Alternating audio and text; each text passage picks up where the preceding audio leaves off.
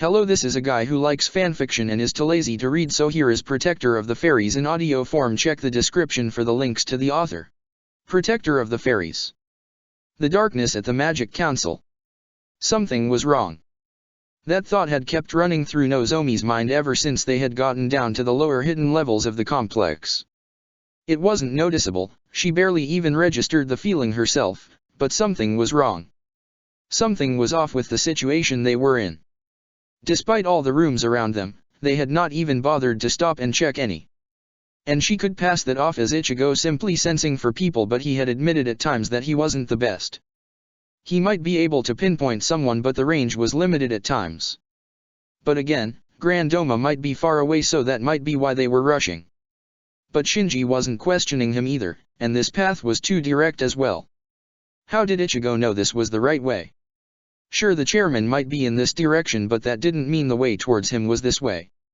And yet Ichigo ran straight ahead without hesitation, not even pausing to think about it. It was probably nothing, but all the same it felt odd. The time they had been running for felt off, like it had been far longer than it really was. And why did it feel like she wasn't making any progress forward no matter how fast she ran? It was almost like, no, that wasn't possible, right? She glanced back at Ichigo and Shinji before pausing, watching the two run on ahead for a second before stopping and turning back towards her. Nozomi? Ichigo asked, tilting his head curiously. What's wrong? We need to hurry or dash. Show me Zanjutsu a second. I have an idea. Frowning, Ichigo did as she said, drawing the large blade from his back and holding it out on display in front of him. A well-hidden gasp escaped her lips as she leaped backwards, putting as much distance as possible as she could between them. Nozomi? What's wrong? Who are you? Where am I? Come now, Nozomi, Shinji mocked jokingly. Surely you're not afraid of an oversized blade. That blade shouldn't be complete yet. Ichigo himself admitted as such. But you wouldn't know that it wasn't fixed yet, would you, since he's kept it hidden in the sheath on his back? I'll ask again, who are you and where am I? The frown on Ichigo's face melted away as both he and Shinji merged, temporarily dissolving into a white mist before reassembling as a new being together in front of Nozomi. The figure that created her looked normal for a moment. For all intents and purposes, the teen that appeared didn't even appear threatening. Dressed in black, a white cravat sticking up out of the top of his coat, along with a pair of white gloves, the teen adjusted his black hat, ruffling his blonde hair in the process. She could only see one eye from where she stood, a bright green one, while the other was hidden behind his bangs. While he was looking at her with an almost bored expression, she took the time to look more closely at what bothered her about him. For starters, it was those gauntlets he wore, coming to rest at his wrists from his elbows with additional wires extending over his knuckles. They were an odd metal, one that looked far too detailed to have even be made by human hands. From the back of them too, a protrusion stuck out, radiating a small amount of energy that she could barely pick up on. The other aspect was around his ears. Hidden by his hair for most part, she hadn't seen the headphones he wore originally, looking to have been made of the same material the gauntlets were made of.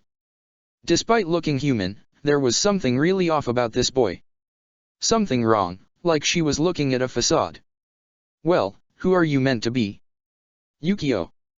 Yukio Hans Vorarlberna. I see. I'm Dash. Nozomi, no last name on record. Reported to be extremely loyal towards the thing my master hates with a passion. Loyal to the point of almost being fanatical, though you stop a bit short of that. But I'm not too bothered about a rude pain like him. If you're wondering, he's already gone on ahead, leaving you behind. He'll have seen through the illusion in a heartbeat. Oh? Well, I suppose it doesn't matter if he did or not, he can't reach me here anyway. I don't doubt he could break out, but breaking in is another matter entirely. People have tried and every one of them who did failed.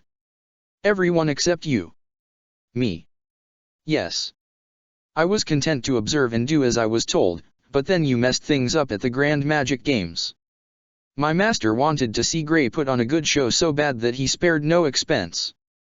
Of course we hadn't anticipated your master acting too, and you ended up wandering into my world.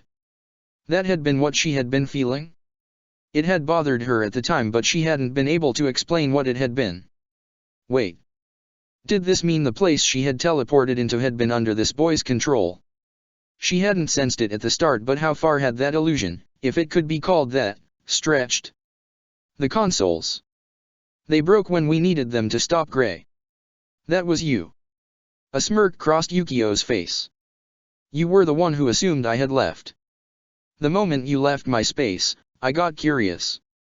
So I shrunk my world's presence down in Earthland to merely a tiny fraction of the control room. I was honestly disappointed you didn't notice even a slither of its presence, but you did at least notice this time. It seems you need to actually be in my world to realize, which is better than most. Most never even realize until it's too late, and yet you have managed to see through it twice. That's interesting for me to watch. Glancing around, Nozomi noticed how the walls and floors seemed to fade away, leaving them in nothing but a blank space of nothingness. It was pure black, nothing in sight for miles and miles. It was simply empty. Impressed? You should be. Envious, I reckon too. Not many people can pull off a piece of magic like this, and I reign supreme over them all. My master even gave me a title to go with my power. Pressing his hands together, his smirk dropped as he got serious. The Mist King. The Lord of all that enters my world, an illusionary area so strong that it affects reality itself, allowing me to encroach on the realm of gods to create my own realm to rule over. And you managed to enter it unannounced. As impressed as I am, that's still a grave insult and a deadly threat. Do you mean to defy this god? It happened so fast. 1 second there was nothing, and the next they were hovering right over a volcano. She instantly fell while Yukio stood there, hanging in the air as if it was solid ground he was standing on. The heat from below her was strong enough that she didn't treat this as some normal illusion. She had seen the state of those guards at the Grand Magic Games, the ones who had been ripped apart, and it was pretty safe to assume that the power of this world was not to create illusions alone but to manifest them as reality to those who perceived them. Her hand reached out with ease, ripping open the hole into her own personal dimension as she pulled out her old yet new weapon. Sumitsuki Gaza answered her call, easily being found and pulled out in a second. That second was still a long time when you were meters away from taking a bath in boiling hot magma, but that short distance was not a threat anymore. The weapon spun and then Nozomi was gone, disappearing into the space her dimension occupied as she moved towards her destination. The moment she found it, she let her blade spin, reappearing right behind Yukio with the intent to sever his spine. Not bad. Those were all the words he bothered to say before her blade cut right through him, severing him in half at the waist. His body flickered for a moment before it disappearing, breaking down into that same mist from before. So this wasn't the real copy of him? For some reason that didn't surprise him. Illusionists always did try and hide behind their smokes and mirrors, pulling out their best tricks to lead their audience further and further away from reality. In such a world like this, she had no doubt that was taken one step further. Sorry, my prince. I'm going to be a bit late, she muttered as she abandoned her idea of leaving for the time being. Whoever this was, they were someone dangerous, and it was better if he was kept occupied for the time being rather than allowed to run freely. When it came down to it, she was confident she could escape with ease. For now, she'd simply buy time and try and work out more on how this world worked. Protector of the Fairies. You sure we should leave here? Asked Shinji, looking towards Ichigo for guidance. You saw Nozomi just vanish, right? This thing definitely swallowed her up, whatever and wherever it is. I'm not sure, muttered Ichigo, a few sparks of light coming out of his palm and testing the air around them. Letting out a sigh, his brow furrowed, he turned away from the empty space as he let the lights flicker away. I can't sense anything. There is undoubtedly something there, but it's beyond my ability to sense. I've only got this much because magic knows it's there, but that isn't enough for me to use the absorb. Even if I could see it as well, there is no telling how long it would take to understand the magic to deconstruct it. Some magic is far easier than others. Damn. So what now? We leave her? She's only been in there for about a minute, so she might be alright, but do we really have time to waste when all the time we have right now is precious? No, Ichigo muttered, shaking his head in annoyance. We'll have to leave and believe in her for now. That's all we can do. That's good and all, but are we even getting closer? It's getting harder and harder to sense magical power down here. Do they have some kind of suppressant for it? It's possible. It would help if attacked if they wanted to throw the attackers into disarray, unable to locate their targets by magic. That strength is also a weakness, however, since they can't do the same, but they would at least know the layout and where people would roughly be. And the fact Gildarts has yet to do any damage to this area means he is running along a normal path. It's rare he has such concentration from what I have heard about him. What kind of enemy makes him focus that much, you reckon? A strong one. Probably much stronger than you. Shinji frowned. He knew he wasn't weak by any means, and from what he knew about Gildarts he could see that the man was stronger than him in terms of raw power. That didn't bother him much. While he had some destructive techniques, his true power lay in a Zanpakuto filled to the brim with trickery and deceit. But just because Gildarts was stronger than him, didn't mean a lot of people were. And the magic chairman certainly wasn't one of those few that he was aware of. Grand Doma was, from all their information, a researcher at heart. He was skilled in quite a few types of magic, some even a bit obscure and rare due to having access to the greatest source of magical information in all of Fiori. Ichigo might argue that the Holy Palace had more, but for people like himself and Grand Doma, this would be the greatest place they could go to for knowledge. But in terms of magical power, the man was lacking. And he wasn't a fighter either. It didn't matter how strong or obscure his hidden magic might be, it meant nothing if he couldn't fight on the level of one who had spent years fighting. No, Grand Doma simply wasn't the enemy that would make Gildarts get this serious. That raised the issue of who exactly the man was chasing after right now to make him focus so much. Just what kind of person could pressure a man who could destroy everything in his path without even trying? Come on, Ichigo spoke quietly, dragging Shinji out of his thoughts. Let's keep moving. The longer we wait, the longer we will be here for, and that means the more risk we'll be in when it becomes our time to leave. Right. Picking up the pace, both restarted their sprints down through the complex, able to move faster now without having to watch their speed with Nozomi. Both rushed forward with bursts of shunpo, the environment speeding past as they picked up speed and cleared the floor. More stairs greeted them, the only reason they had to slow down to traverse them. They kept being forced to go further and further down, traversing floor by floor with each as empty as the last. This is odd, Ichigo muttered, looking around at the 5th floor they had reached, going downwards since learning Nozomi behind. If we include whatever captured Nozomi, we've encountered a total of 1 enemy. 1. Just how deep is Grand Doma going in this place? Or better yet, why has he not tried to stop us with much? There is nothing in our path. Not even the damage from Gildarts besides the slight alterations to the ground that I assume were caused by him trying to speed up. You think we might be walking right into a trap? Ichigo shrugged. I don't know. There's a very good chance we'll playing right into Grand Doma's hands by chasing after him, but it isn't like we much choice in the matter. If we don't catch him, who knows what he will do next? He's already invading Crocus as we speak, and I can only hope everyone is alright there. They have almost every mage in the country there. They'll be fine, even against superior odds. The generals may pose a problem to them, but, with all the mages gathered, there are many who can match them in combat. Still, I'll say this. Grand Doma must be very confident in this trap if he was willing to send the last of his generals away. It's like duck. Barely feeling the massive amount of magical power before it hit, Ichigo ducked with Shinji, a wave of energy slicing through all the walls and threatening to bring the whole floor down on them. Acting quickly, Shinji swiped out with his hand, casting rapid barriers with Kidou in an attempt to keep the floor from collapsing down on them. Go. Hurry. Nodding, Ichigo rushed forward, another wave of energy slicing towards him. This time, however, Ichigo didn't need to duck, moving fast enough to clear its range completely and head right down the next set of stairs.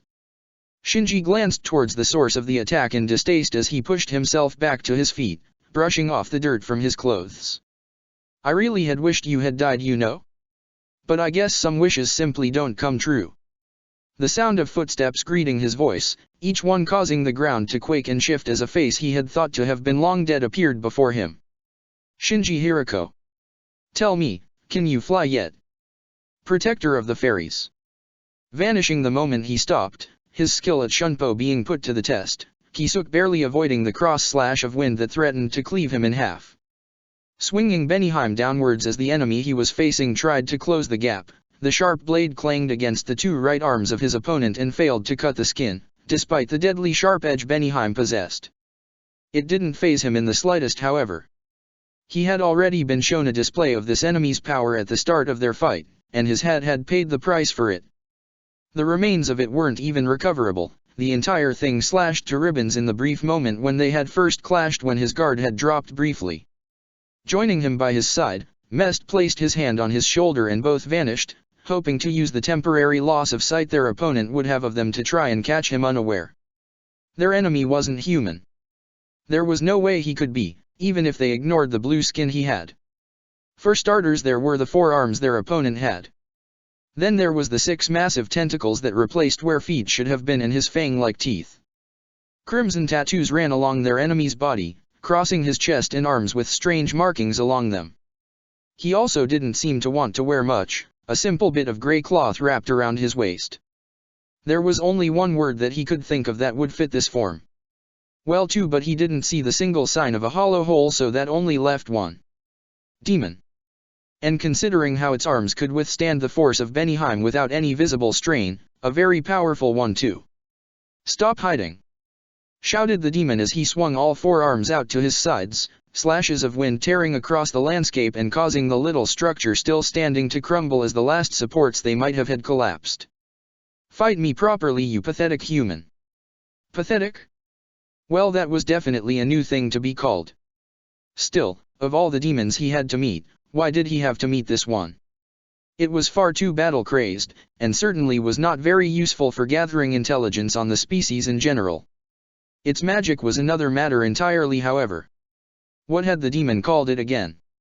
He probably should have remembered the demon's name properly too, for source notes if nothing else. Ezel?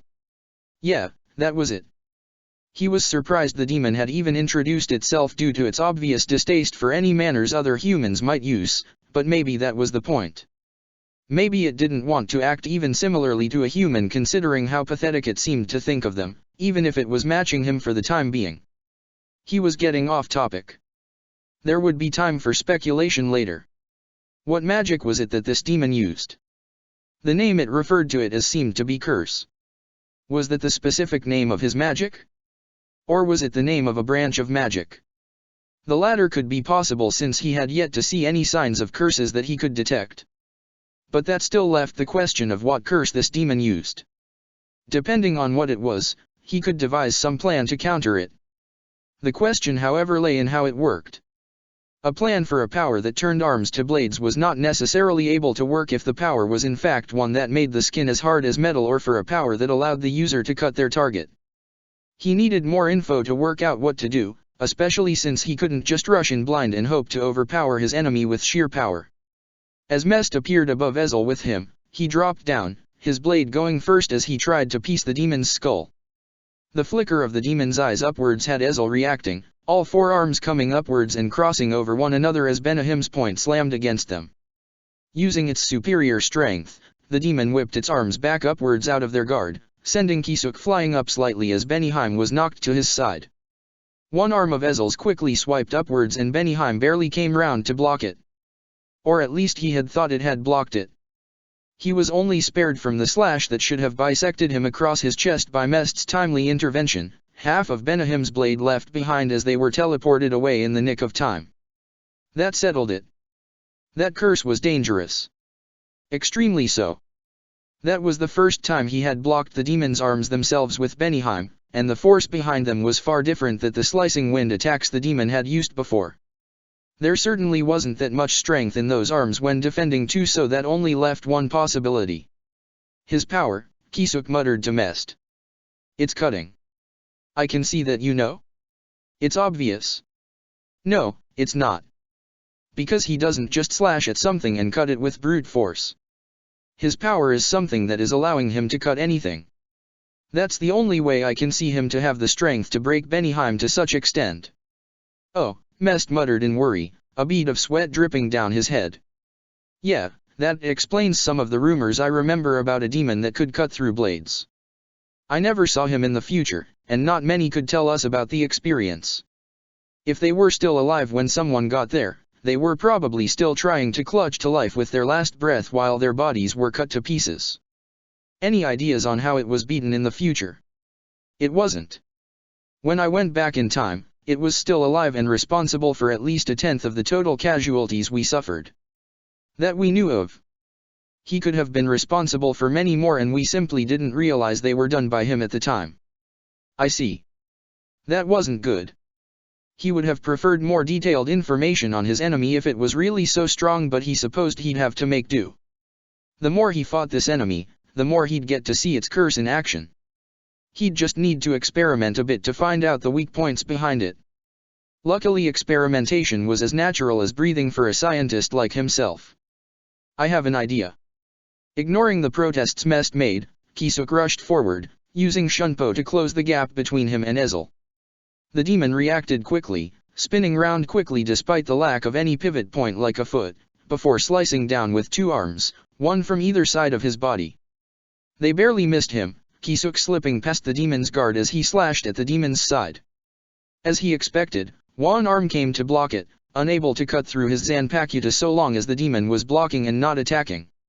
With his other hand, he slammed it against the demon's chest, causing it to stumble backwards briefly as yellow light slammed into Ezel from all sides, forming 6 beams of light to restrict his movements.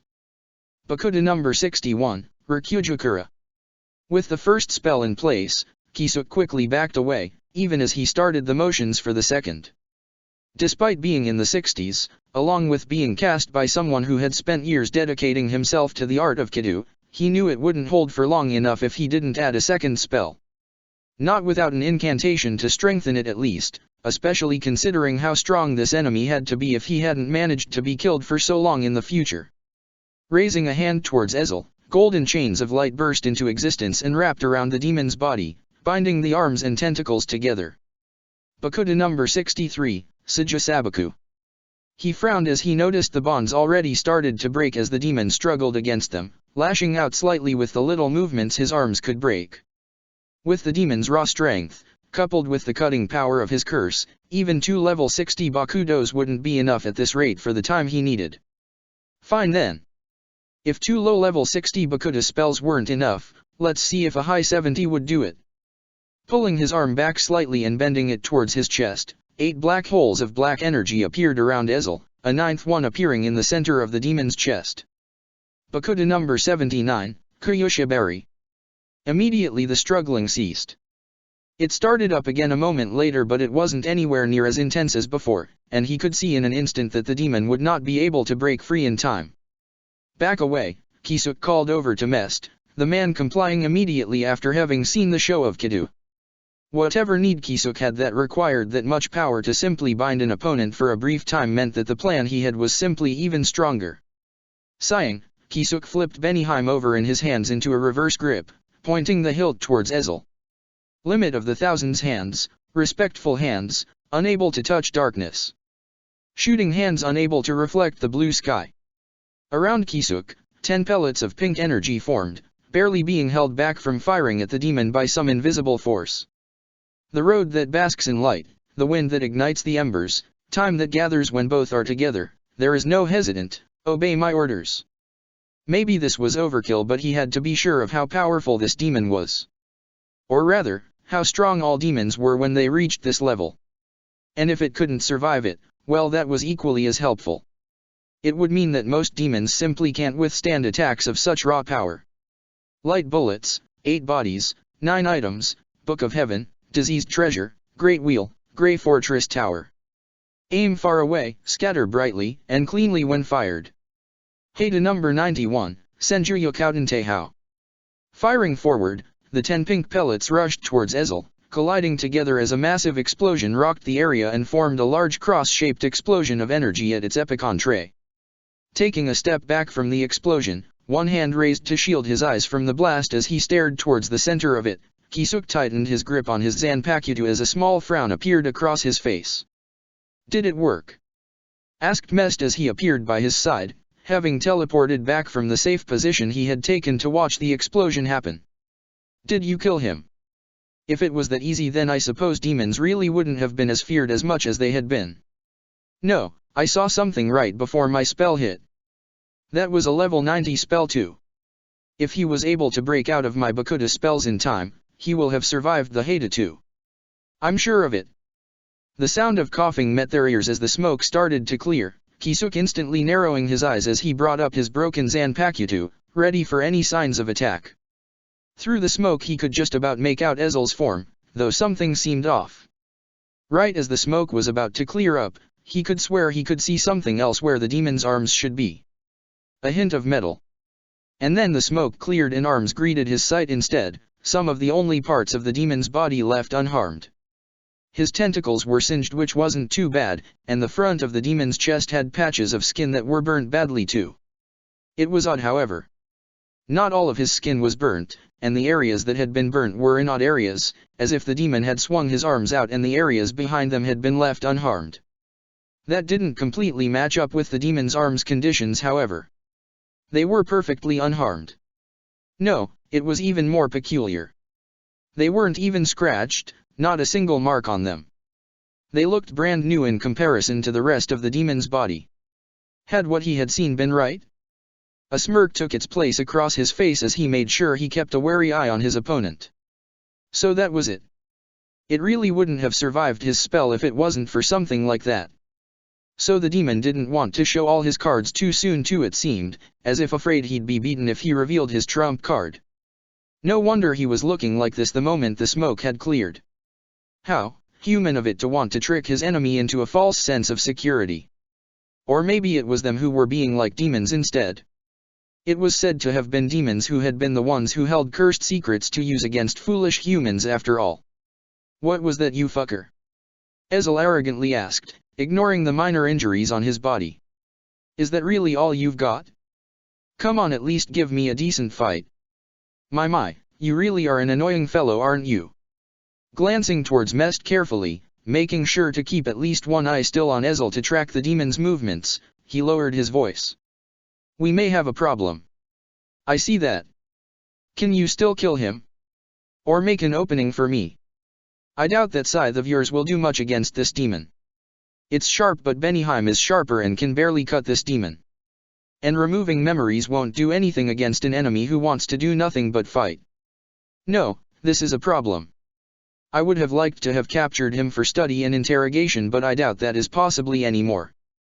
Not when any restraints we might have to hold him can be broken. He freed himself from my Bakuta by cutting them after all, and stopped the brunt of the Hada by cutting that right before it hit him, deflecting part of the explosion away from himself. So he can't be restrained then. But what about killed? You didn't answer that question. Frowning, Kisuk returned his full focus to Ezel. Perhaps. But considering the fact he doesn't want to reveal what he did to break out of my Bakuta spells, I have to assume that he has something big up his sleeve. It's a risk to use my Bankai against an unknown, especially when it's one as dangerous as my own. I don't like using it often. Many Shinigami don't like using their Bankai often unless it's built in such a way that it doesn't put much strain on the one wielding it. Taoshiro would be a good example of this type. But yours isn't, I assume. I just don't like using it that often, to be honest, admitted Kisuk. There's power in information, and there's power in preparation. I'm like Shinji in that regard. Why does he keep even his Shikai hidden from the enemy if he can? Because his Zanpakuto is the type that will only be as effective the first time it is used on an enemy. It'll never be as powerful when used on the same enemy twice, hence why if he uses it he tries to make sure he's going to be killing his opponent afterwards. While my Zanpakuto doesn't have any secrets like his does, I still don't want information getting out about my Bankai. If it did, someone would likely think of a way to counter it. Are you serious? Asked Mest in annoyance. Who is here to watch? Besides, I think surviving is a top priority right now. You're correct, however I assume you were actually referring to survival by victory. However, we don't need to win. We just need to last. Our goal is to buy time for Ichigo. Playing with this demon for a while will still serve the same goal. Frowning, Kisuk for the first time removed his attention from Ezel. For once, the demon had done the same too, both sensing the same thing. But in regards to the former question, it seems there is someone here to watch. Now who, pray I ask, are our mysterious guests? Don't you know that this is a private party? What can we say? Stated the first of the two, his hair pulled up into a large mohawk. We heard all the noise and couldn't help but invite ourselves in. Isn't that right, Kang? Speak for yourself. I followed after you on His Majesty's wishes. Someone is needed to keep you on a tight leash lest you go on a rampage and burn everything to the ground. Bazby. Bazby smirked, holding up a single finger as blue flames of energy spiraled around it. Kisuk's eyes immediately narrowed, instantly sensing something off about the flames in comparison to normal flames. So then, you mind if we join in? On which side?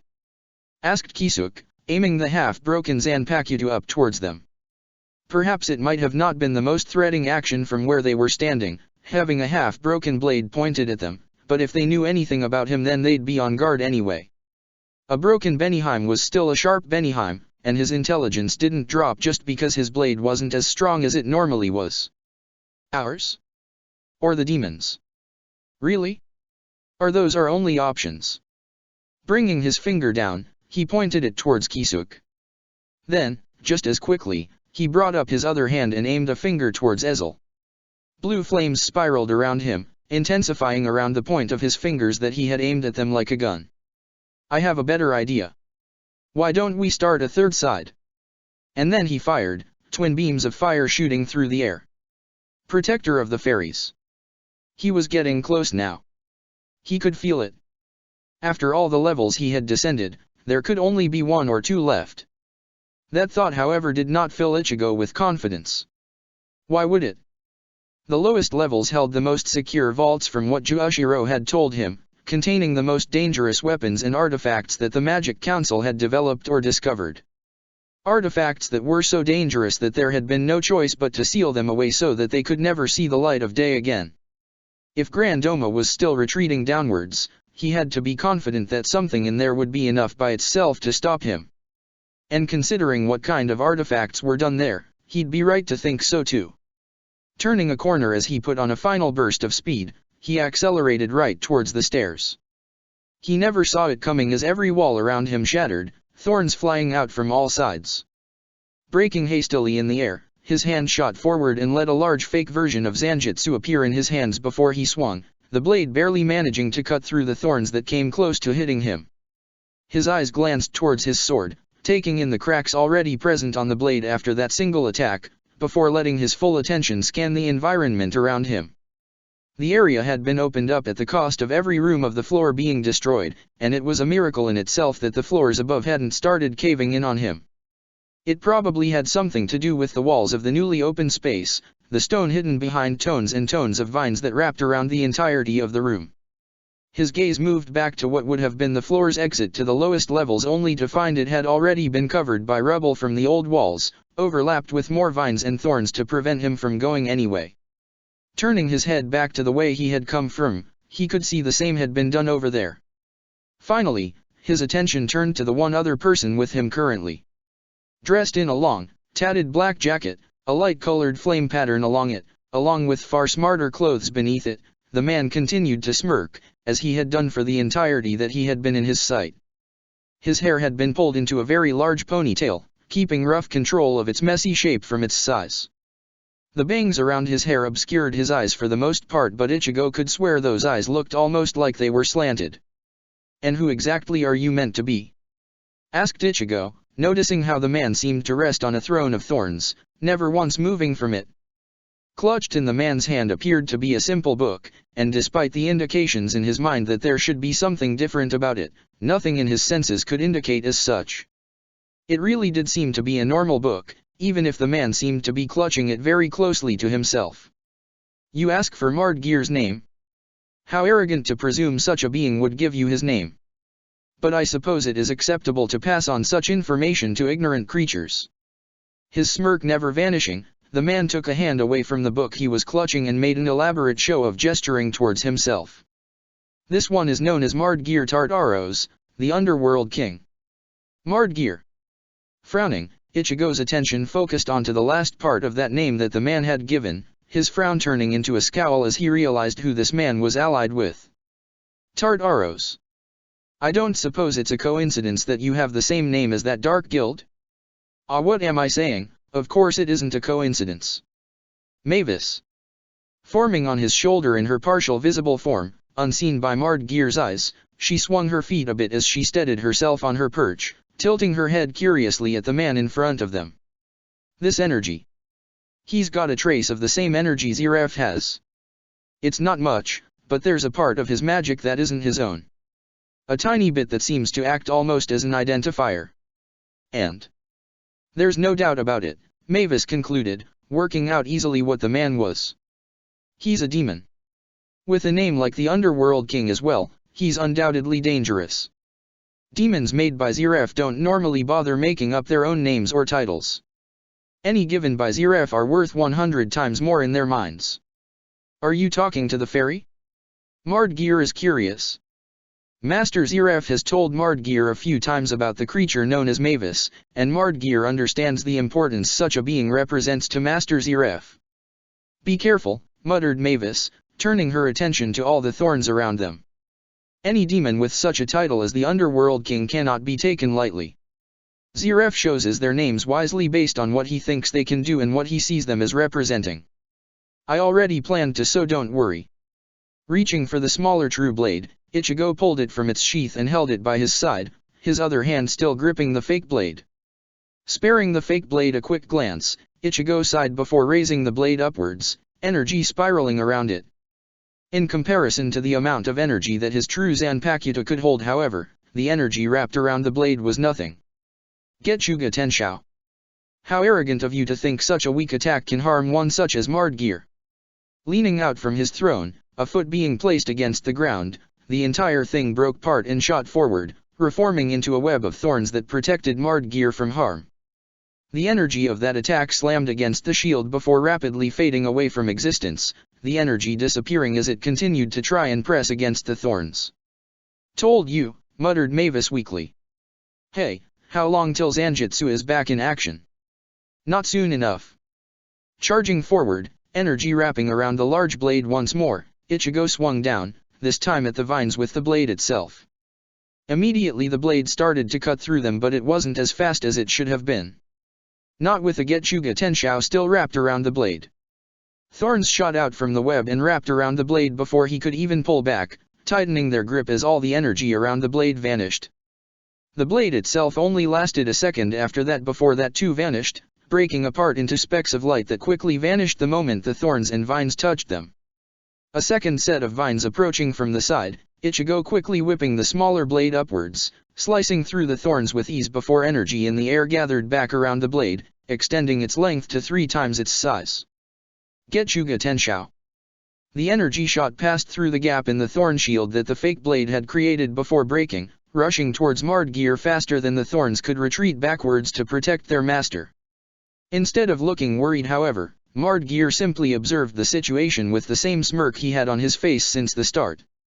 Without even making a single motion or command, thorns shot up from the ground beneath Mardgear to protect him, wrapping around his body like a cocoon and shielding him from the blast. Charging forward, Ichigo sliced away the thorns that tried to stop him before slicing his blade right down at the thorns, cutting through them cleanly and opening up a hole to within.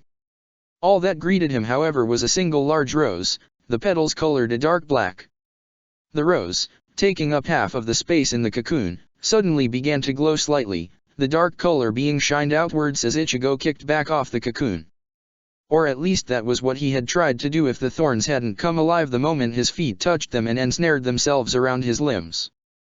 The explosion that happened from the rose took out half the floor, opening up both the floor below and the floor above as it obliterating everything caught in its blast. Freeing his legs as he fell downwards, the end of the limbs severed to save time from breaking free of the thorns, Ichigo let the golden shield of energy vanish, having managed to form it in front of his body and cutting through some of the thorns at the last second. He doubted he would have been able to react so quickly if he hadn't faced Azuma back at Tenro Island. This demon's magic was surprisingly similar to that man's own. If he hadn't seen the man disappear completely, he would have wondered if some kind of foul play was involved right now. That magic, Mardgeir stated from above, looking at him a bit differently finally. He didn't know if that was a good or bad thing however, especially how currently all he had done to the man was make his smirk drop a bit into a more subtle one. Surviving Mardgeir's attack without the shield even gaining a scratch is interesting. But considering the nature of such magic, Mardgeir isn't surprised it could do this much. Mardgeir sees why Master Zeref wants that being so desperately. And what about your magic huh?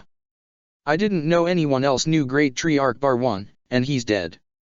And even he, someone I consider a master of that magic due to the final spell he used, wasn't able to command plants to such the high extent that you can.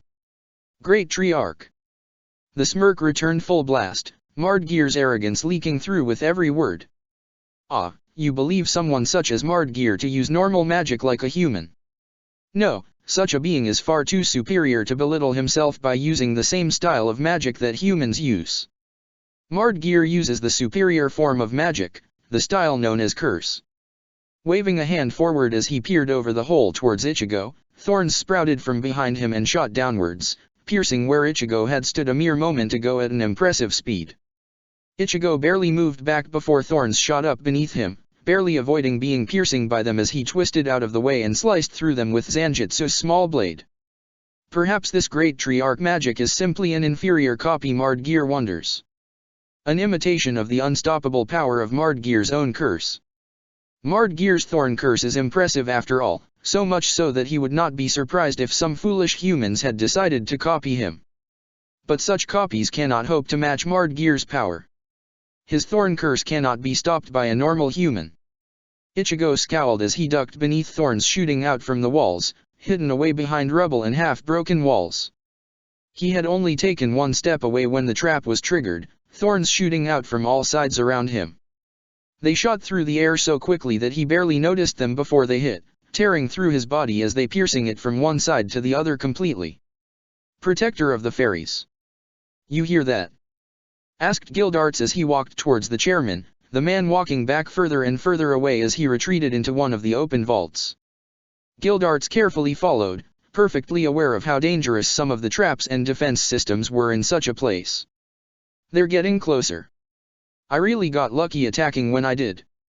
Seems I've got reinforcements in the form of Ichigo and the others. You're all fools, Grandoma stated saying, and wasn't this getting repetitive? He had heard this line from the chairman so many times in their chase, the man just barely managing to stay a bit ahead of him as he chased after him. You cannot win here. Oh yeah? Asked Gildarts, suppressing the doubt in his mind. Still, it was odd. Ichigo and the others should have caught up to him by now. They were fast enough. And yet they hadn't. Worse, the magical power that they were releasing was increasing, suggesting they were fighting. But if they were fighting someone, why had he not encountered anyone? The areas had been clear for him as he rushed through. And wasn't that a worrying thought? He had yet to encounter anyone since breaking through into the compound. Just where were the guards stationed here? Where were the mages recruited personally to guard the chairman?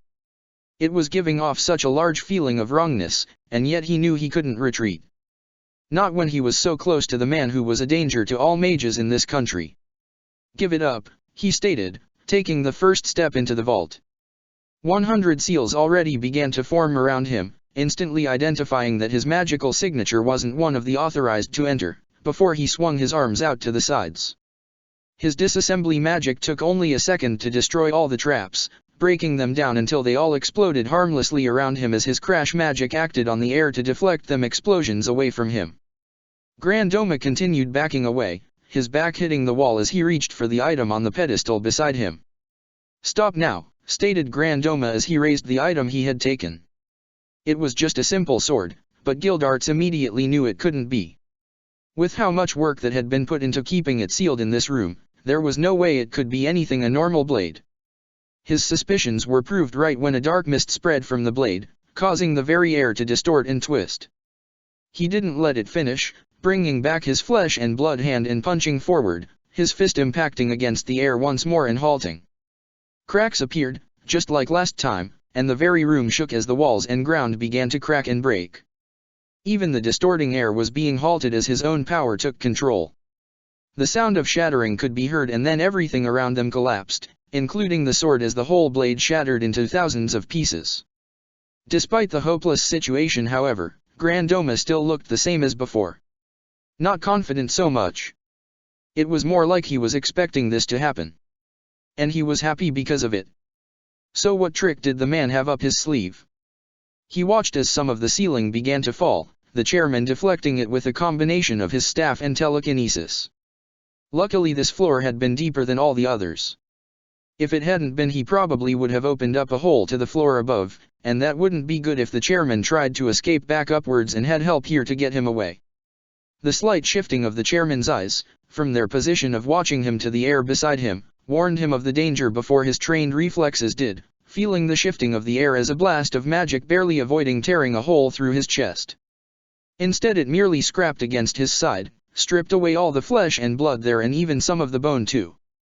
Gripping his side as he adjusted his stance to take into account the blood continuously flowing from his side, he eyed Lahar warily, or to be more technical, it was the weapon he was eyeing.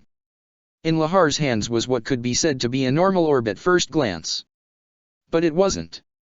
He could still see the faint sparks of energy that were bouncing around the curved spikes coming off the metal that surrounded and caged the orb, all spikes coming to have their points centered together.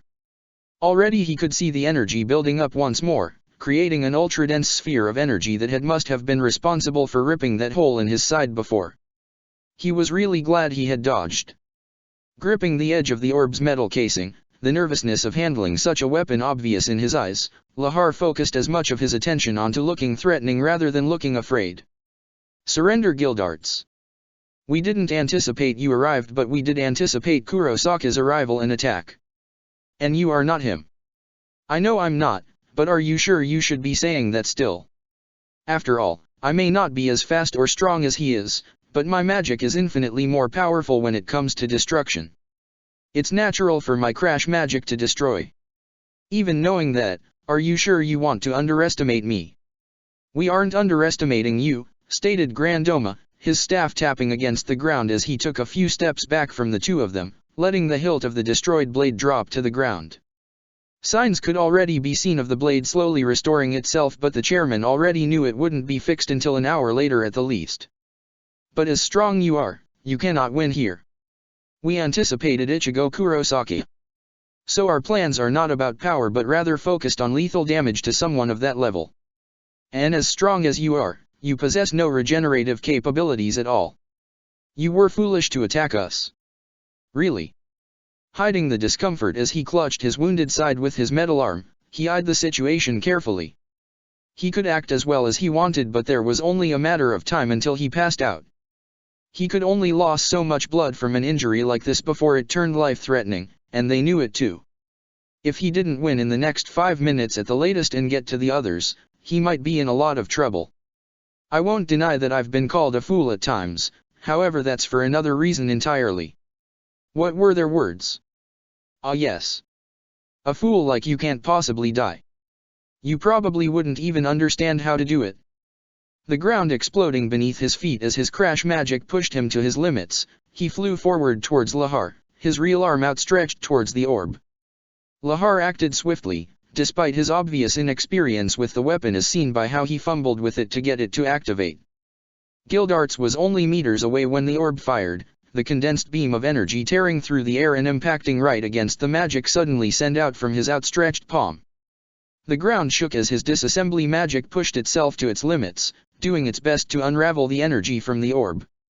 It wasn't enough, and he could already feel himself being pushed back as skin was ripped away from his palm, his feet skidding along the ground. Digging in as he applied crash magic behind him on his soul ace, he put everything he could into this strike, but even then he could tell it wouldn't be enough. At least not if he just continued trying to disassemble the magic.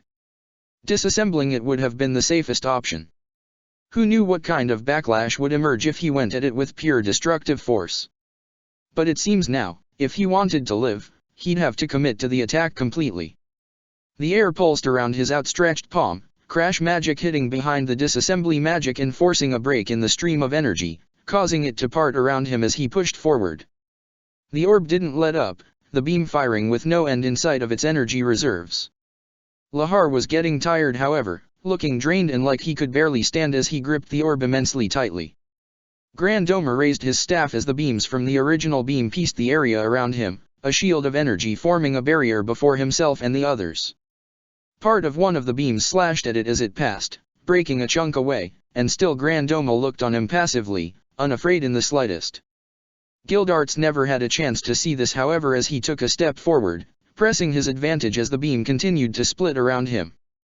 He could feel his skin on his palm burning, the energy from the beam still powerful enough to continue to harm him even as he took another step forward. And then another. And another. Before Lahar even knew it, Gildarts was standing before him, his hand right before the orb itself. By this point the energy was spiraling out everywhere, slipping through cracks in his fingers and leaving small cuts across his skin as his hand reached forward. And then the orb shattered, the crash magic finally reaching the device responsible for the beams. The energy stored within exploded outwards, tearing apart the whole room. This time it was enough to open up a hole to the next floor, vines visible above them that covered all of what anyone could see up there. The smoke slowly cleared and Lahar reluctantly opened his eyes, so tired and yet amazed he was still alive.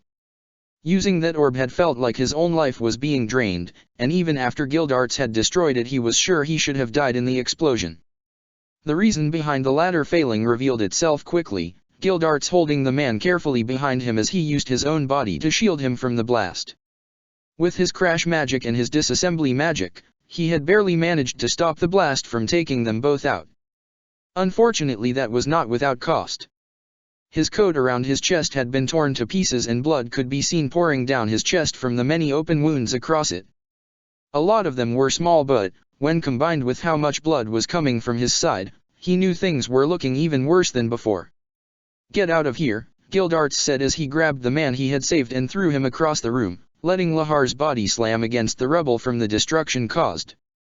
He might have saved the man but that had been out of instinct. He wasn't a fan of letting people die because of weapons they were afraid enough to use in the first place.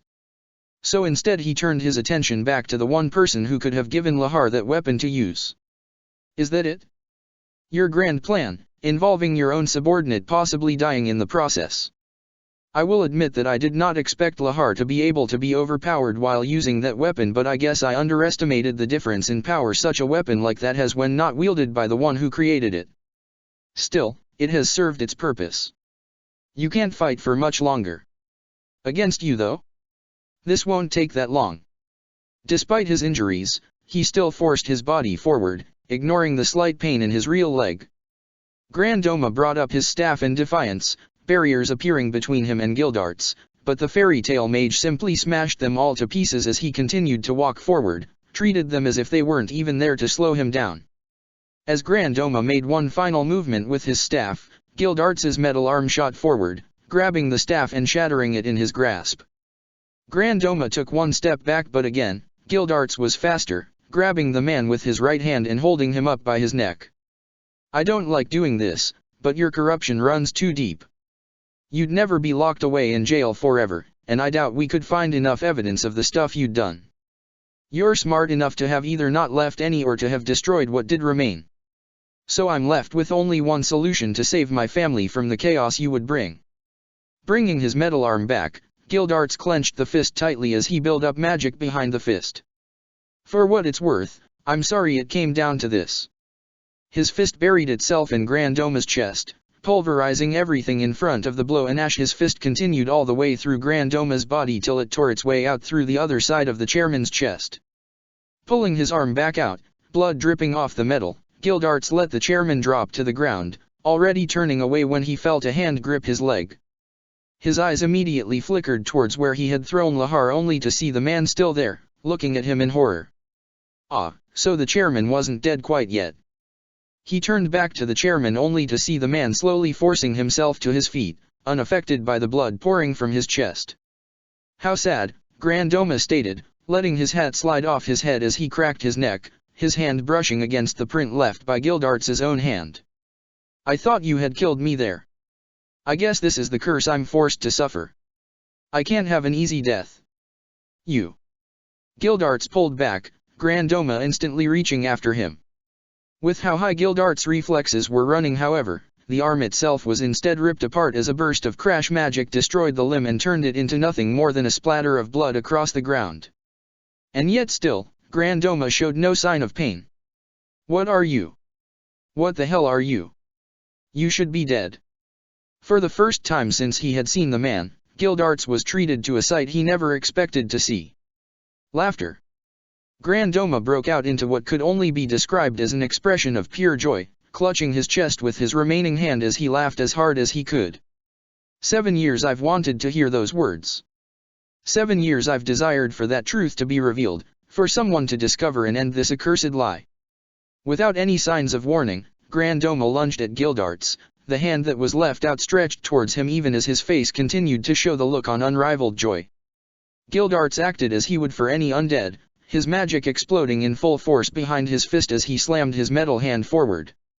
Grandoma's entire body broke apart, and yet he still had time before the punch hit to get out a few last words out before his entire body was torn to pieces. "Thank you. With this, I've finally been saved. Protector of the fairies." The aces fall. Gildarts didn't move, couldn't move, from his position. The tension in his body never left like it normally did when he defeated an enemy, instead increasing further as he continued to stare at the large splatters of blood across the floor, the remains of the chairman coating the room. "Thank you? Saved?" The chairman had to have known he couldn't win against him by charging it. And yet the man had done it anyway, with a smile on his face while saying those words. Who thanks someone who is about to kill them? Who laughs when their undead status is revealed to someone? That laugh. It had not been arrogant. It had not been prideful. It was almost like a child's, so happy and carefree because someone, anyone, had finally noticed his secret. But this kind of thing should have been detected years ago.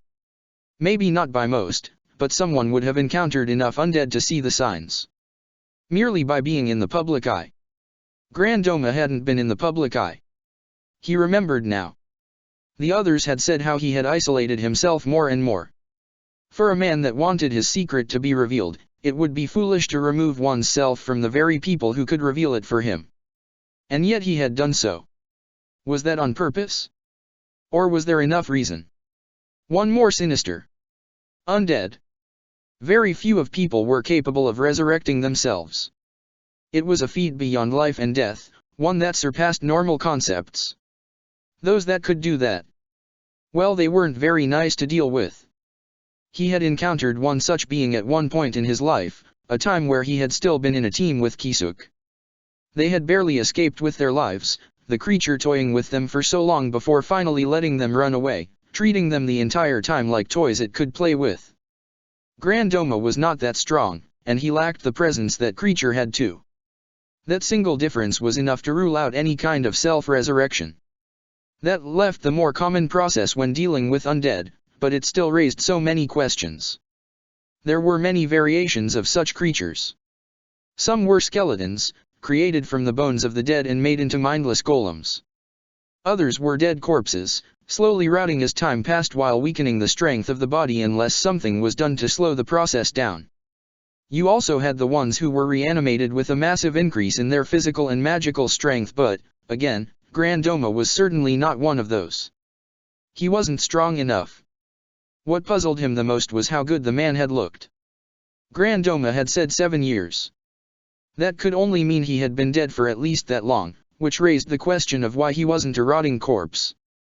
Even with the methods to prevent such a thing from happening, it still should have shown on the man's body, and he certainly should not have had so much reason left in him if he had died and was brought back. So what was the magic that brought him back? Just what kind of person could not only revive someone but also stop both their mind and body from deteriorating? And, at the same time, not alter the existing power wielded by said resurrected corpse and allow them to continue existing as if they were still alive? Well, almost as if they were alive. There was always some control over those resurrected by others, which meant that while the man must have had some free will of his own, it probably wasn't a lot of it. Damn it. He couldn't work out who could possibly use such a power. Maybe it was someone who appeared during the 7 years he was trapped within Fairy Sphere with the others. If it had been before, then there could be no possible way he could have missed someone having this kind of power. Surely news like this would spread around like wildfire. Or would it? If the one using it had been careful, no one might have known. And so long as the numbers of those resurrected were low or never discovered, no one might actually notice until the caster slipped up or had too many resurrected to be able to hide the truth any longer. If that was the case, the caster responsible could have been around for years and years, simply practicing and preparing with this kind of magic. He liked to think such a person could have been on the side of good, but well, few who resurrected the dead and took away their free will were. It was that kind of dark magic. The chairman.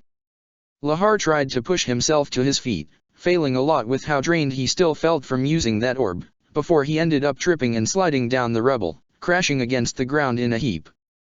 Pushing himself back up, he did his best to drag himself towards the blood, almost unbelieving that the man he had come to respect so much could be dead. And that the man he knew could just as easily have been a lie. You didn't know either, did you?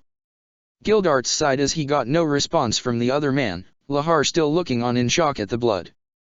You were probably the one person who got to see him more than anyone else, and yet that probably worked against you, since any changes would always be so subtle and tiny that you'd always be updating your memory of the man from your latest meeting. He was always so real. He never showed signs that anything were wrong. Not once. Are you sure? Is there nothing you can't remember? Lahar started to shake his head before he froze, dread filling his face. What? Asked Gildarts in concern, realizing that the man had to be remembering something. What was it? What happened? It happened right after I returned. From Tenro Island, 7 years ago. When he declared Fairy Tale a dark guild. He got a message. A report. And it. I've never seen him so afraid. He asked me to assemble all of the strongest mages we had on site and had them sent to him. Over the years I assumed they got reassigned, but I did never see them again. And the chairman seemed to act as if nothing was wrong, even looking at me coldly sometimes if I tried to ask about it. Almost as if he didn't want me to mention it sometimes, as if someone was nearby watching. I wonder, muttered Gildarts curiously, looking back at the remains of the chairman. Was he trying to protect you? If we assume that the chairman died then at that time and place, could we assume that the one who revived him was unaware that you knew about the event beforehand? If that's the case, perhaps that was why the chairman kept you so close for so long, as his own right-hand man. The more he thought about it, the more it started to make sense. From what he had known, Lahar's most important quality that they had heard was his loyalty to the chairman. That unquestionable loyalty to follow his commands to the letter. And maybe, just maybe, the chairman had hoped he could use that against the one who resurrected him, keeping someone close by his side for a logical reason while hoping that the man beside him would notice that something was wrong. But yet, it was all for naught. Lahar hadn't noticed, or if he had done then he hadn't noticed enough. Not enough to warn anyone, not enough to help anyone, and instead just enough to help when it was too late. But at least that knowledge might just be enough to work out the cause of this, and the reason for why Grandoma had looked so worried the day Lahar had returned to him. Lahar, did you see anything else that might help out? Silence. The fact his nerves were still on high alert didn't make the situation any better. Trying to calm himself down, he turned towards Lahar only to find the man gone, no sign left of him. I see. So the chairman of the Magic Council has been dead all this time. Gildarts spun around, his hands already clenched into fists to help prepare him for anything. He didn't expect to see what he saw, the body of Lahar clutched in the hands of another man, holding the younger man by his neck as Lahar's head rolled backwards, his eyes void of any life in them. There were a few clues here in this man's memories. Such a shame that he was unable to provide me any more information than that. Keeping his guard up, Gildarts eyed the man warily, purposely ignoring Lahar for now. The man was tall, even by normal standards, towering over the body of Lahar even as it was held up straight. Long black hair hung down his back while a perfectly kept combination of mutton chops and mustache were the only bit of facial hair across his face, both connected to one another. He could see the signs of a white trench coat on the man, a militaristic appearance about it, and it matched the equally pristine white trousers and trench boots the man wore. Most of it, however, was shielded by the contrasting black ankle-length cloak he wore over his uniform, tattered at the ends of it. Gildarts felt himself freeze as the man's eyes moved onto him though, an overwhelming sensation of power falling on his shoulders.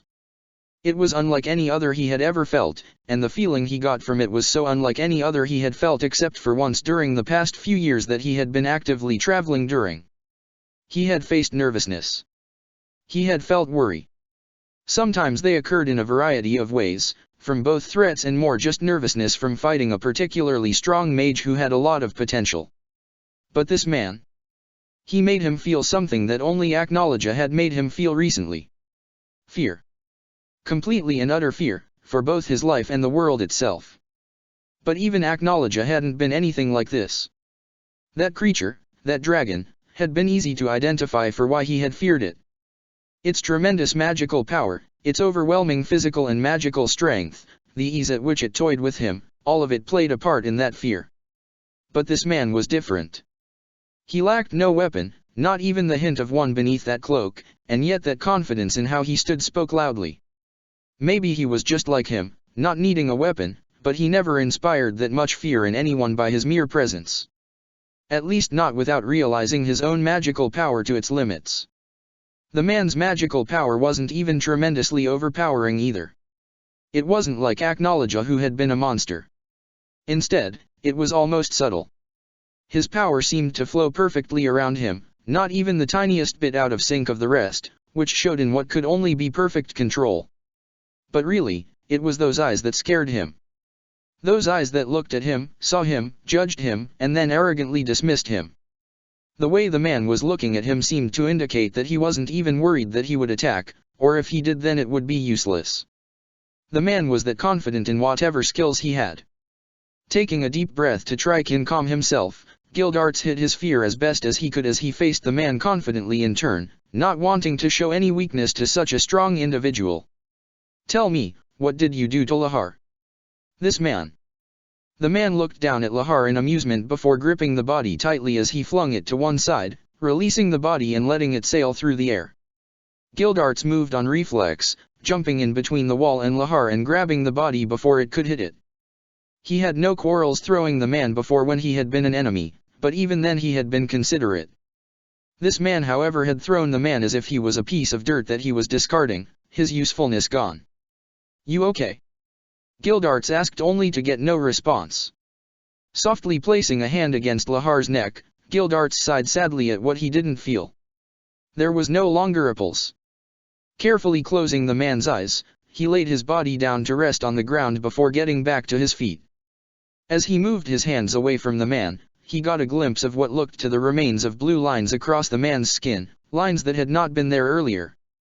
Some of them had stretched onto Lahar's face and, while faint at this point, they still shone brightly and sinisterly. Turning his attention back towards the man, he reclenched his fists. "What did you do?" There were barely any injuries on the man, and they had all come from him. All but those lines. The only one who could have done it had to be this man himself, and he wanted answers, despite his fear. "Who are you? What did I do, you ask? It's arrogant of you to assume I'll grant you an answer. But I'm willing to humor you for the time being." His will was weak. So I overpowered it and took his memories and soul for my own. I have to thank you, to be honest. My powers are not what they used to be right now, so I wasn't sure if I could take his soul if he was at full strength, and it helps that his own resolve was wonderfully shattered. He has an impressive amount of knowledge on runes, you know. It's hardly anything to boast about in comparison to my own knowledge, but it has a few new alterations I haven't seen before now at least. Gildarts felt his blood freeze. Soul? This man had taken Lahar's soul? He had that kind of power? That kind of power was real? Now he understood why he felt afraid of this man. The power to take souls was not normal. He didn't even know such magic was possible in this world, even with how vast it was. The closest equivalent was takeover, but no human had ever managed to take over another human, and even then takeover took the body too.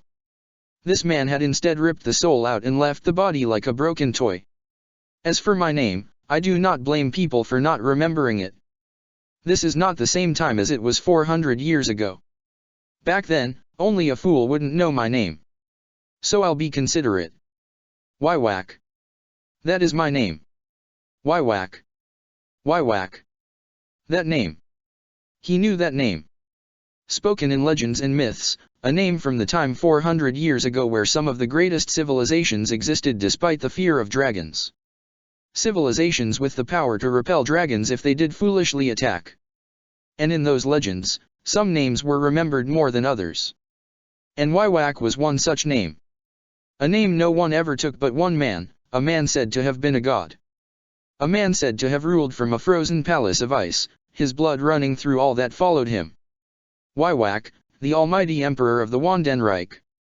But that wasn't possible. Even if all the legends of that man were true, even if that man had this kind of power, this should still not be possible. Hades had pushed it in extending the length of human life from what he had heard from Laxus. And yet he still was old, even if he could act like he wasn't.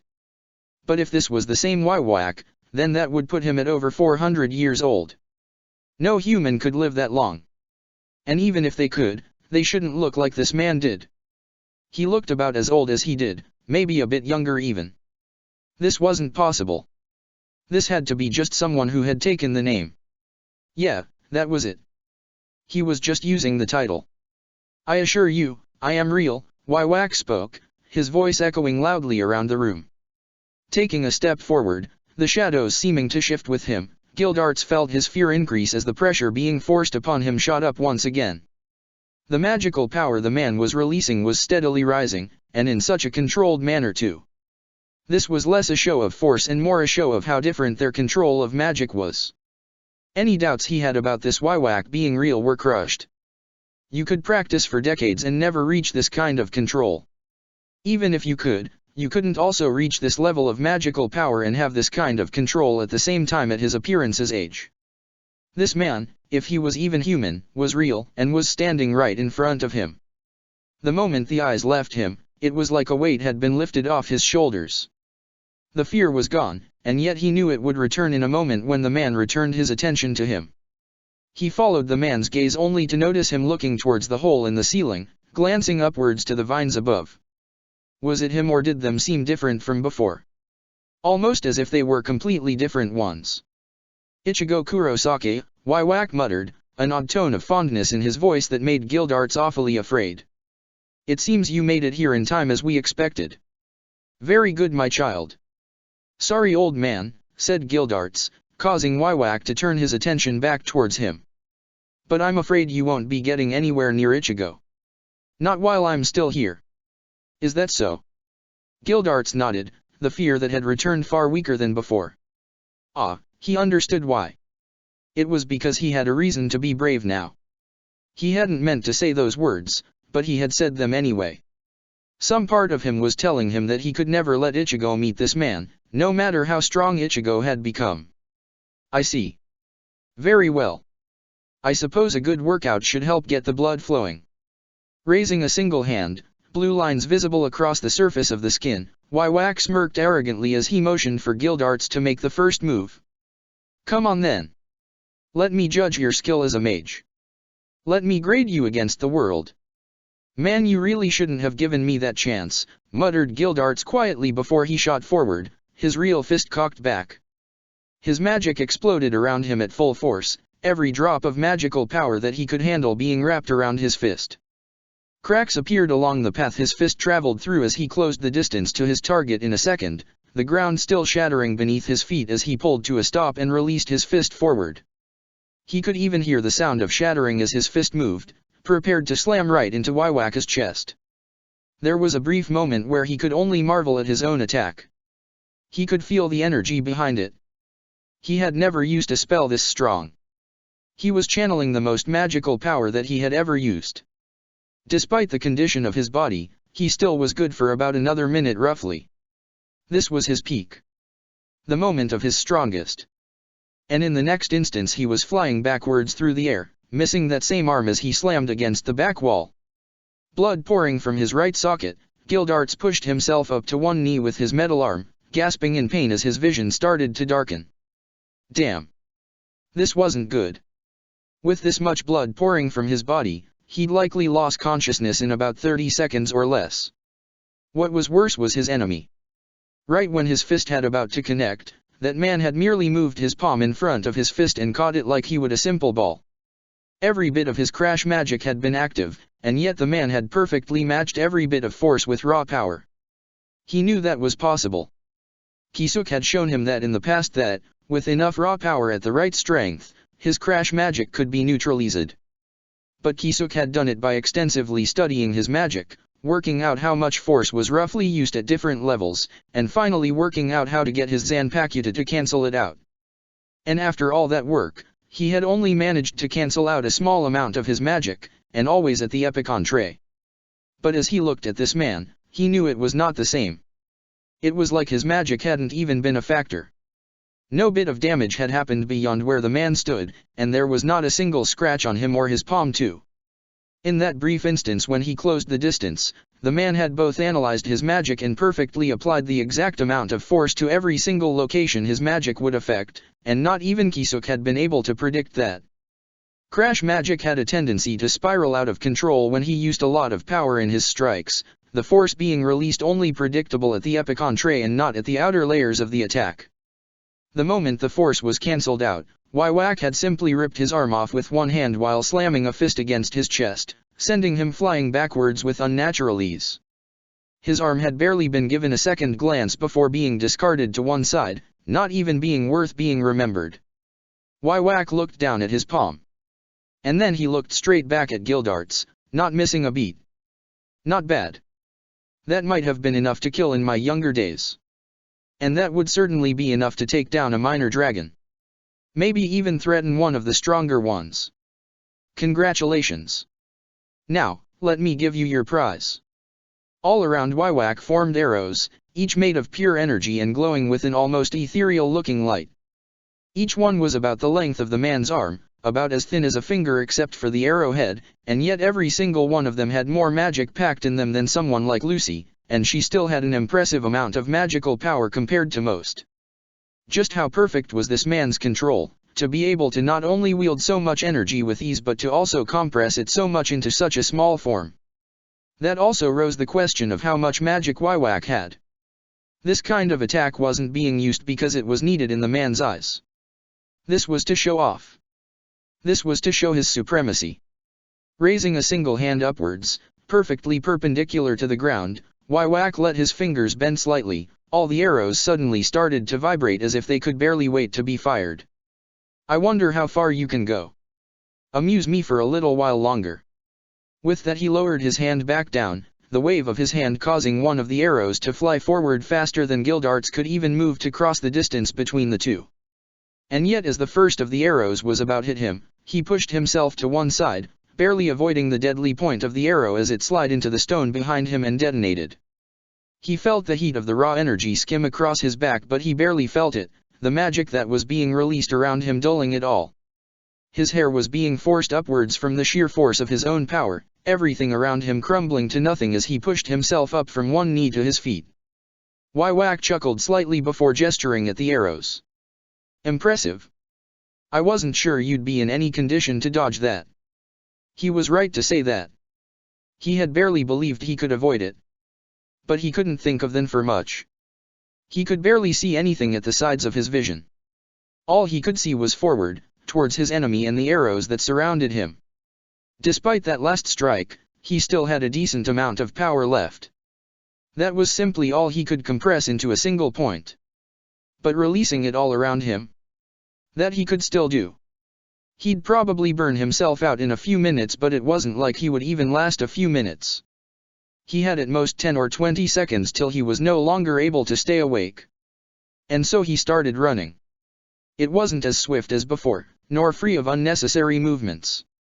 It was clumsy and had him almost tripping over himself with every few steps. The pain in his side and arm was getting to him but he'd be a fool to stop here. Another arrow was launched towards him but he simply raised his left arm towards it as it began to move. Analyze. Disassemble. The arrow broke apart the moment it was about to hit his palm, a web-shaped pattern of magic hitting it and breaking it down into tiny pieces. They still hit his arm as he ran, metal being scrapped off with a horrible sound, but he ignored it, still running. Waiwaka's smirk dropped slightly before every arrow left flew through the air. Gildarts dug his metal leg into the ground as he brought himself to a sudden stop and spun, bringing up his metal arm as a shield as he weaved a net of magic around him. Disassemble. The arrows hit the web and broke down into tiny pieces once more. Each piece still had a massive amount of energy behind it still, and with so many he couldn't take the hit to his arm like he did before. But with his arm so close to his body, it meant it was better protected by the immense magic all around him. The weaker energy of the arrows hit his magic and was blasted away by intense crash magic, keeping him safe from harm. His gaze instantly locked back onto Wywak and he took another step forward towards him, slipping suddenly on the large pool of blood that had soaked onto the ground from his own body. He could barely see anything except a narrow area in the center of his vision, and all he could see right now was red. Catching himself just in time, he turned his fall into a stumble and charged at the spot of black that wasn't from the darkness in his vision. With a metal fist clenched, he lunged at the man before suddenly jumping. Wywaka's eyes widened in surprise as the move he had made to intercept Gildarts's fist was revealed to be nothing but a lure, drawing him in. Spinning in the air, blood splatting everywhere, Gildarts landed with a loud crash behind Wywak, the man already spinning to counter the man. Too slow. Gildarts brought his fist forward as fast as he could, the metal screeching before his magic exploded around the arm, the force shattering the limb to pieces as the very ground became dust. His vision kept growing dark but he still managed to see that single sight as the brief dust cleared. It was part of his metal hand clutched by Wywaka's own hand, nothing but a small cut along the man's skin that was revealed as he dropped the piece of the metal prosthetic. "I take it back," said Wywak, and Gildarts could see no more as his vision vanished completely. He barely registered the pain that joined the rest as a blade slid into his chest, his body falling backwards and collapsing against the crater he had made with his own magic. It had all faded with that last strike, no longer having the focus to keep it going, even if he still had the will to do so. You might have even been able to kill one of the rulers of the dragons with that power had you been at your best. Have pride that you forced me to get serious for even a moment. Gildarts barely heard him as his thoughts focused on one single person. A girl he had sworn to himself that he would return to see. A promise he had made to himself that he would no longer be able to keep. "Sorry Kana," he whispered to himself, even as he lay in a puddle of his own blood.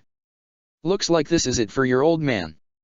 Knew I should have said goodbye to you properly." And with that, the eyes of the ace of fairy tale closed, his mind fading away into eternal slumber. Protector of the fairies. "You know, I never even considered the possibility that you were alive," stated Shinji, dodging the wave of energy that flew at him. He had first suspected that the energy might be just that, raw energy, but the moment it hit anything that theory was undone. It was nothing more than gravitational forces, compressed down into a wave and released on impact. Whatever it touched was torn apart as gravity pulled it in every direction, or so he guessed from how the ground shattered all around the attack. "How did you manage it?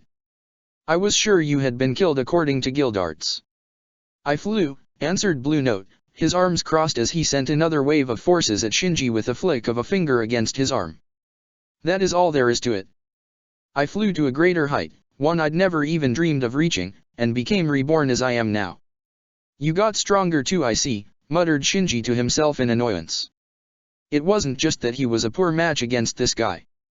The man's magic was stronger than before if this manipulation of gravity was anything to go by. Blue Note wasn't even moving his hands much and yet he was able to send such strong waves of energy at him. He wasn't sure he'd want to see what the man could do when fighting seriously. He should be using his Shikai to end this quickly. He'd love to in fact. The problem lay in that he had already used it against Blue Note once before. The man had not just seen it but also experienced it. And now he was willing to fight him even after knowing that. Arrogant the man might be, he wasn't a fool. He was either confident enough to overcome anything sent at him or had something up his sleeve, a technique or spell capable of overcoming or countering his own magic. So in the end, all he could do was let the man play with him. All he had to do was buy some time. Someone else would come, and then Blue Note wouldn't stand a chance. It was the best option he could take right now, and so long as Blue Note thought he was winning he'd be blind to what he was really planning. "So what exactly are you now?" asked Shinji, curiously noting the strange feeling the man's magic gave off. "You said you were reborn. Was that literal?" Who can say? Replied Blue Note emotionlessly. I woke up and was reborn, serving under a new master. I gained a title from him, one to signify my newfound power and position. The Heavens King. Lord of all that flies in this world. Nothing may enter my domain unless I wish it, and if they dare to defy me I'll show that I am the only one allowed to fly and will tear them down from the sky. He didn't doubt him. Blue Note was far stronger than he remembered, even if the man might have experienced the second origin treatment. Reborn. Had the man undergone some kind of modification? He hadn't heard of anything that could be described as one being reborn, so whether the man's statement could be taken literally or spiritually was debatable. Hades is dead, you realize, right? So who do you serve now? You never struck me as the type to act alone. My master needs not be named. You are not even worthy to hear it, and you will not live long enough to pass it on. None of you will. Shinji paused, his thoughts settling on the others nearby. You're part of the reason this place is so empty, aren't you? Who would know? I only came here because of my orders. Anything outside of my interests lacks any reason to even be remembered. It makes a calm place for a fight, however. And for executions for those who dare to tread where they may not. Great, muttered Shinji in annoyance. Just great. I was hoping I could wait this out, but I guess I have no choice left anymore if no one is coming. Reaching up towards his face, Shinji allowed the mask to form as his energy grew heavier to match Blue Note's own. Very well, he said, his voice double-layered with the usual echo.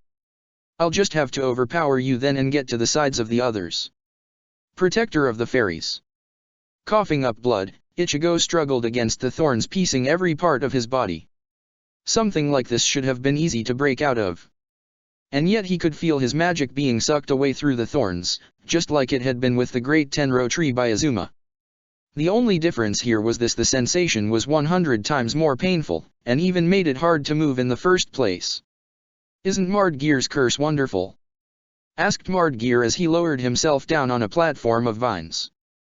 The moment his body reached the floor, more vines and thorns formed, spreading across the entirety of the room.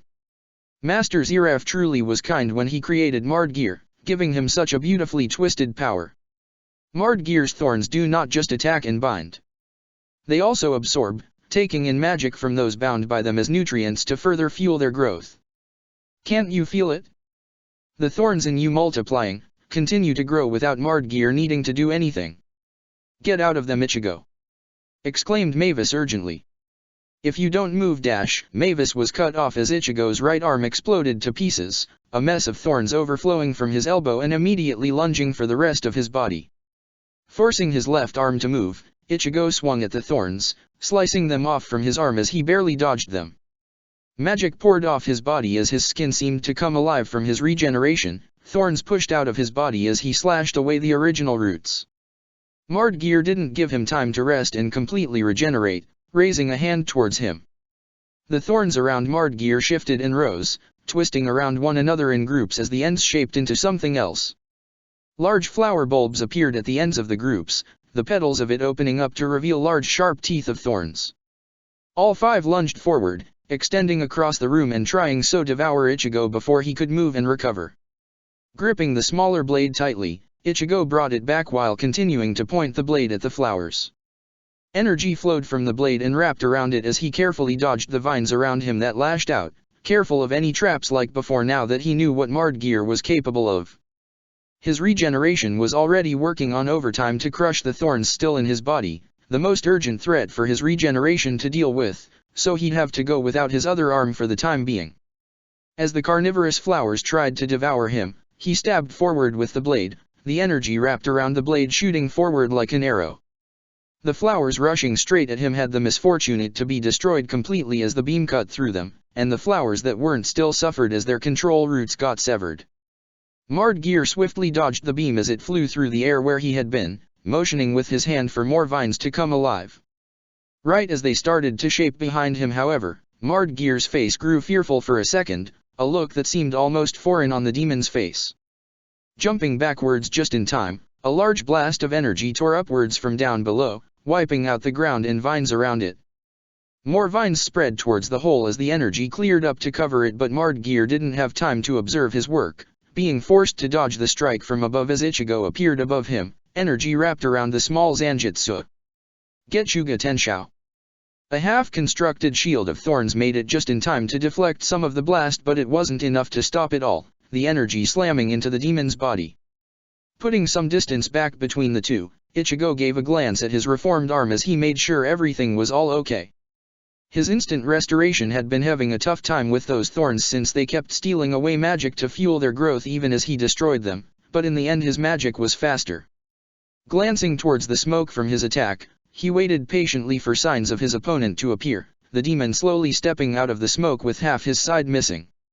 Ichigo frowned as he looked at the mess of roots and thorns that made up the demon's body. For a moment he could see Azuma standing before him, but it vanished as quickly as it had come. That attack should not have been enough to do that much damage, however, to the demon himself, unless the demon had a really low resistance to magic, and he doubted that was meant to be the case. That only left one possibility. "This isn't your real body, is it?" asked Ichigo, noticing how some of the thorns running across the ground were extending up and connecting with the damaged parts of Marred Gear's body. "You're far too weak if a single Getsuga Tenshou can do that much damage when it actually hits you." "Indeed. Marred Gear is far stronger than this Marred Gear. This body that Marred Gear inhabits is merely a disposable one, made from the power of Marred Gear's curse. It may not be as durable, but this body certainly has some advantages that Marred Gear gets to enjoy by occupying it." "I see. Regeneration. A very sought-after trait by some." "Indeed. Now then, Marred Gear has had enough of these games. He should get serious here." The vines of the room sprung to life, forming hundreds of smaller carnivorous flowers. Each one turned towards Ichigo, barely able to be held back by the one who created them. A small sample of Marred Gear's garden. "I hope you enjoy." They all charged, but Ichigo didn't wait for them to reach him. Rushing towards Marred Gear, he held on hand upwards as a sword formed in the air. It was a basic-looking cleaver, one he had seen his hollow use at one point against him, and he knew it was but a scratch of the power his true Zanpakuto had. However, this was as good as he could get right now until the blade was ready. And besides, these plants weren't strong, that much he could see. They were quantity, not quality, and he could do the same while waiting. Grabbing the blade out of the air, he threw it forward, letting it slam into the first flower. Halting and spinning, energy spiraling around the small blade in his other hand, he swung at the flowers nearby, sending out a long whip like Getsuga all around him to cut them apart. It only managed to take out the first row, however, the flowers still able to steal his magic enough to limit the damage to the others. That was fine. He had plenty to spare. A group of flowers lunged at him from both sides, so he leaped upwards, flipping in the air and letting his feet press against the ceiling for support. Kicking back off, he lunged back towards Marred Gear as another sword appeared in his right hand. This blade was more like the Shikai blade that he had used for years. It was different from the last blade, and yet still just as strong. And just as disposable. Pumping massive amounts of magical power into the blade, the metal screeching as it began to crack from the large Getsuga Tenshou overflowing around the blade, he sent it flying forward like an arrow, the energy going out of control as it entered the mess of flowers that tried to block his path. Normally the Getsuga Tenshou was kept in a controlled fashion by his Zanpakuto, fired as a crescent-shaped blast.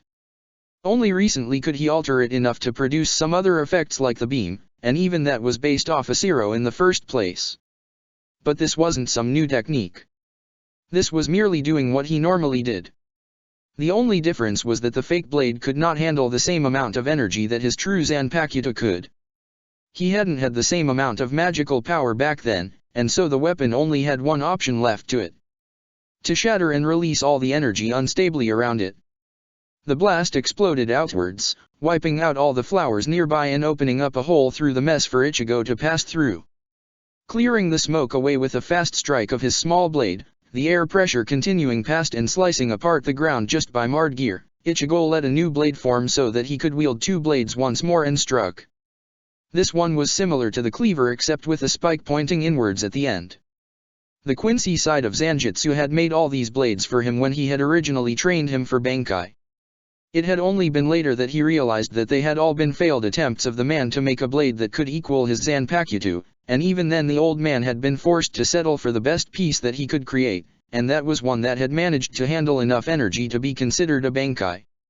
Every single blade had a tiny bit of himself in them, a tiny bit of a different side of him.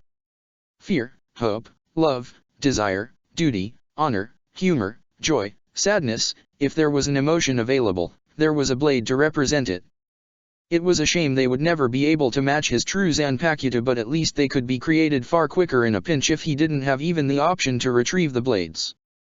Blades, muttered Mardgear, taking a step away as Ichigo closed in. The larger blade swung down, but a straight line of vines shot upward and into the blade, shattering it with one blow. How unusual for one with the power of a Quincy. But such weak blades cannot match Mardgear's curse, Mardgear stated arrogantly, raising a hand towards Ichigo, even as he kept his grip on his book. All the thorns around him converged into a single point before becoming a spinning sphere of wood, firing right at Ichigo. Dia Yggdrasil. Bringing up the small blade quickly, Ichigo pressed against the wood beam as his feet skidded back along the ground. The flowers hungrily surrounded him and lunged, leaving no space for him to dodge. If he moved, the wood beam would continue onwards and crash into him, but if he didn't move then the flowers would devour him. He could use Fairy Sphere, but it was something he liked to avoid using if he could help it. It was an unbreakable defense, which meant it used up far too much magic to throw around if there were other options available. And so instead he let blades generate around him, all of them different versions of the same base blade. He could only manage enough control right now to make 10 at once by himself, unlike the representation of his Quincy powers who could make hundreds without pause, but right now that was enough. With all blades pointed at the densest areas of the flowers, he let them fly, serving no biggest purpose that to buy him a single second more. Each blade only took out 3 of the flowers each, but each group was held back that tiny bit as they devoured the blade, and that was enough time for him to jam the small true Zanpakuto into the wood beam.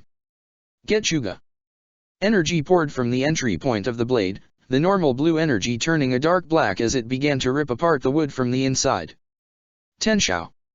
The beam shattered to pieces as the blast continued forward, Mardgear already moving out of the way as the beam tore through the air. He wasn't entirely fast enough, his right arm getting blown off in the blast, but thorns already extended towards his body, reshaping a new limb for him. Such dark energy. Few demons even have energy that dark. It even felt like it sought to devour this body Mardgear inhabits. Tell me, is that your true nature? One who devours others? Ichigo made to answer, annoyed at the jab at his magic, only to freeze. Gildarts's magic. He could feel it, radiating everywhere and causing the very air to become heavy.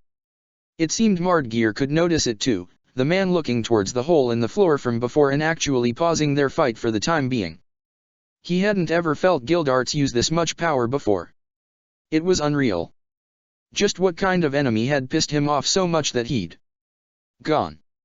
Gone, gone, gone, gone, gone. It had vanished. All that energy had faded away. Why was it gone? It shouldn't be gone. Gildarts couldn't just suppress all that energy suddenly. For it to drop from max to 0. No. He refused to accept it. Gildarts couldn't be dead. Not a man that strong. Because that would mean Gildarts had faced an enemy that the overwhelming power he had and the magic he used couldn't overcome. He made one step towards the hole before thorns shot up all around him, stabbing towards him from all sides. He didn't even bother caring about the drain of his magic this time, the golden sphere of light that was Fairy Sphere forming around him. The thorns hit the barrier and tried to steal the magic, but it was for naught, the curse unable to get a grasp on the energy that made up the shield of light and instead slide around it, trying to keep him captive within its grasp. The smirk on Mardgear's face, confident that his opponent wouldn't be able to escape if he removed the barrier around him, stayed there for only a second before he felt it. The overwhelming sensation of his soul being crushed filled the air as black streaks of energy leaked from the cage he had formed around the barrier. It took only a second to realize that the barrier had already come down, and another second to realize the reason his thorns hadn't struck out yet was because them simply couldn't break through the thick magic surrounding the Shinigami. They couldn't even seem to absorb the energy without self-destructing, the energy too dense to devour normally. The thorns were blasted away as a black data swiped upwards, energy flying off the blade in all directions as it tore apart the thorns. Mardgeir only had a moment to notice that the Bankai he saw wasn't the one he had been informed of by Ziref, and then the black blade descended down at him, Ichigo already before him. The black Getchuga obliterated his entire body, the thorns falling dead all around the room as the one controlling them vanished from the area. Without anything left, Ichigo knew Mardgeir couldn't regenerate. Or at least that was what the rational part of his mind was telling him. But he could barely hear it over the sounds of urgency, the desperation to hurry up and to stop messing around. Another blast of energy tore through the vines in his way at the hole, not caring about how much energy he wasted as he overpowered the attack. He just had to hurry and to reveal that lie. Gildarts wasn't dead. He couldn't be. His feet hit the ground and he was greeted to the sight he feared the most. A room with blood splattered across it, and the fallen body of the ace of Fairy Tail crumbled in the rumble, missing both arms and not even moving. "So you're here," stated the man by the body, Ichigo looking towards him and freezing. "I've wanted to see you for a long time, my child, ever since your mother's unfortunate passing." Ichigo couldn't say anything. It was impossible.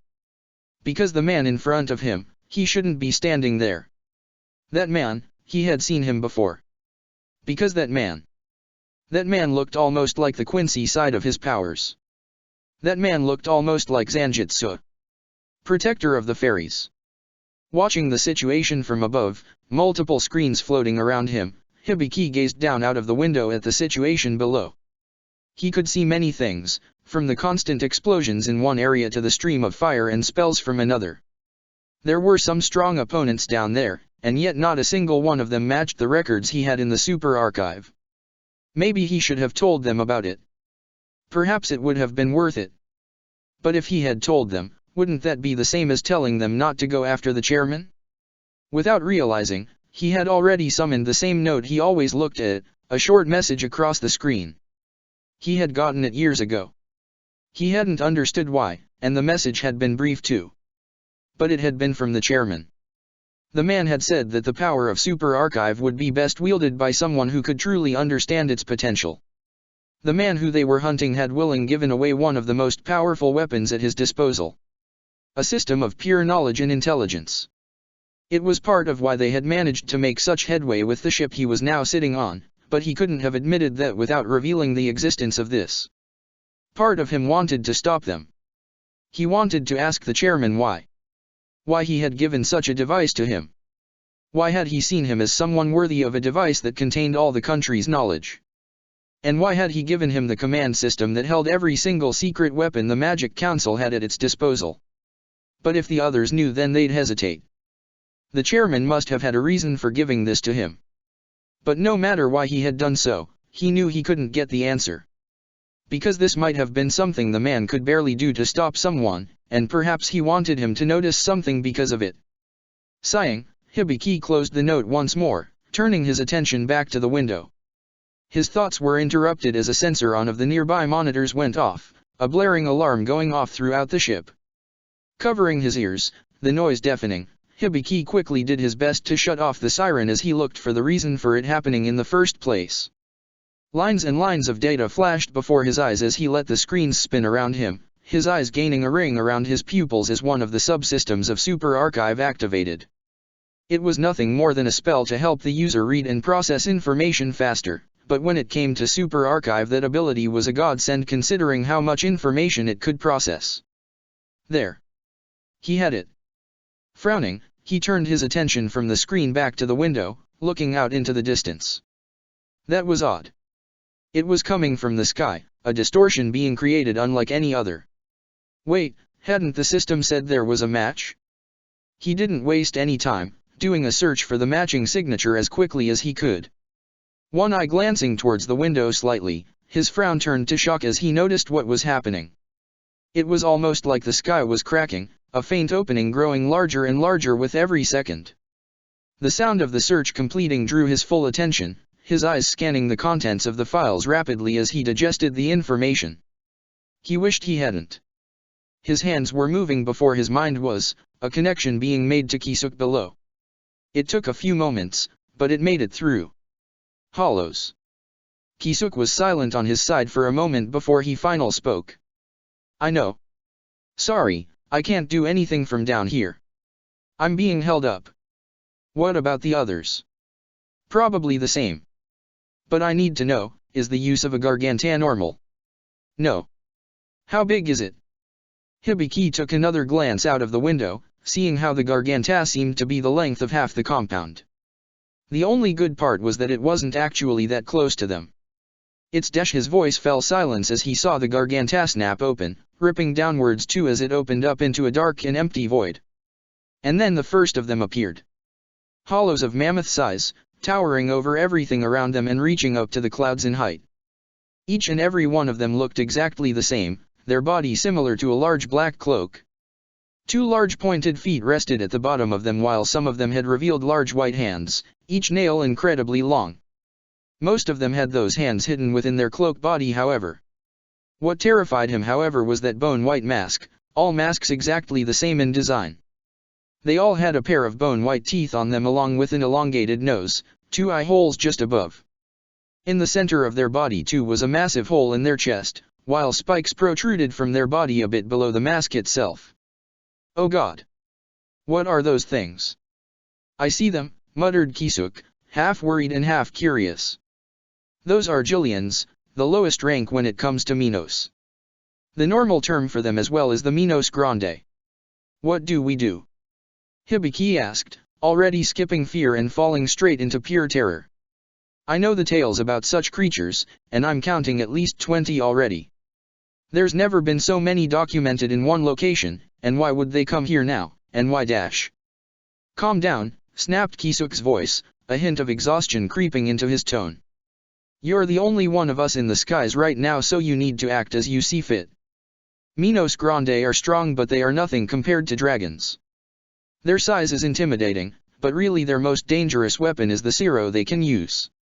Give them enough time to charge up and they'll create a deadly blast, and they can work together to fire them in unison to create massive blasts far more dangerous than any single blast one can create. Now then, Kisuk continued, more patient this time. I don't know how powerful the shields are against such concentrated blasts, but think of them as large walking artillery weapons. They have their limits in the end. Buy enough time. We'll do our best to hurry up here. Hibiki didn't get a chance to ask anything before the call was cut off, Kisuk manually managing to cancel it on his end. For some reason that didn't surprising him, no, he couldn't try and take his mind off the situation with other thoughts right now. First things first. He had to form a defensive line with the ship and hold the hollows at bay. And maybe then try and work out why they were here, especially as more and more Minos were pouring out of that crack. Shields to max, he muttered as he activated the engines and starting moving the ship. Begin charging all weapons. And here we go. Protector of the Fairies. Watching the chaos from above, the cloaked man wrapped his coat further around him, shielding himself from the cold chilling air from up in the clouds. Staying this high was necessary after all if he wanted to avoid the sight of those Minos Grandes. It really is beginning, the man muttered, his eyes unsure of whether to show happiness or fear as he looked at the sight before him. It matched what he had once seen, and that was a good thing one could say, and yet he also knew that every time he saw a matching sight, it would always be worse than the last until he reached the end. A pain ripped across his chest for a moment, the man clutching it with both hands as he fell to his knees, barely managing to keep grip of the air beneath him so that he didn't descend into free fall. One hand shot up to his mouth just in time as the coughs got worse, blood spilling from his lips and through his fingers despite his best attempts to stop it. He hated this feeling, but he had long grown accustomed to it. What was he to do? It had been like this all his life, and it had never gotten better even once. He was lucky to have lived this long, and he had no confusion about how long he would probably be able to live from currently. But before that day comes, he'd see everything through to the end, playing his part. The pain slowly lessening, the man pushed himself back up to his feet, wiping away the blood around his mouth with the back of his hand. Staring at it neutrally for a moment, he quickly wiped it off with the edge of his cloak, uncaring about staining the material. He quickly turned his attention towards the massive ship nearby, watching as it began moving towards the large group of Minos Grandes. Whoever was piloting that ship hadn't noticed him, which was what he was going for. Unfortunately, however, he doubted it had noticed the others either. His eyes glanced back to the path behind the airship. Now that it was moving away, its gaze no longer rested on the compound itself. And as it left, a new garganta opened up, revealing a small group inside that empty void. The old man was the first, his very presence making him want to run away as far as he could, and yet also knowing at the same time that he would eventually be caught. It was a strange feeling to experience, that was for sure. The ones that followed him looked dangerous too, and his senses all but confirmed it too. Despite how lazy one of them might seem, he was definitely strong.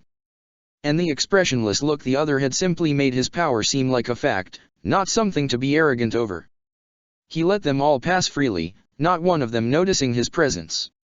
He was glad for that. It would have been hard to deal with them if they had sensed him, especially with no backup. In the end, all he had was a single card to play if he wanted a chance of winning. With them finally gone, and the right moment appearing in the battles all around the area, he let himself drop, gravity doing its job and pulling him to the surface at an extremely fast speed.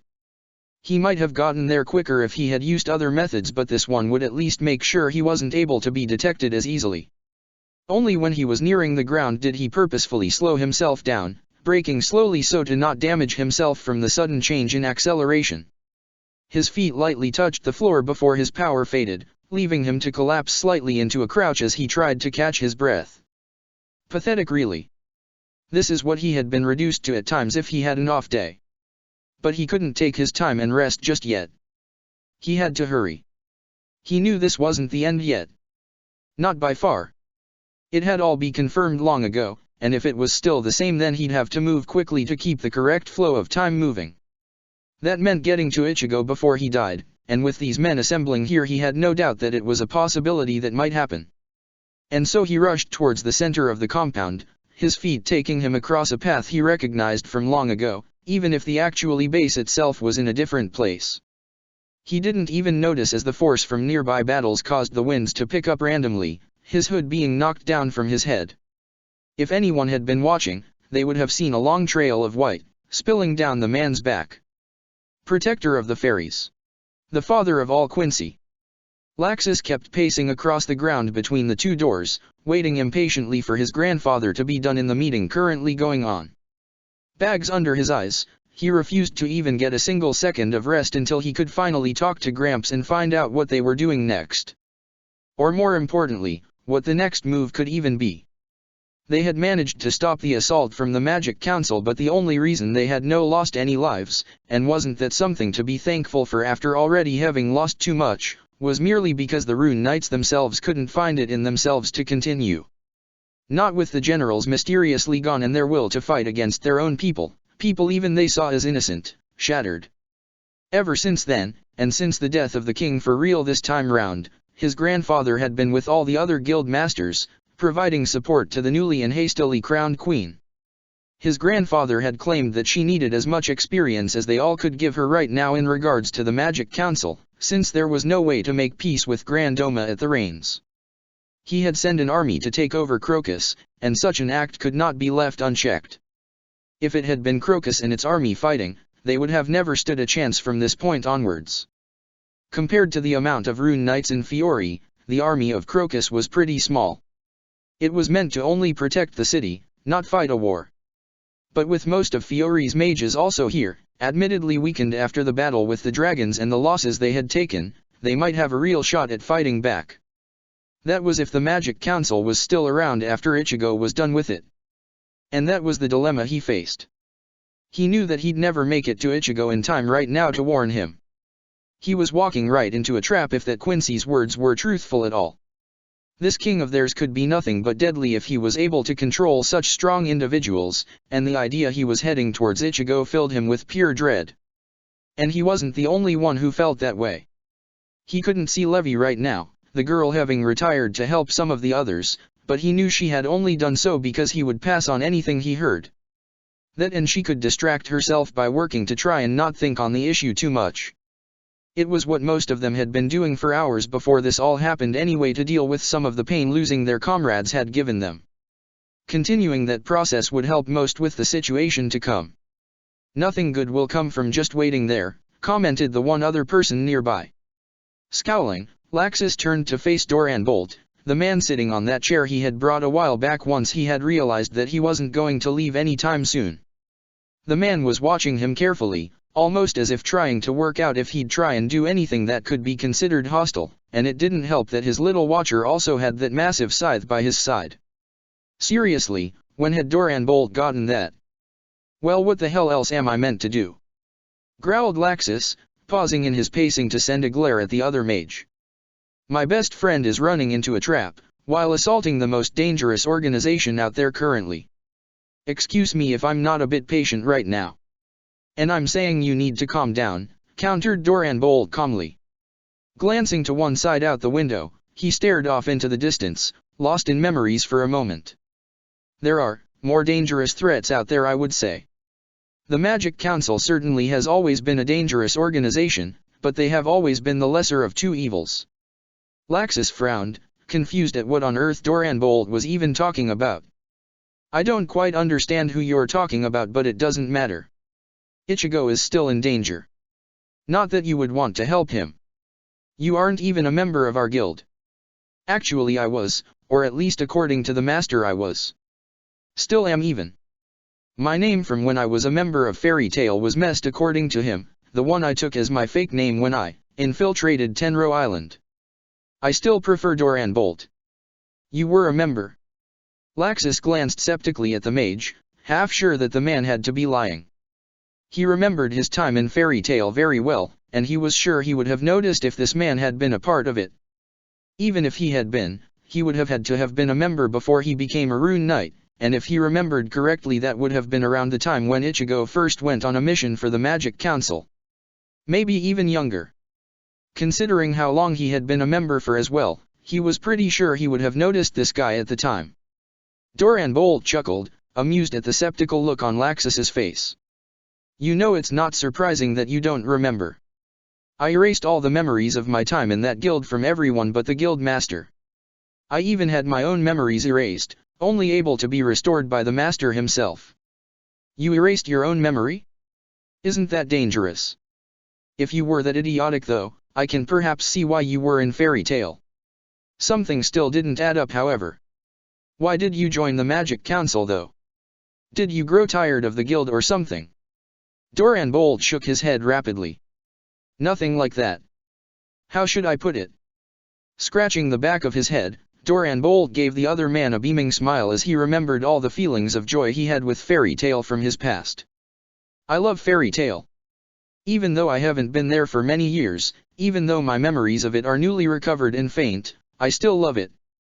So I agreed to the master's request and dash. What? The cold tone of Laxus's voice made Doran Bolt freeze, his eyes meeting Laxus's own for a moment before he looked away. There was too much anger in them to stomach seeing right now. How long? That's not important. I said how long. Does it really matter? What's done is done. Yes. Yes, it really does. Because I want to know when my grandfather decided it was alright to turn a child into his own personal spy. I want to know when he thought it was alright, so long if it was for the sake of the guild. Doran Bolt shook his head sadly. I wish I could tell you, but I barely know some of the stuff myself. The master said that he needed my help and that I would be able to infiltrate the Magic Council. He gave me the option, however, never doubt that. And even then he didn't want to ask this of me. Doesn't that scare you slightly? That he would break his own rules that he tries to abide by for the sake of some kind of danger he was unaware of. He couldn't deny that it did. Gramps always tried to be the kind grandfather to everyone nowadays. Especially Ichigo, but with him he sensed it was his way to try and make up for the wrongs he committed as Ichigo was growing up in the guild. But for his grandfather to purposely break that persona. Just what kind of information did he need from the Magic Council? I can tell you what he was after at least, offered Doran Bolt, Laxus agreeing in a heartbeat. Where to start, I wonder. I guess I can just summarize it. Have you ever heard of Alvarez? Laxus frowned, shaking his head. Afraid not. So? Who are they? Some kind of guild. Doran Bolt chuckled awkwardly, clenching his hand slightly in fear as he remembered everything he knew about them. Kind of. But rather than a guild, you could say they are a collection of guilds. Every guild, both legal and not in our eyes. And we don't already know about them because they're the strongest power on the West Continent. That was enough for Laxus to freeze, the questions he had been about to ask slipping through his fingers as he heard those last two words. The West Continent? Barely any information was known about them to the general populace. Are you? His voice was far shakier than he expected when he heard himself speak. Are you saying, please say that I'm wrong, that the reason Gramps asked you to do all of this was because of that place? What's so important about it? You ask that, and yet you seem to understand enough to be afraid. And rightly so. The West Continent is shrouded in mystery, but if they have managed to band together all those guilds into one organization, then they have immediately become a massive threat unlike any other. There's more, isn't there? Please tell me I'm wrong. Doran Bolt shook his sadly, wishing he could set Laxus's worries at ease. But if he was going to tell this story, he was not going to leave anything else. That was the least he could do after all. From what I know, the West Continent tried to invade Ishgard, the continent we rest on, 10 years ago.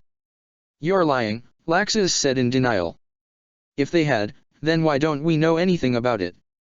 Stuff like that would be all other than news. Everyone would be talking about it and every mage would have been assembled to fight back. I'm not lying. I learned this when I was looking through records in these past 7 years. Even with my memories still sealed, I still searched for the information my subconscious was driven to collect. And because of that, I learned the truth. The public wasn't informed because it would only make everyone panic. And because the invasion was stopped. Stopped? So they failed to invade, right? Doran Bolt clenched his fists tighter, trying not to show the fear he felt when he first read those documents.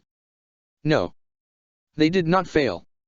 They would have won if not for two things. The first was Ethereum. That cannon is unmatched. Nothing has ever come close to matching the raw destructive power that cannon has. Not even the dragons we fought recently. Not even the destruction Acknowledge caused to Tenro Island. It is the strongest weapon in the world to the best of my knowledge. With enough power, it might even be capable of wiping out all life in Fiori in a single instant. Laxus gulped. If it had taken two things to stop this invasion, and one of those was really Ethereum, just what kind of weapon was the second? So? What was the other?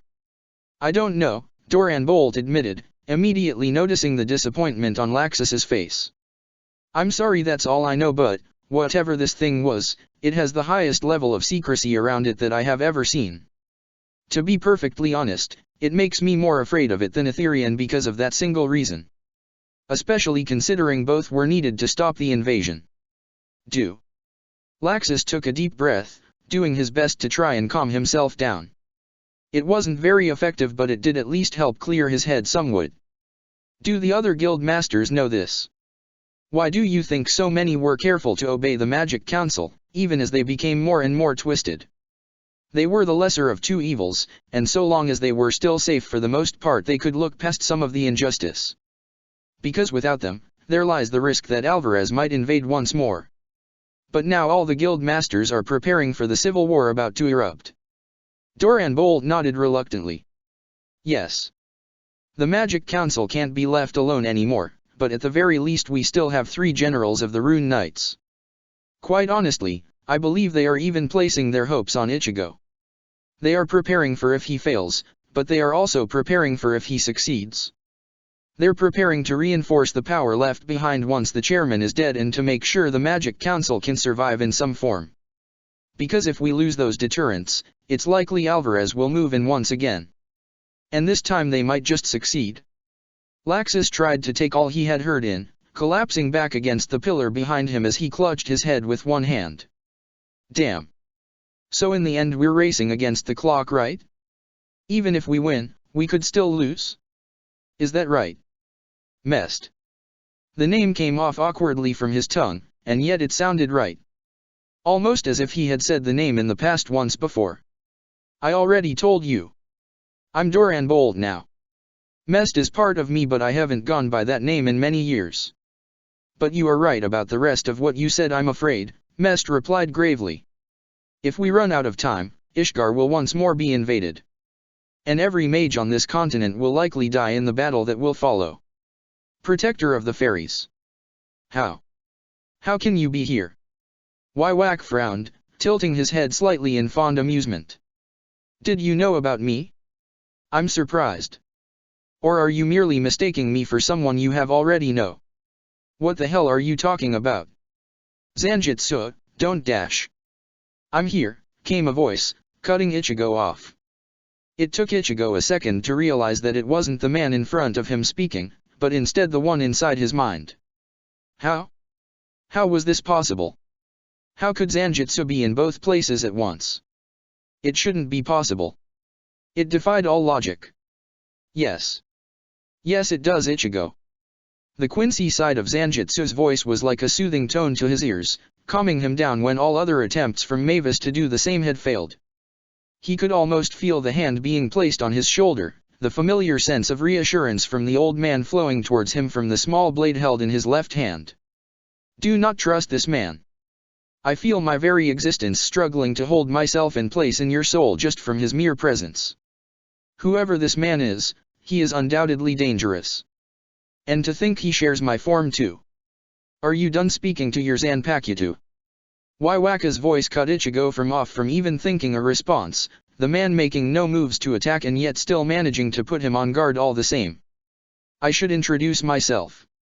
I am the Emperor of all Quincy. The king and father to all who have the same magic as myself. I don't need that spiel, stated Ichigo, raising the cracking and destabilizing black blade in his right hand and pointing it right at Waiwak. All I need is your name. No need for titles and such. Waiwak chuckled to himself, one hand pressed over his stomach as he tried to contain his laughter. I see. How right you are. After all, I am at my core of my power simply a father to all. So I believe the name I took long ago will suffice. Waiwak. Waiwak is my name. Waiwak. I see. And are you the one who killed Gildarts? Gildarts. Waiwak glanced down beside him, his eyes tracing back across the spreading pool back to the bloody form of the man who had given him an interesting warm-up. Ah, so that was his name. I really should have bothered asking if I had known that he was that strong originally. By the time I realized, it was a bit late for me to exchange courtesies, don't you think? And he's in no condition to answer me right now, is he? I see. You said your name was Waiwak, right? He got a nod in return. Tightening the grip on the black blade, energy exploded off it in waves. So that's the name of the man I have to kill. Oh? Kill me, you say?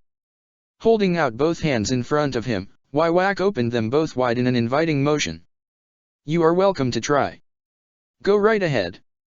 I have no weapons. I am at your complete mercy. Now can you carry that desire of yours forward? Don't mock me.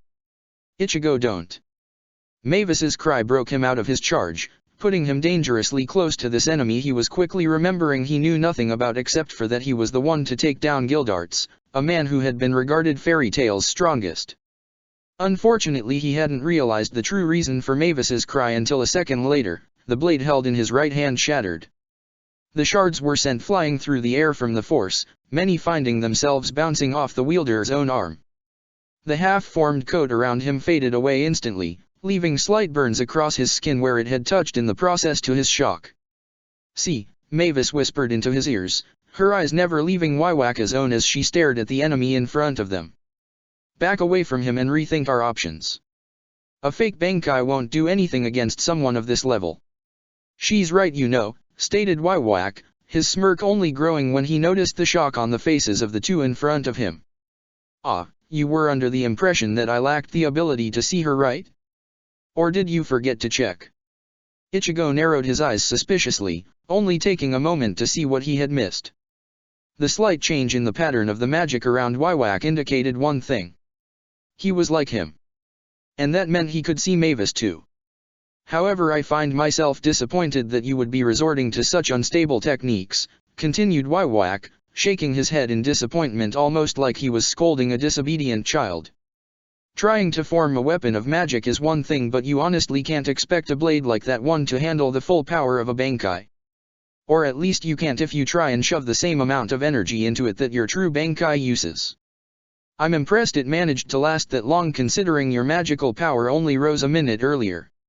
Still, I'm curious. Just how did you manage to even compress your energy for even a moment into those brittle constructs? Turning his attention towards Mavis, Waiwaka's eyes lost the amusement he had shown to Ichigo before, instead replacing it with one of cold logic. And I see she's here. I remember you. I remember that man that you followed in the shadow of, always clinging desperately to his cloak and trying to hide behind him, as if he would protect you from the whole wide world. How I wished you could have stayed that way. It would have made things far easier for me. Mavis continued to glare at the man before turning her head back towards Ichigo. I'm retreating for now. He'll be able to grab me in this form whether I like it or not. I'll hide in your soul and give you support. Just, don't lose your head again. You'll die if you do. I can't promise that, Ichigo replied, already knowing that he wouldn't be able to guarantee that he could stay calm. Not when he could still see gill darts in the corner of his eye. Not when he could still see blood soaking the ground. You'll tell me later why he knows you, of course. Mavis gave a sheepish smile at his question. I'll do my best, but it may not be the answer you want to hear. Good luck. Vanishing once more, Mavis disappeared from both of the men's sights. With the slight almost non-noticeable weight off his shoulder, Ichigo turned his full attention towards Waiwaka, gripping the smaller blade tightly as he allowed a new blade to form in the air beside his right hand. Grabbing the blade out of the sky, he gave it a quick swing to the side, hiding the scowl he felt when he judged its strength silently. Would this even be enough? Bankai was not an option. Without both blades in their true form, he couldn't use the true form of his Bankai.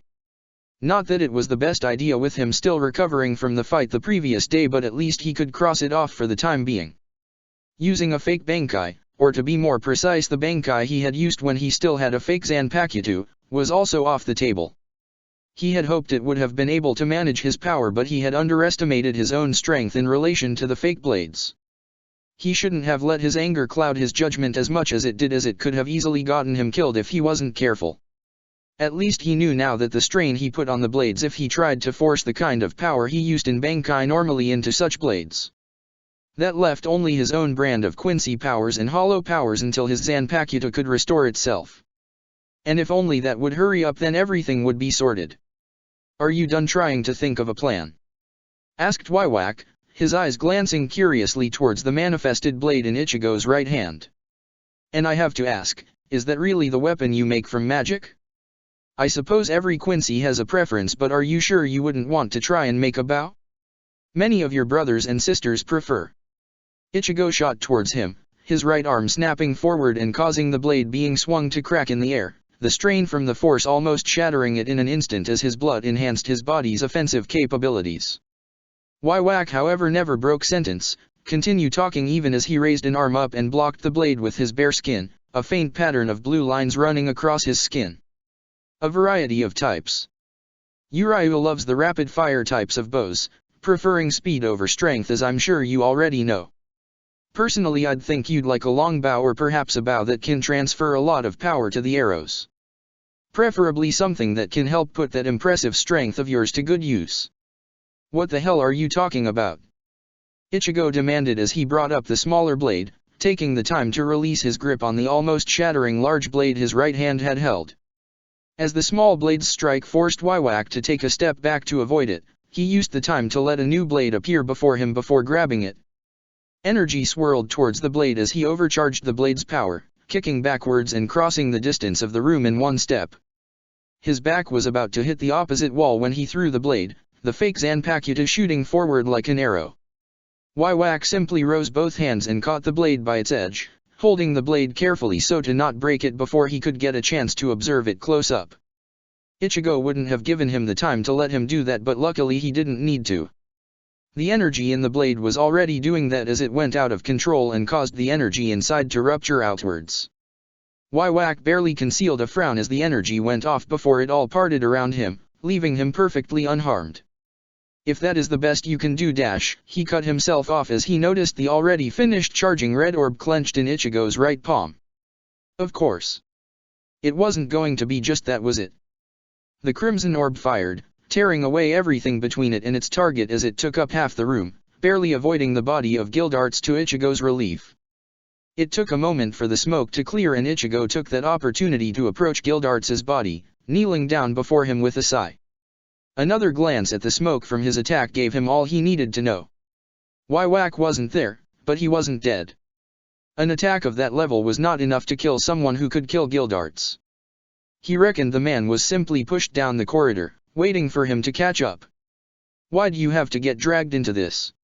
Ichigo spoke softly, looking at the man he had grown to respect over the years. This isn't how I wanted to become Fairy Tail's ace, you know?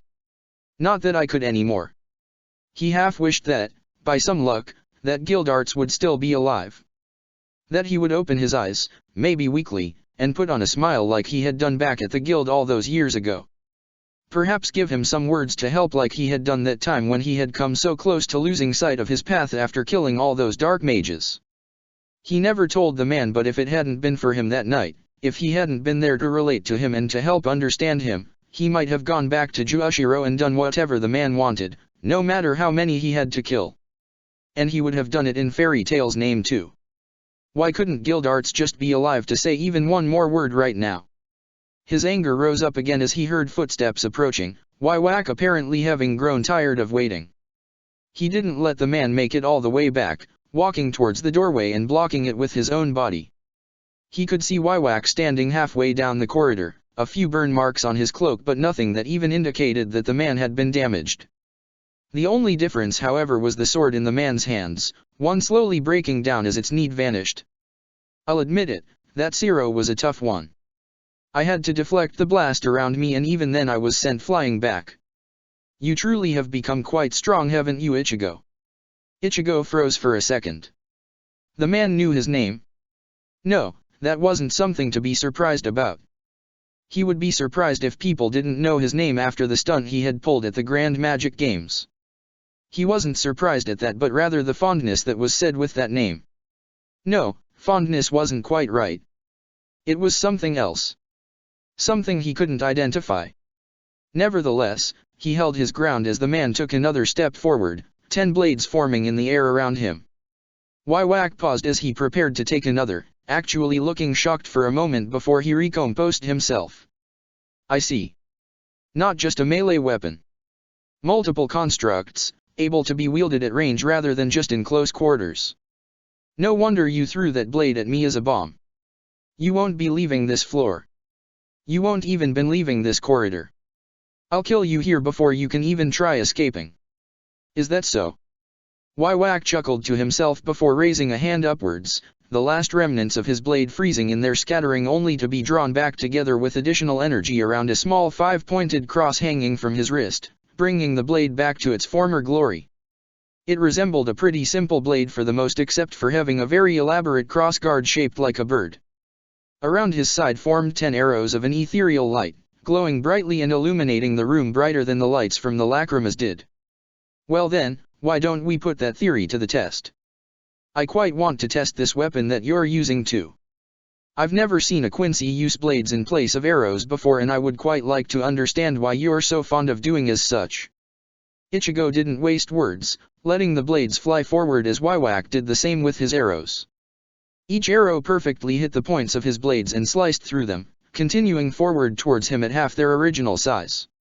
He simply let them hit him, activating his blood venae at full strength while a basic arrow formed across his skin. It may have been overkill for the attack, but he wasn't going to take any risks here.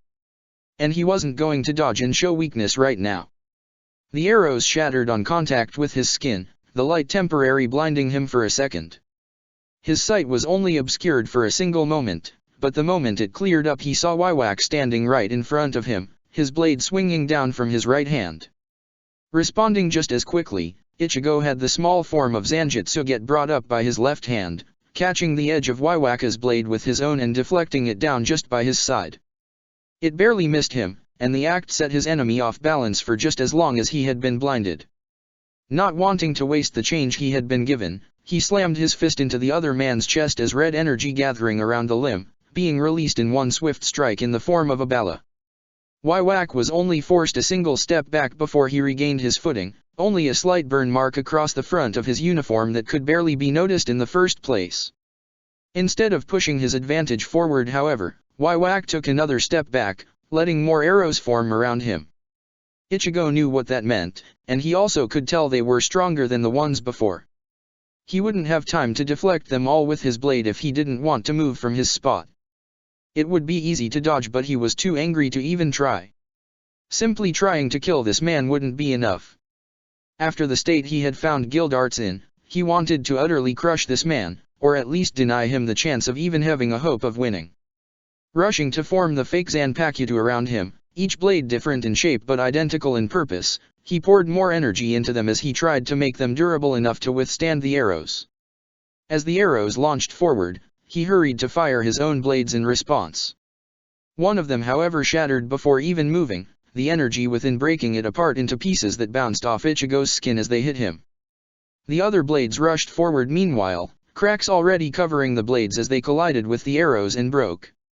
This time, however, they stopped the arrows in their tracks, if just barely, and the last single arrow was absorbed by the small blade Ichigo wielded as he raised the point towards the arrowhead. Interesting, commented Waiwak before letting twice as many arrows appear in the air around him. Can you keep up? All 20 arrows fired forward before Ichigo had even finished trying to complete the blades, his blood vein and arrow being forced to take the blows. Waiwak took advantage of the momentary blindness, rushing forward and stabbing forward with his blade. His vision returning just in time, Ichigo twisted his body slightly so that the blade slid under his arm, still drawing blood. It was better than being impaled by it, however, but the fact just a glancing cut could draw blood even when blood vein and his arrow were activate spoke of the danger this man posed. Bringing his arm down to his side, he trapped Waiwaka's blade between it and his body, his instant restoration already healing the damage he had taken from the small cut. Waiwak continued to smirk until his eyes glanced to the side, seeing the finished construction of the blades all around him. Not bad.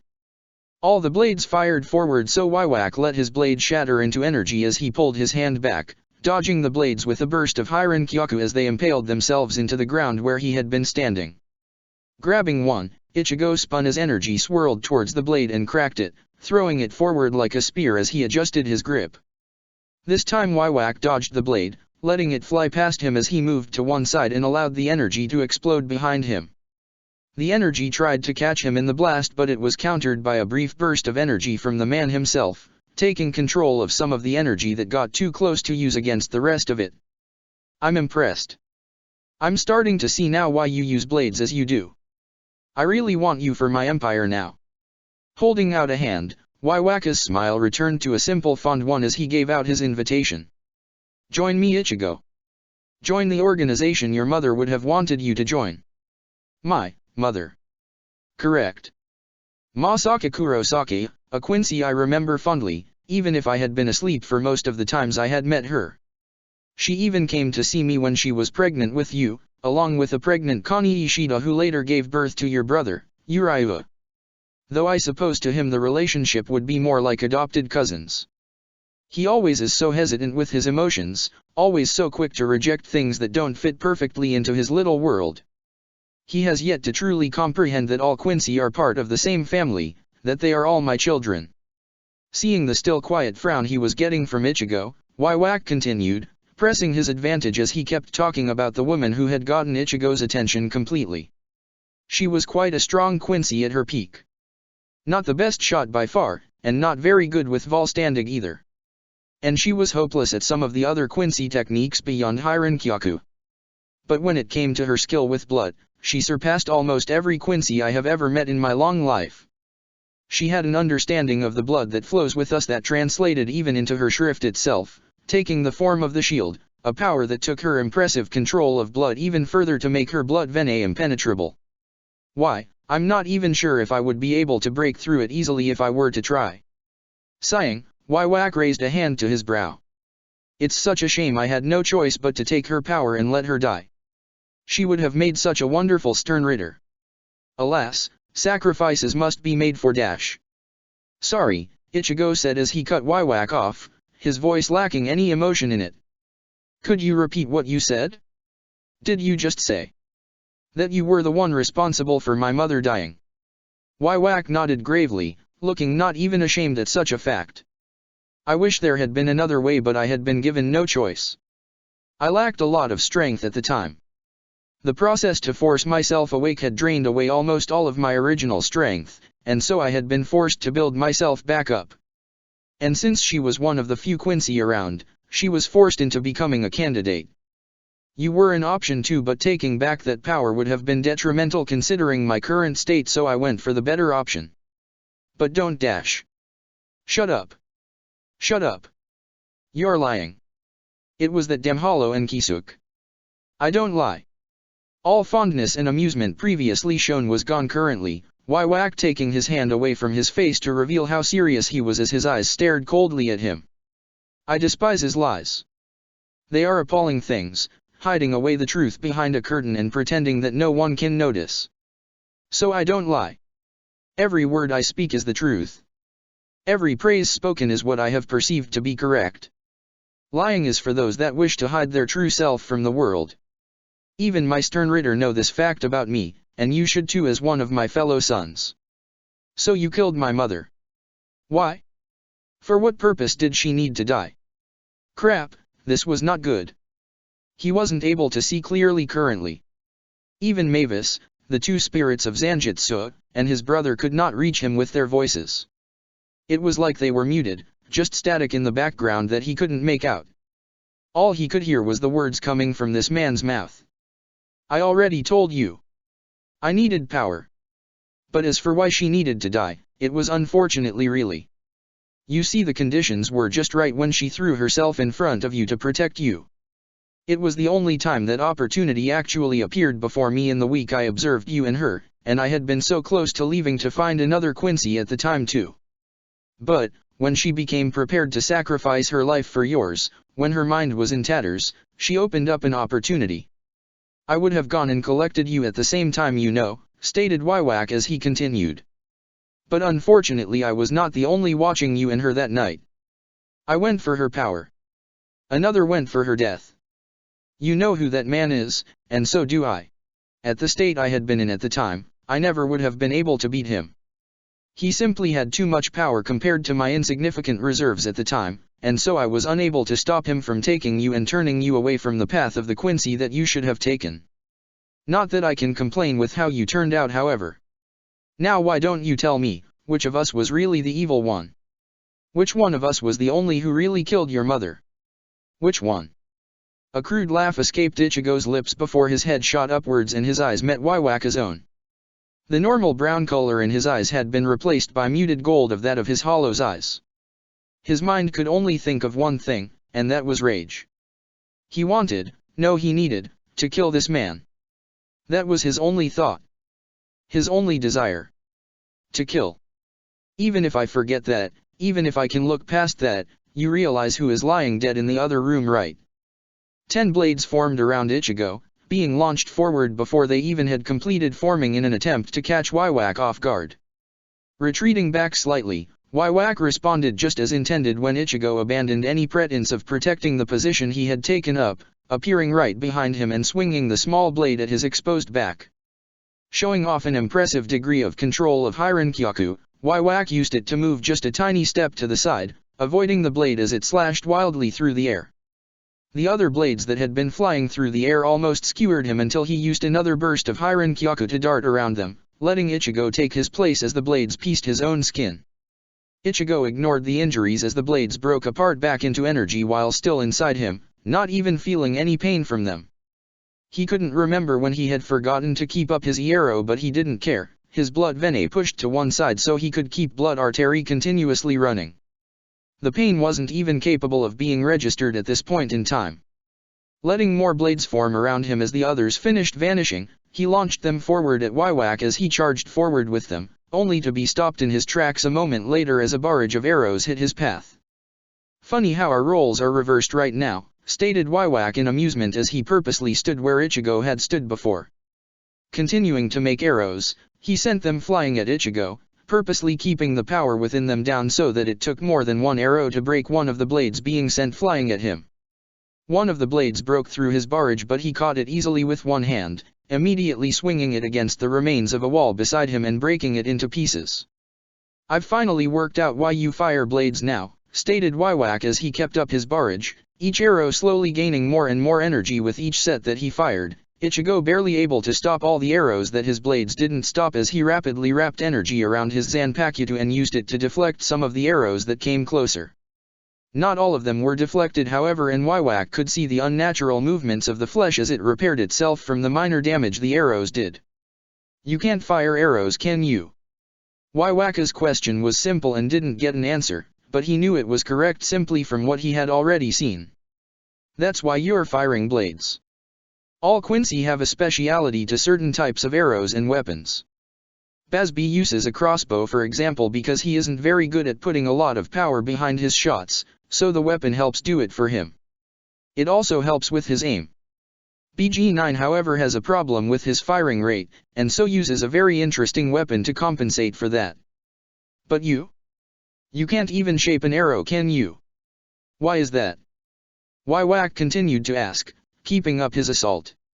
"I'll tell you. You started too late. You have so much energy that you don't know how to use a small amount and build it into an arrow.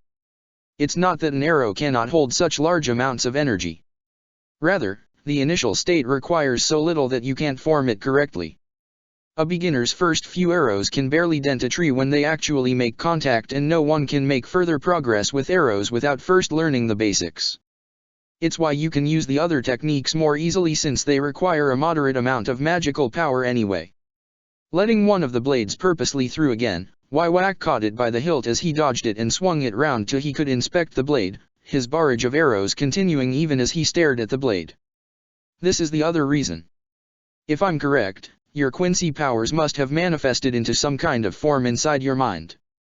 And considering the strength of your power now compared to 7 years ago, it is obvious that you weren't using one of Aoyasu Nimeya's blades.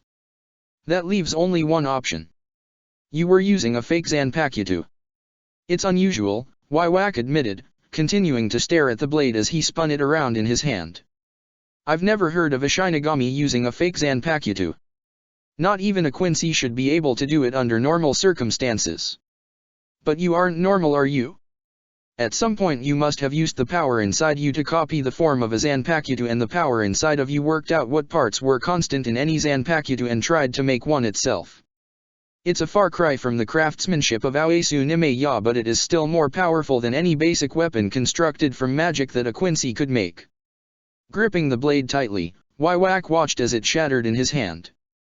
His attention returned back to Ichigo as he increased the power of his arrows further, returning them to the strength that was able to match the blades previously. But there is a flaw with that idea. They aren't stronger. Rather, they give off the impression that they are, and the fact you can make multiple of them increases that line of thought. But in reality, they are not the same as the weapons a Quincy makes.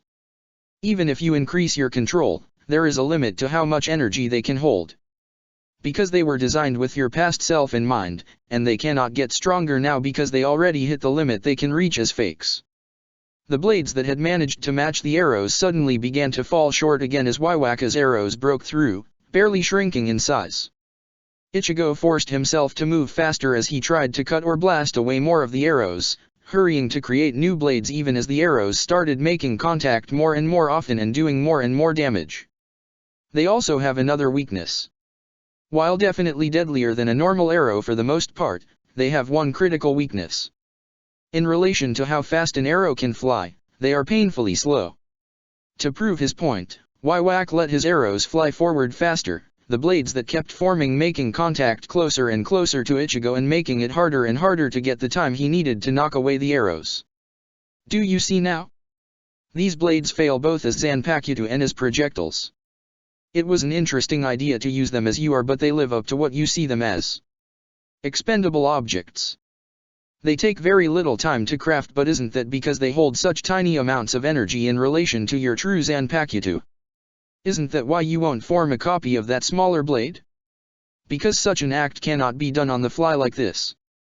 You really don't know when to stop talking.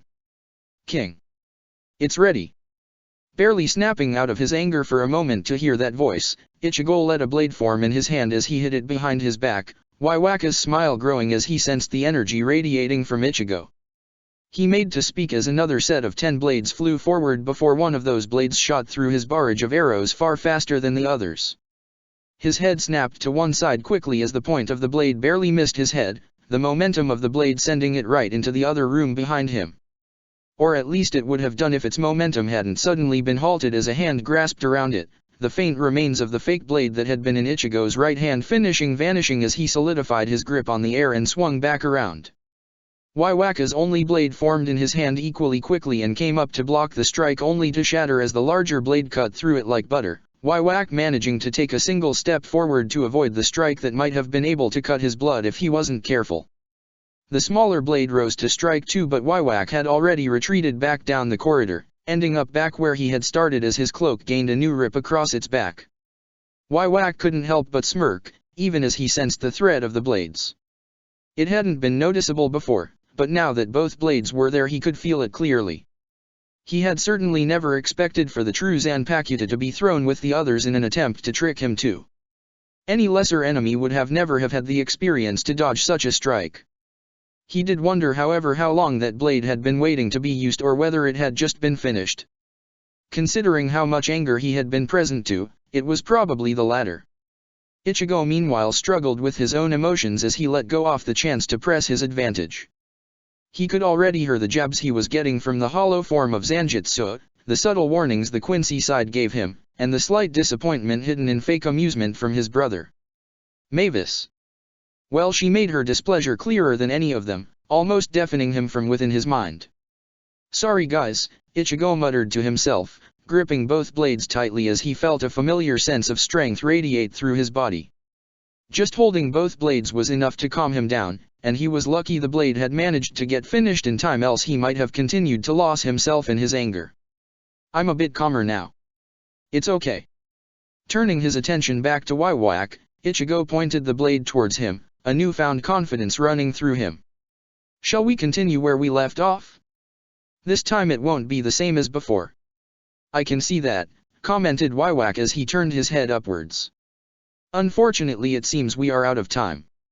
Ichigo felt it halfway through Waiwaka's words, the weight of the energy pressing down on him clearly as the ground above started to fade away. As the first bit of it crumbled away, a black-purple mist could be seen eating away at the ground, widening slowly to reveal a large mass of the substance further up eating away at every other floor. Ichigo wasn't sure where Shinji was, but he didn't have time to worry, his eyes locking into the larger mass of the mist that the rest was being drawn into. The mist slowly faded down as it gained a human shape, completely vanishing as a man stepped through it as the last remnants of it disappeared.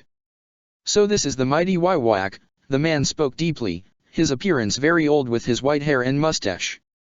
What really stood out was the crown on his head though, made of a bone-white material that looked so familiar to Ichigo, along with his muscular body that made him look far stronger physically than what his age might have implied. And there's the brat that dared stand against me so long ago. Ichigo Kurosaki. And who the hell are you? It's no surprise you don't recognize me. After all, I was not there that day. The day you murdered my family. The day you murdered my guild. A look of dread crossed Ichigo's face, much the man's pleasure. Yes, I see you realize what I'm talking about. I am the guild master of that guild you slaughtered 14 years ago. The guild known as Poison Viper. Raising his large axe that he held by his side, he was about to swing when another voice cut through the silence that had followed his words. Don't be so hasty, Baragan. That is your name, right? Baragan Luzenbairn. All eyes moved towards the source of the voice, some like Baragan doing so lazily, as the shadows on the ground spread upwards onto the wall, taking the form of a human body. From that same silhouette, a man emerged, his foot leaving the shadows first until a certain face was revealed, one belonging to an individual Ichigo knew very well after what had happened the day before. Ziref. So the abomination recognizes me, does he? Like always, the word came out almost like a sneer from Ziref's lips, the man letting the shadows that clung to him fade away as he stepped further forward out of their grasps. Will Mavis be joining us? Her presence would more than make up for your own unnatural one. Turning his attention back towards Baragan, Ziref's eyes grew colder as he raised a closed fist at him, revealing a pitch-black ring around his middle finger. As for your guild, I'm quite familiar with it. You stole my ring, and I did not enjoy having to get past the additional security around it 7 years ago when I went to collect it. Baragan scoffed. Why are you complaining? The way I see it, you got control of the Magic Council at the same time. Not a bad deal for you. No, I suppose it wasn't. That chairman was such an annoying puppet, however, even when he was nothing but a slave to my demon's will. Even in that state, he kept trying to fight back. It was a real pain sometimes. Ichigo frowned, doing his best to restrain his anger as he heard the mention of what the Magic Council had been doing. Ziref, do you mean to say that it was you who orchestrated my guild's fall? That guild is Mavis's playground, Ziref responded, barely sparing him a glance, and only because he was checking to see if Mavis had appeared yet or not. I did not intend to harm it, but alas, the chairman made a stupid decision before I originally got to him and had him killed. Even when dead too, he continued to cause problems trying to get himself noticed and attacked. He really wanted someone to kill him that I made sure to keep him alive just to spite him. If you didn't mean to harm the guild, why not reverse the decision? Would Grandoma? Ziref scoffed as he leaned back on the wall he had arrived out of, his head peering around the corner into the room behind to see the large splatter of blood across the room. He quickly drew back when he realized how close that had put him to Ichigo, moving away in disgust as he glared at him darkly. Was that him? Grandoma? No idea. Could be part of guild arts for all I know. That is Grandoma, Waiwak supplied helpfully, finding amusement in watching it all unfold as he folded his arms, the few arrows of light around him still remaining in existence just in case. Despite the almost lax tone some took, not one of them was letting their guard down. Baragan never loosened his grip on his massive black axe while Ichigo kept a tight grip on his own 2 blades. Only Ziref appeared to be unarmed, not showing a care in the world for his own well-being as he lazily yawned. I see, said Ziref as he finished yawning, lowering his hand back down. So this guild arts fought Grandoma then? I assume you finished him off afterwards. I hate missing stuff, but unfortunately I was delayed above when someone sent their little Minos invasion at this place. Minos? Ichigo asked tensely, his eyes glancing towards the only one of them who could have commanded then. Baragan, the only one of them with a dominant amount of hollow magic radiating off him. I sent them, Baragan admitted without shame. Some children thought it was wise to fight without care on the surface, and, while I can easily slip past such oblivious individuals, my Garganta would have been noticed instantly by that massive airship hovering about this place. I would have shot it down if I had known that it belonged to Kurosaki here. Ah, come now, said Waiwak, a tense frown across his face. I'm not sure I'd like you harming one of my sons like that, you hollow. Baragan scoffed as he glanced towards Ichigo. He's not your son, and I doubt your attitude would change if he was. You were fighting him with the intent to kill, were you not? But then you were doing a very bad job at it. I can see the results clearly for myself in that room over there. That man in a pool of blood. Did you miss when you tried to kill him? All responses between the two were drowned out in Ichigo's mind. All he could focus on was what Baragan had said, his steps slowly taking him further away from the trio and towards the body lying not that far away. He is a Quincy, Waiwak stated, and so he is part of my family. That is my family's business, and if I need to use a few extreme methods to teach the black sheep of us a lesson, I will do. But when it comes to hollows, I'd honestly prefer if all you spineless trash get out of my sight and die so that you don't litter the world with your useless presence any further. Reaching guild arts without drawing much attention from the others, Ichigo crouched down carefully beside the man, sheathing only his smaller blade while the larger one stayed ready in case they attacked. With his now free hand, he reached out for guild arts' neck, placing 2 fingers at the vein and simply listening. There was something there. It was faint. It was oh so faint. But it was there. The slight beat, the slight sign that all living beings had. And if that was there, by that very logic it could only mean one thing. He's alive, Ichigo muttered in shock, almost in disbelief that the man before him was still clinging to life in such a state. You stubborn bastard, he added quietly, unable to mask the joy in his voice at the newly found realization. You really aren't one to die easily, are you, old man? As Ichigo focused on the almost dead man, Baragan shifted his axe slightly as he listened to Waiwaka's words, making it easily to swing if needed. For the first time since he had arrived, his attention completely left Ichigo to rest on another. I'm sorry, I must have misheard you, Bowman. Are you daring to say that Hollows, the race that can accept either Shinigami or Quincy magic into themselves to evolve further, are weaker than you, the ones limited in their growth? Limited? You sure are arrogant for a Hollow. The amount of arrows tripled from 5 to 15, each having small streaks of magic being directed into them from the air itself. Perhaps I should remove that crown of yours so you can deflate that head of yours properly. After all, which of us was so scared of the other that he teamed up with Grimoire Heart to make sure Zeref would be brought back into action? We both know he wasn't scared, Zeref stated, interrupting the staring contest between the two. He was weak. There is nothing weaker than a newly awakened Ukin. Am I right? So he is one, Ichigo muttered as he gave the trio more focus again, his eyes resting on Baragan for a moment. At some point they had started to follow him into the room, each keeping a careful distance away from the others. He had suspicions from the moment he saw the man, but the way magic acted around the man had put him on edge slightly. When someone saw the magic around him, they saw love. When someone saw the energy around Waiwak, they saw respect. And with Zeref, it was, surprisingly, obsession. But with Baragan, it was something strange even by their standards. Fear. Not fear of him for itself, but fear of what he might be able to do and what he might cause in the process. And yet it still saw him as Nukin nonetheless, having accepted that he was someone it was interested in following. For it to allow him the same form of respect as the rest of them, just what kind of power did he have that made fear acceptable? So what if I was weak then, commented Baragan arrogantly. So was Waiwak by most standards. I merely took a gamble and woke you up since you would see to take advantage if any of us stepped out of line. If Waiwak here attacked me while I was still developing, would you be able to pass up the opportunity to take him out too? No, I suppose I wouldn't.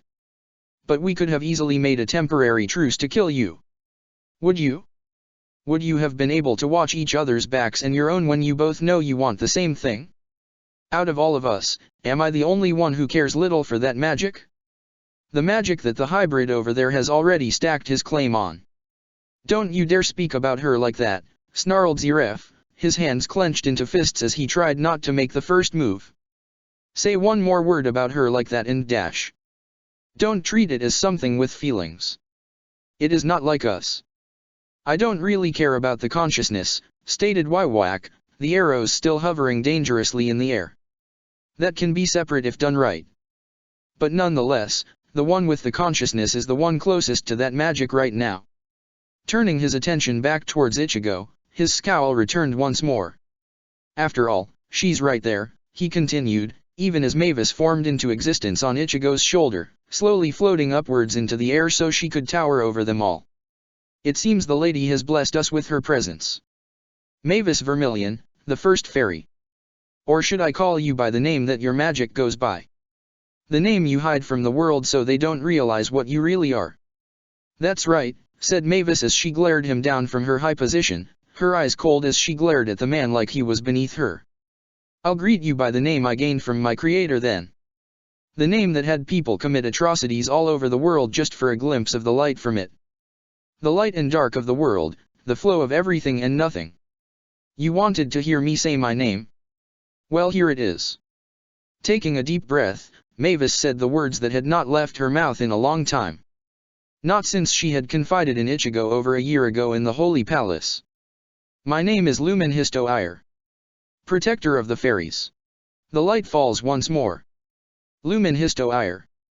Waiwak tested the words quietly, a gleam in his eye of barely withheld desire. Even the name has power. But what else could be expected from one such as yourself? Magic that developed conciseness, joining the ranks of the most powerful forms of magic to exist. Truly there is nothing more magnificent to look upon. Baragan sneered, his face crunched up in distaste at Waiwaka's words. Magnificent? You've lived far too long that you've become deluded. There are far more powerful forms of magic out there beyond this simple thing. You give it too much credit. Maybe in your mind, countered Wywak, but I have walked down the path of magic for a long time, far longer than your own, and have gained an understanding of its deepest natures that few can match. Perhaps such magic like Lumen Histoire isn't the strongest, but the magic of anything that gains conciseness is always beyond anything a human could achieve. Even Ukin like ourselves, with the assistance of the magic around us, cannot reproduce these feats alone. It is the nature of these forms of magic to be beyond anyone's normal scope. I'm here, you know, stated Mavis in annoyance. Don't talk about me like I'm some distant object or some unrelatable existence. Glancing at Ziref for a moment, taking note of the longing look in his eyes as he tried to avoid saying anything, she turned back towards Ichigo as she lowered herself down into a sitting position. Well, at least some people have some manners. Honestly, what has the world come to when I don't even get to be judged on the same scales as everyone else? You can't deny you're not normal, stated Ziref, his gaze locked on her and never wavering so to not look at the one he detested right beside her. Not that it's a bad thing. You would have continued to exist for a long time, and that was honestly one of the greatest things about you in my mind. Your demon's not enough for you, boy? Asked Baragan, a sneer across his face. What else would I expect from a child after all? Clenching his fists for a moment in barely restrained anger, Ziref let his gaze move towards Baragan, thankful that the man was positioned away from Ichigo so that his gaze didn't have to cross him. Child? That's rich coming from the man who took decades to finally even come close to our level of strength. And even now, you are still weak. You didn't even visit the Holy Palace until 10 years ago, and you purposely helped in trying to bring me out of hiding because you were afraid of the self-proclaimed emperor over there. It's not self-proclaimed, Wywak said, a smirk hiding the annoyance he felt at being dismissed so easily. My empire never died. It merely went into hibernation with myself. Whatever. It's not like it matters. My point still stands, Ziref stated as he pointed at Baragan. You call me a child? I've walked this earth for 400 years, never aging and never dying. Simply continuing with no end. Yes, and yet what are you without your demons? The Mage of Death, Ziref. All your legends speak of your might with death magic, but what is remembered most about you is your demons. You aren't a fighter. You're a child, playing with dolls and having them act out his fantasies. Isn't that why you created them after all? All I see when I look at you is a lonely child, creating his own friends to do everything for him. Continue to underestimate me and I might just kill you on principle. Holding up a hand, Ziref allowed the energy that leaked out of it to condense into an orb of black magic, radiating a feeling of death that put Ichigo on edge even though he wasn't the one currently being the target of Ziref's anger. You've pretty brave considering how close you're standing to me. Tell me, do you really think you can avoid my death magic in such an enclosed space? I expected death to reach me years ago. I no longer fear something that I've surpassed. Ah yes. You became a hollow. The pure hostility in Wywaka's voice made Baragan pause for a second, Ziref lowering his hand and letting the death magic that he had created to fade away so he could focus. How does it even feel, I wonder? To have willingly clawed out your own heart and then to have broken it once again. Says the man who was rumored to have declared genocide against every Shinigami 400 years ago because of a few worthless deaths. You think I'm a monster? I'm already aware of what I've become, and I'll accept that if it achieves my goals. Can you say the same? Slip away, Mavis muttered quietly to Ichigo, taking advantage of the arguments sprouting up between the three others. Before they remember you. You're outnumbered here, and these are not the kinds of people who you want to fight right now. I already know that, Ichigo muttered back to her, his eyes glancing towards Wywak and noticing how some of the arrows were still aimed at him, even though others had been shifting their aim over time. But I doubt he'd let me go. That man isn't even looking at me, but I have no doubt that he would be able to track me without even looking. If he has that much control over his magic, he undoubtedly would have equally powerful sensing capabilities. Mavis glanced the arrows before nodding, seeing his point. All right, I'll get us out of here. I'll prepare a jump point for us, but I'll take some time. Keep them talking if need be, but make sure not to draw too much attention to yourself. Keep them focused on one another and I'll try and hide the buildup in energy. Just be ready to move when need be. Keeping his eyes on the others, Ichigo felt Mavis shift from her position on his shoulder before she slid down his back, using it as cover for her to both rest against and hide from sight as she prepared what she needed to do. If he was right, then she'd be starting with making an exit point for them. He envied Nozomi and Mest for how quickly they could do such a thing, but he'd have to make do. Mavis wasn't a magic designed around fast spatial manipulation. It was merely a side effect from her original purpose, which meant it took time to prepare. Not to mention it was a drain on magic in the first place, and the time it took to even move a short distance was far too long to be practical. But without Nozomi or Mest here beside him, this was the only choice. And besides, he doubted he could escape easily with something like Shunpo. Well, maybe he could from Zeref, but the man might find a way to track him easily enough. Someone like Waiwak, however, was a Quincy, and a Quincy with that much control would naturally be an expert with Hirankyaku. He'd be chased all over the place in an attempt to lose the man. And with a hollow such as Baragan, there was Sonito to be aware of too. Before Mavis could even continue working for more than a few seconds, however, Waiwak turned towards them both, a look of amusement on his face. He knew what they were doing, there was no doubt about that. The question was whether he'd let them or not.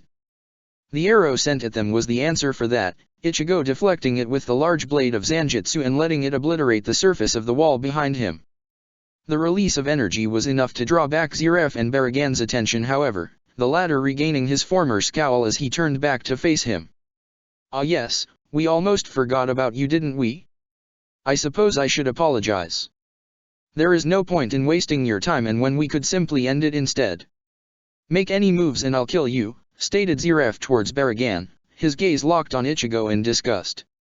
"So long as the abomination has Mavis, I won't kill him. Not at the risk of her death. Not until I've extracted her from his soul and returned it to its shell. While I don't agree with Zeref's reasons for keeping him alive, I am of a similarly opinion," commented Waiwak, warily watching the others. "He is mine, just like all Quincy. I will not allow one of my sons to be killed when he still can serve a purpose in my empire." Baragan sneered, his grip tightening on the massive axe he wielded. "I see. So we won't be able to come to an agreement here. And what would you do if I was to kill him right now? It won't be so easy. Or do you really possess so much arrogance that you believe you can actually fight us all at once? That's the height of hubris. Said by the one who styles himself as an emperor. But words alone are simply not enough to convince you, it seems. Very well. Perhaps this will make you obey me." Spinning the axe around with one hand, Baragan directed it towards the ground, letting it hang there parallel to his body. Energy poured from his body and the axe seemed ready to burst from it all. The magic felt old. Far older than Ichigo had ever sensed, even more than the death magic wielded by Zeref. "Rot, AR-. Are you sure you want to do that?" The shock from Baragan was enough to make him pause before he could complete the word, the massive amount of magical power that he had been emitting dying down as the focus Baragan needed was cut off by the man himself. Ichigo let his own gaze join the others, his head turning to see who was behind them at the entrance to the room. That voice. He recognized it. He remembered it. That tone that could shift from carefree bliss to deadly serious in a moment's notice, and yet suited both equally. He remembered it clear as day.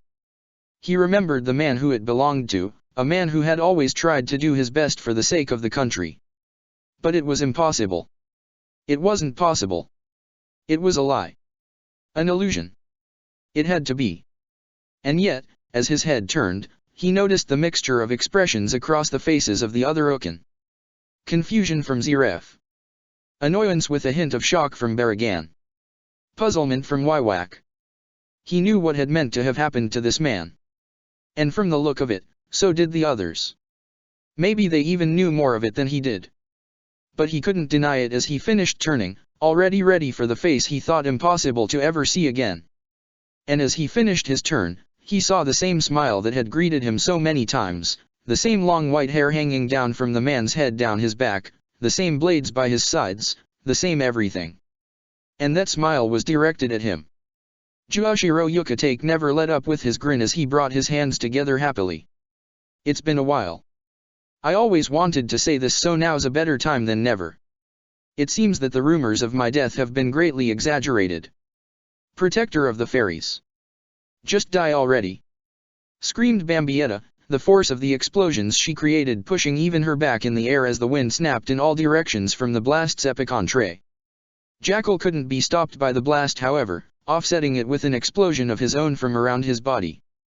Mistoggan had no such advantage however, his meteor spell pushing his body as fast as it could go as he flew upwards to escape the blast radius.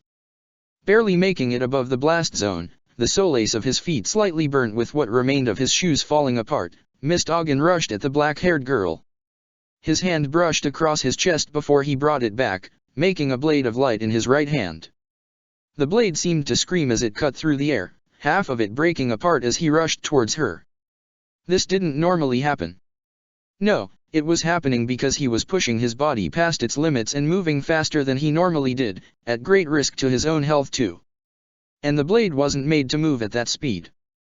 It was a flimsy construct at best, the light barely holding itself together as he closed the gap between him and Bambietta.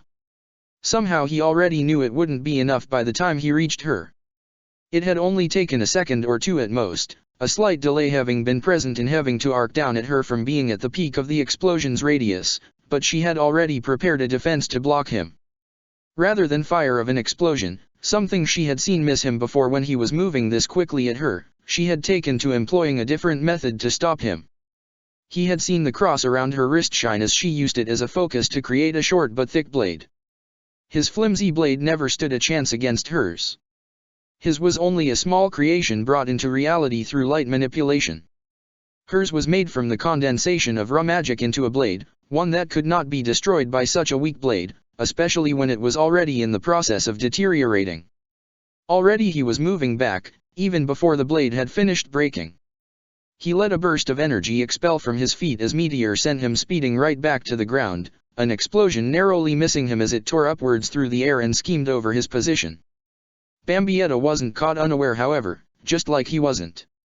None of them could forget that this wasn't a one-on-one match but a match where all three participants were enemies, waiting for the chance to strike the moment the slightest bit of weakness was shown.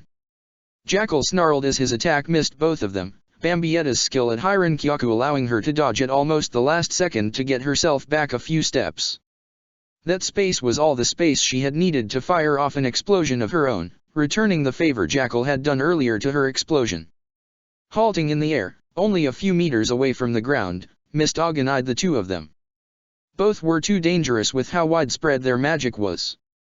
It was like looking for the gaps in their explosions, gaps that appeared for a second at most, and taking advantage of them without dying in the process.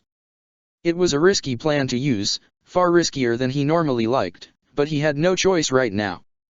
These two were dangerous, and he wasn't sure how much time he could use his legendary spell for. He could use it, he had no doubts about that. The pocket watch lacrima in his breast pocket held a small amount of magical power currently, just enough to perhaps use the spell for a minute when combined with his remaining magical power. He should have tried to refill it with more of his magic on the way here, but that also had the risk of leaving him too depleted to use anything but that spell. If that whole dragon mess hadn't happened, everything would have been fine. He had made sure he hadn't lost too much of the stored energy after his fight with Jura, and he had then refilled some of it just in case. Those dragons however had forced him to exhaust it all, and now it was really coming back to hurt him. Without it, he was in a dilemma. With Jackal, he could not hit the man with anything but light make constructs or blasts of heavenly body magic. If he made contact with the demon directly, he risked being exposed to the curse side of the demon's power, and that meant potentially having his arm blown off if he let his guard down. Simply having the curse being planted on the layer of energy that was Meteor at full strength was enough to burn away all the skin on his hand the last time he had made contact with Jackal, and he didn't even want to think about what might happen if he touched the demon directly without Meteor. It was why any constructs of light used against the demon were discarded immediately. He wouldn't put it past the demon to try and make him lower his guard and then have the weapons he had created explode on him. Bambietta was a different story. Her explosions were easier to see coming, but also harder to track at times too. They came down at him like arrows at times, the energy condensed into smaller aerodynamic shapes before expanding once they made contact or Bambietta willed them to. It was tricky, but it opened up an opportunity too. Realistically, he could probably defeat Jackal in about 10 to 20 seconds if he used his legendary spell.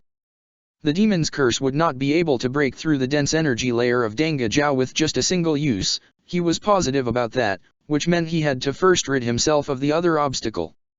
While Bambietta's explosions were just as dangerous as Jackal's own, the demon had the disadvantage of only seeming to be able to trigger them remotely or to release them from his hands, and both could then be expanded so long as there was magic to spare.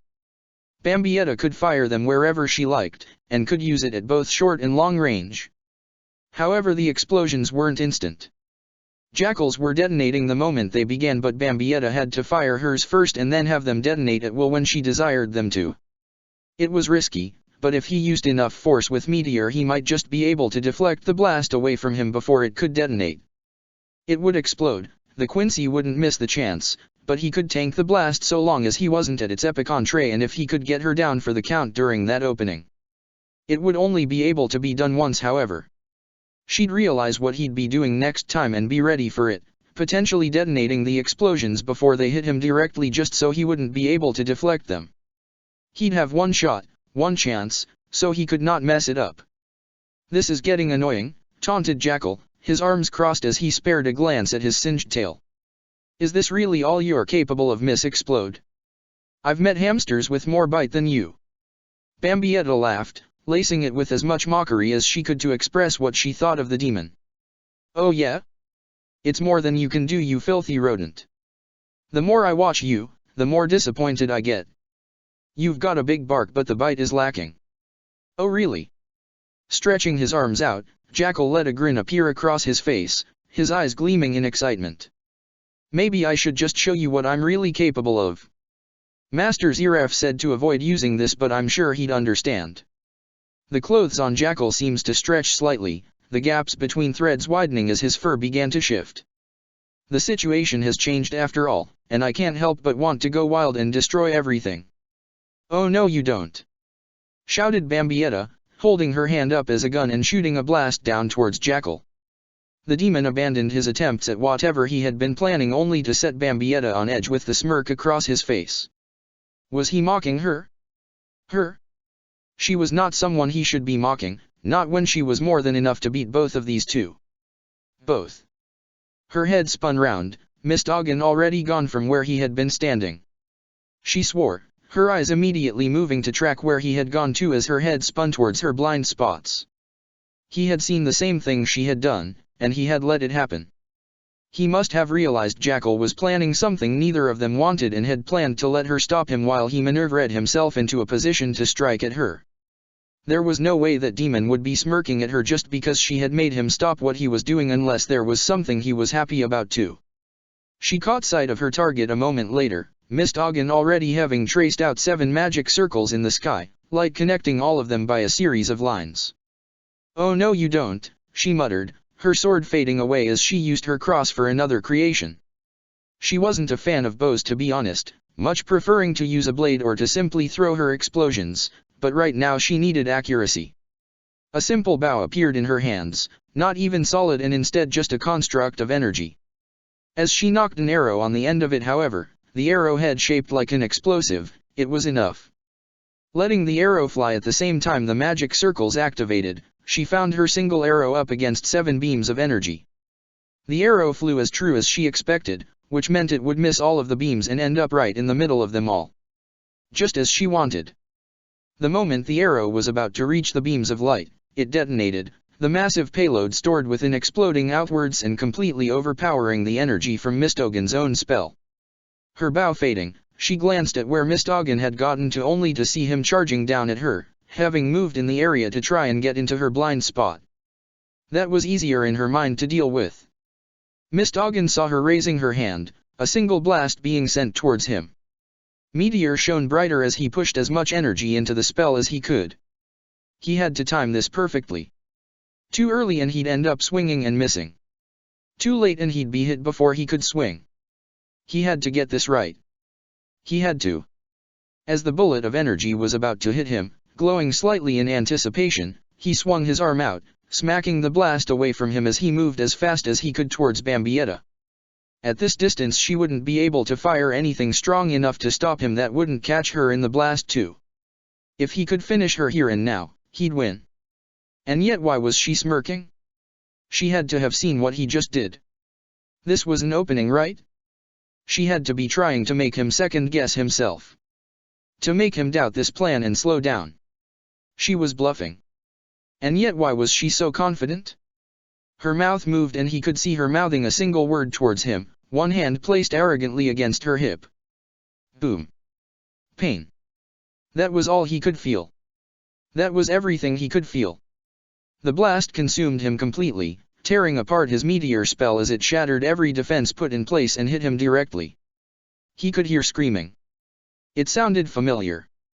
Ah. That was why. It was his own voice. He was the one screaming. I can't believe you fell for it, Bambietta exclaimed, gripping her sides tightly as she burst out with uncontrollable laughter. What an idiot.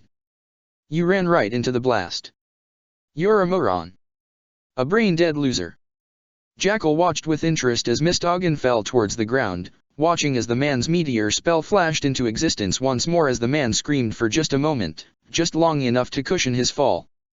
He really should finish him off right now, but that would take time. And he needed to be more careful now that he had worked out what this Quincy's power was. The Explode. Such a fitting name, he muttered, understand why it must have been chosen to identify her power. You aren't creating explosions. You're firing blasts that turn other things into explosions. I should have noticed how your blasts always connected with something when detonated big, but I didn't. The air detonations threw me off. Not bad, girlie. Of course it's not bad, Bambietta declared, prideful of her power. That stupid idiot though, he could deflect my blast. He hadn't even realized that I hadn't created an explosion yet.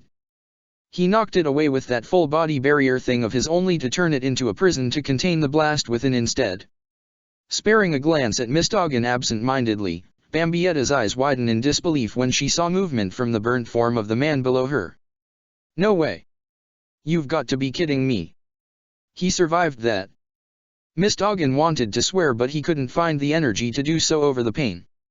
It hurt so much, more than anything he had ever felt. Every part of his body was screaming in pain, and the little bits of skin that he could see from his position face down showed dark red or even black patterns. But he was still alive. Impossible might it have been, but it was true. That blast should have killed him. He hadn't even seen it coming, and yet he had still survived. Ah, he could feel it.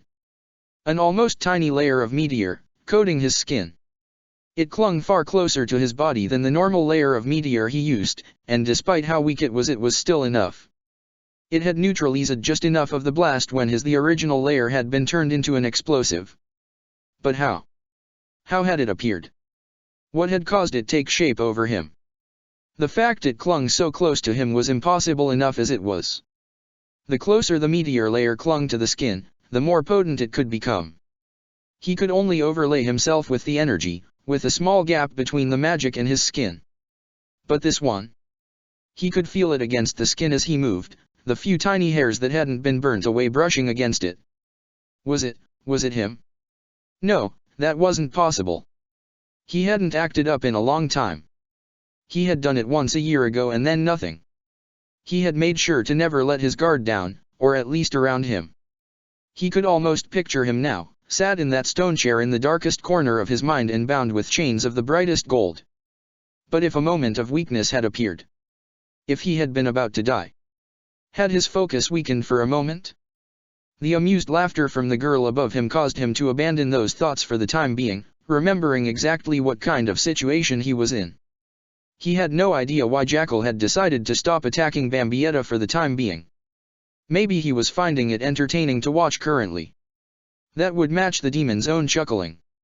Or maybe they had made a ceasefire when he was distracted. None of it mattered. Not when he could sense a buildup of magic coming from the girl above. He needed to act. He could already see it in front of him, the intricate pocket watch holding all the necessary magical power that he might need to keep a steady flow going. It was cracked along the casing but still sealed shut, just waiting for him to press down on the latch and release the power hidden within. His hand was already reaching for it, knowing it was his only shot right now. All laughter stopped in exchange for increased energy, and a sudden increase in pressure was his only warning as a massive explosive wave was sent at him from Jackal, a series of small blasts being sent from Bambietta that would detonate the moment they hit something, anything, whether it be matter or energy. They had realized the threat he posed with his device in his hands. Luckily for him, they were too late. The watch swung open as he pressed down on the latch, a soft clicking sound being picked up by his ears before the golden energy within trickled outwards. There wasn't enough time to form Danga Jiao, but there was still enough to create a defense that wouldn't be broken past easily. He could see their attacks coming as a large golden dome sprung up around him, 2 layers to it. The first clung to his body, acting similar to his meteor spell and bearing the full brunt of the magic rushing into him. The outer layer was something he was rushing to add now. If that girl's power really did just need to touch anything to turn it into a bomb, then fine. He'd detonate it earlier and pray that his stronger version of meteor was able to take the blow. It worked. The smaller but faster blasts hit the barrier first, detonating the entire shield all around him. The blast was weaker than her normal attacks, however, likely due to her being unprepared for such a sudden shield to appear. The widening explosion also meant it clashed directly with Jackal's own blast, deflecting the majority of it away and taking even more pressure off his magic to protect himself. He forced himself to his feet as best as he could, his legs shaking as if telling him the difference between how he felt in his mind and how his body truly felt. The magic he was getting was helping, but there was a limit to how much strain he could put his body under even if his mind thought it was able to take more. He was practically having to move the meteor-like barrier with his body to support himself, and he knew it would be hard to form Danga Jiao under such conditions. Nonetheless, he had to try. His very survival would depend on it. As the magic started to extend off him, preparing to form larger limbs and raise him up to its center, he stopped. He wasn't the only one. Bambietta, who had been one step away from throwing more explosive blasts at him, had abandoned even looking at him and instead had turned her attention towards the sky. Jackal had done the same, his arms crossed as he frowned in frustration. "That energy," muttered Jackal. "That better not be what I think it is." "Oh God," whispered Bambietta, her eyes wide with unrestrained terror. Miss Doggin didn't blame her for having that reaction. He felt afraid himself, watching as the clouds started entering a spiral as they were drawn inwards from the force of the energy building up. He could even see the smallest specks of light trying to break through the cloudy sky. He knew that light. He didn't remember seeing it even once, but he still knew it. He knew its name, given to him by the one he continued to deny with all his heart. Etherian. Protector of the fairies. Letting her eyes scan the area around her, Nozomi tried to distinguish between what was real and what wasn't. Yukio had a strange idea of amusement. At first he had been sending wave after wave of enemies at her, varying from small insect-like creatures to massive titan-sized enemies, each reaching the height of a small tower. Some of them she had ignored and kept moving, knowing she lacked the capabilities to take them down right now. Others, well, Yukio had been generous to label or point out the varying weak spots on the enemies, almost as if he wanted to challenge her. She wasn't sure whether to be happy that such a strong enemy had taken an interest in her or whether she should be worried since he seemed to treat her as a shiny new toy. The monsters had only been the start. He had then switched to landscapes of all types, from burning hot wastelands with limited safe areas to vicious oceans with waves that rocked every boat in sight to the point where she was afraid that they would capsize. That wasn't even the end of it. From desolate wastelands to cities full of life, Yukio seemed obsessed to show them all to her just to see her reactions. They truly did feel real too. Every person she met in those cities could have been mistaken for being real if she didn't know she was in this world, and even then she almost felt her guard relaxing at times due to how natural they felt. It had gotten worse, however. The more time she spent here, the better his illusions were becoming. He was somehow seeing some of her memories, or at least some of the more obvious ones. She had found herself once being in her hometown, a feat that should have been impossible to replicate unless he had seen it himself. How he was capable of doing this she wasn't sure. Perhaps it was part of his magic.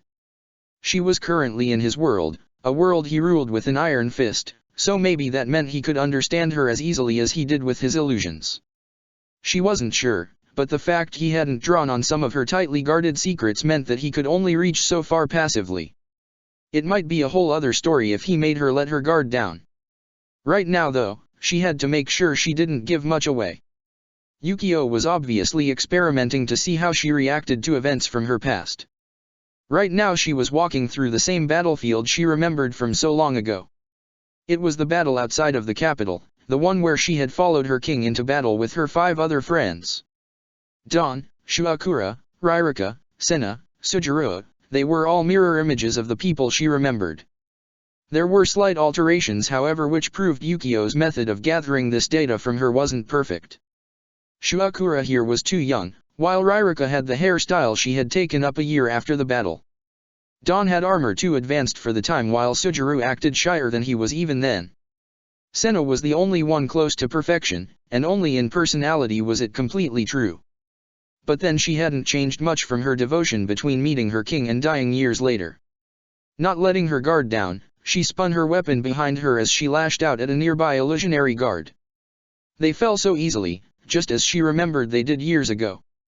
It had been expected after all. The army they had fought had relied on magic and devices while they had been manipulating the energy of the world or other worlds to a degree, though it had been nowhere near the level that her king or Senna showed. The former she could see now, marching his way through waves of enemies that all fell before him, like knights coming to kneel. Senna meanwhile was letting her blanks swarm the army, taking away the one advantage that the army had against them back then. Numbers. The illusion started to fade the moment she saw her king approaching the end of the army, Yukio growing bored with the current scenario playing before her and bringing her to a new one. She expected another battlefield or another set of tricks. Everything had something wrong with it, meant to surprise her in some way.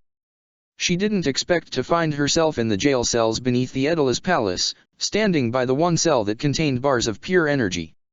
"You're here again, Nozomi." She frowned, taking in the man in front of her. She recognized the man, the small streaks of orange in his hair in the midst of a dirty black helping her place the time easily. This was her prince, back when he had been captured by her king and imprisoned within the city. But why was she being shown this memory? Surely none of these memories would be able to weaken her in any way if he was only showing them at this point in time. "Yo, Nozomi? You listening to me?" She ignored her prince's voice, knowing he was nothing but a clone. It honestly was impressive at times how realistic these illusions could be. At first glance, and maybe even for a few minutes, she might actually not realize that this wasn't the real Ichigo. That was how good these illusions were. "Ah, come now, you've come down all this way to see me and you're going to ignore me, Nozomi." The illusion of her prince leaned up against the bars, his hands still locked by the same handcuffs that he had been forced to wear back then. Yukio didn't like to leave any details out if he could help it. She had to admire his dedication to his magic if nothing else.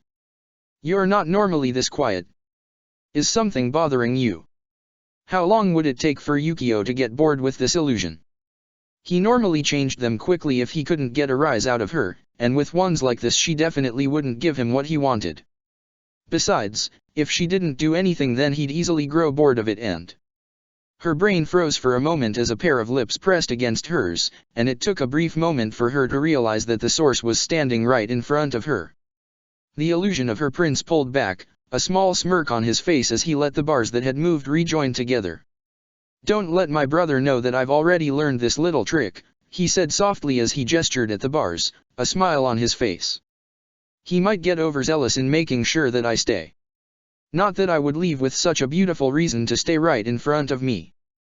The illusion shattered completely as she swiped out with Sumitsuki Gaza, the large blade weapon destroying it as a wave of distorted space flew from the edges of the two blades. The world she was in shook for a moment before stabilizing, part of her wishing it had been weak enough to break apart by her distortion of the space of the world. "Well, that's a surprise," stated Yukio, his eyes practically glowing in amusement as he leaned forward from his sitting position nearby. The stone that he rested on had appeared at the same speed that he had appeared, making Nozomi question where he had even been in the first place to watch her. "I didn't expect you to react so viciously to just a little kiss. Considering what thoughts have run through your mind on occasion, I don't see why you are complaining. I'd appreciate it if you stayed out of my head." Yukio shrugged, his expression showing he cared little for her wants. Blame yourself for letting the thought cross your mind. You're the one who kept such thoughts near the surface of your mind. That can only mean you yourself wanted it to happen. It's not my fault if I exploit that for my own fun. I have to say, however, added Yukio as he eyed where his old illusion had been, you really are more and more amusing. I have to wonder though, from what I saw of your past, did you desire him because he shared the same face as your king? Nozomi ignored Yukio's words, only resulting in the demon pressing further in an attempt to get her to react in any way. Oh, how happy you must have been. A loyal knight, bound to serve her king, could never fall in love with him. And then your prince appeared, a man just as wonderful as him in your mind, possessing the same face as the king you had promised to serve and admired so much. You could easily just paint your wonderful king onto him and have him all to yourself whenever you wanted, and even your king probably would not have complained. What a lovely replacement. Nozomi clenched her teeth at the final word. What did you say? Oh? Finally striking the nerve, am I? Replacement. That's what he was to you, I bet. A man who could be the king's substitute. With him you could enact all the naughty little fantasies your mind might create, and yet your loyalty would remain steadfast and intact. Nothing lost, everything gained. Am I wrong?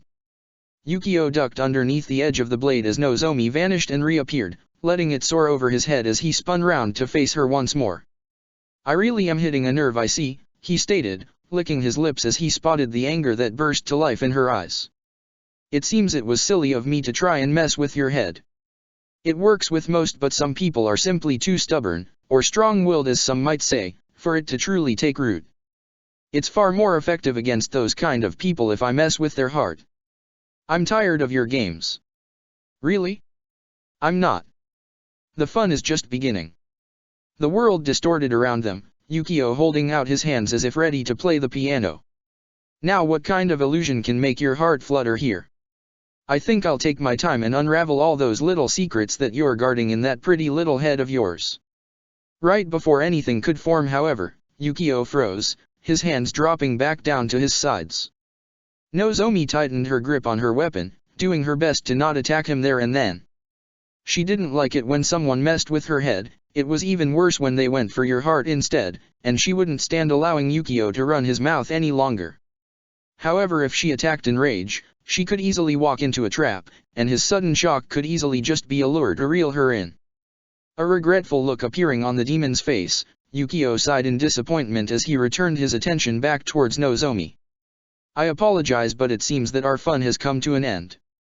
It has certainly been a learning experience, and it's such a shame I wasn't able to extract anything of value from that head of yours besides this little development. I suppose I'll just have to try harder next time. You're leaving? Right when you have the upper hand. A bluff? Not bad, but we both know this little game of ours is simply a back and forth exchange of intelligence. Even if I gain the upper hand, you are not in a worse position. Not when you can leave my world at any time. Yes, I was perfectly aware of why you stayed. Not that it'll make much difference. In this world, I'm God. But unfortunately my master is calling us home. Turning, Yukio paused for a second as he brought a hand to his chin. As a reward for entertaining me, I'll give you a little gift. There's a friend of yours in danger right now. He's fighting an ally of mine. It's such a pain, but I need to go and save him, so I'll let you out at the same place so you can try and save your friend too. That should be reward enough for your time. Nozomi opened her mouth to speak when the entire world around them shattered in her eyes, the void disappearing to be replaced by the real world. She saw Shinji freeze as he looked at her in shock, his own opponent meters away from him and yet unable to move as the same void that had taken her and took him away. Nozomi. She didn't have time to speak, sensing the massive torrent of energy even before it appeared. Space cut for her and Shinji found himself getting pulled backwards into her dimension, the gap closing as quickly as it could. A second later and the entire floor exploded into white light. Protector of the Fairies. Juoshiro. Ichigo couldn't believe his eyes. If it wasn't for the reactions of the others around him, along with the confused expression Mavis herself was showing as she joined them in staring, he would have thought it was an illusion. Juoshiro simply chuckled as he took a few steps forward, moving away from the doorway he had entered from and walking around the group. Ichigo couldn't help but move towards him as he did so, his face full of disbelief at the sight of him.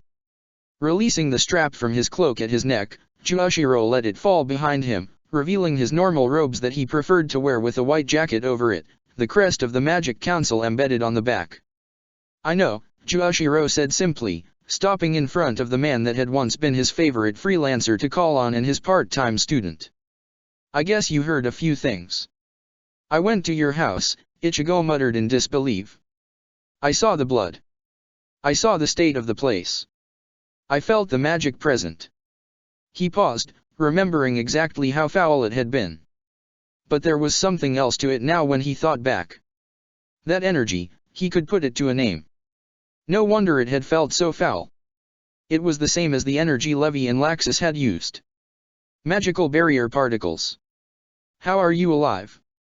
"Because I wasn't desired dead," Juoshiro stated seriously, moving his gaze to the other mages behind Ichigo. "But this is neither the place nor time for a conversation like this. I'll tell you everything later on, but first we need to turn the situation to our favor." "And pray tell me how you plan to do that?" asked Baragan, his old arrogance returning now that the shock of seeing a dead man was gone. His magical power was already beginning to rise once more, just waiting for him to release his power. An extra person will not change anything at this point, and certainly not one who feels as weak as you do. I know the man you were, and you were a threat in your prime. But I've far surpassed the you from back then, and you've degraded over time too. Well yes, that is true, Juoshiro admitted, gently pushing Ichigo out of the way as he moved in front of him to face the others. Raising a hand, he pressed it lightly against his own chest as he gestured at himself. "I am weaker than I was. I've lost a lot of strength over these long years, but I don't need to be the strongest. There are others far more capable for that role than I." Taking his hand away from his chest, he brought it to the side as a small screen appeared in the air beside him, similar to the ones Hibiki always used himself. "But my mind has never dimmed, and I've been waiting a very long time for a situation like this. I was already prepared." Archive magic. Waiwak spared a haughty look at the magic, his mouth stuck in a smirk of amusement from knowledge only he knew.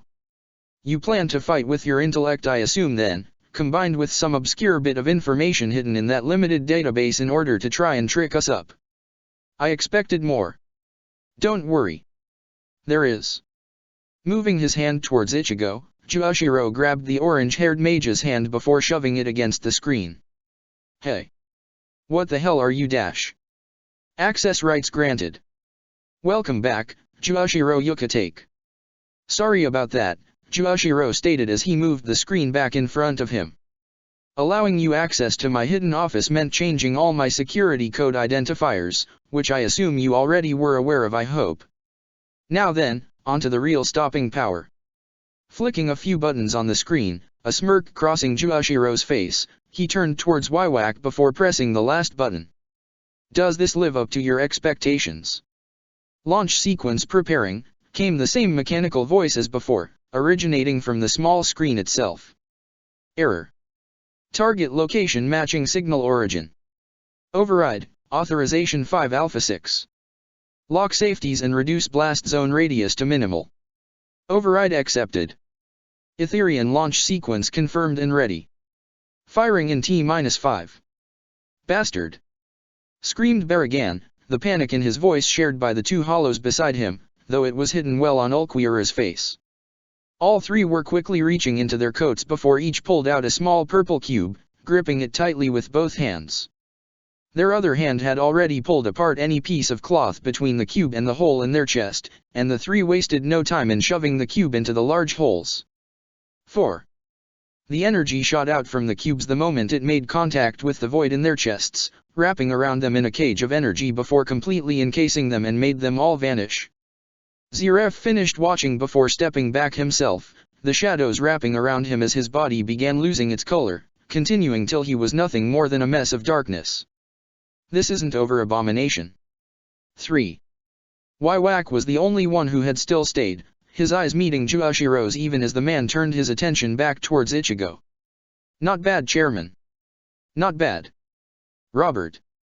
From behind them appeared a new figure, catching both Ichigo and Juoshiro off guard as his magical power suddenly appeared within their senses. He had already reached the Quincy King's side, and it was then Ichigo realized what he was holding over his shoulder. Gildarts's body. Shadows burst up from the ground before dragging them both down with him, their presence vanishing instantly. Gildarts! Ichigo screamed, lunging at the faint trickle of energy left in an attempt to somehow stop it. 2. Ichigo.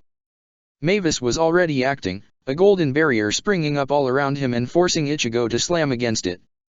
Juoshiro was just close enough to be caught in the barrier too, something he was immensely thankful for since the blast couldn't be stopped now. No! Ichigo shouted, his hand slamming against the barrier as it interrupted his moves to get to the almost faded trail of energy left behind by the Quincy. We can't leave yet. The trail is still there. And the others? 1. Too late, stated Juoshiro regretfully. The prayer has been answered. The light falls. Protector of the fairies. What is that? Asked Bambietta in terror, seeing the disturbance in the sky. Hey! Any one of you idiots got an idea? Run. It's Etherian. Mistoggen wasn't sure what came over him to warn them. Maybe it was a sign of mercy, or maybe it was because he knew exactly how deadly Etherian could be and didn't want them to suffer the same fate as those that had fallen to that light in the past. The fear that showed on Bambietta's face matched his own feelings, the girl making a run for it immediately. He wasn't prepared for the direction she flew in. She was heading down, aimed straight towards the ground. He didn't have time to waste however, so he barely caught it as the shadows seemed to shift as she landed in them, reaching upwards as if to bind and devour her. Golden light burst out all around his body as he forced himself to use Meteor at the best of his abilities, even in his current state. "Ah shit!" cried out Jackal, Mistoggen leaving him far behind. He could hear the demon's cries of protest behind him, but they were becoming quieter the further he got away. It still wasn't going to be enough however. He knew how long it would take to fire from that site, as much as he wished he didn't know. The light fell to earth before he was even halfway to safety. He didn't look back. He couldn't. He could just fly. Fly as fast as he could and hope he could outrun his own approaching death. All his magic was being poured into a single spell, trying to propel himself forward that extra bit. He didn't need to escape the blast to live if it had been weakened in any form. He couldn't even consider it being at full power only because he knew he'd lose all will if he thought like that. He just had to get far enough away from the Epicon tray. Burns and other injuries could heal so long as he lived. But he knew he couldn't. Etherian's blast was expanding outwards rapidly. It'd reach him before he could even get to that safety zone unless something was done. But what? He was already burning through every drop of magic he had and was going as fast as he could. There was nothing he could do. Oh come now, we both know that isn't true. He found himself there, standing before that man chained to the stone chair. The golden chains shook at the man's weak attempts to break free, but they didn't budge. He wouldn't allow them to. "You can't do it, Mistoggen," explained the man simply, an arrogant smirk across his face. "Heavenly body magic can't be used by just anyone. You're good, I'll concede that, but we both know that good is simply not enough right now. It's not great, and it's certainly a far cry away from being the same as an expert or a master. And you can do better? You just think you're so great, don't you?" The man shrugged, the chains rattling. "At least one of us can think so. I would never lower myself so much that I'd become someone's servant." "Enough. Be quiet and let me focus." "It won't be enough," the man called out, blocking Mistoggen's attempts to exit this place in his mind.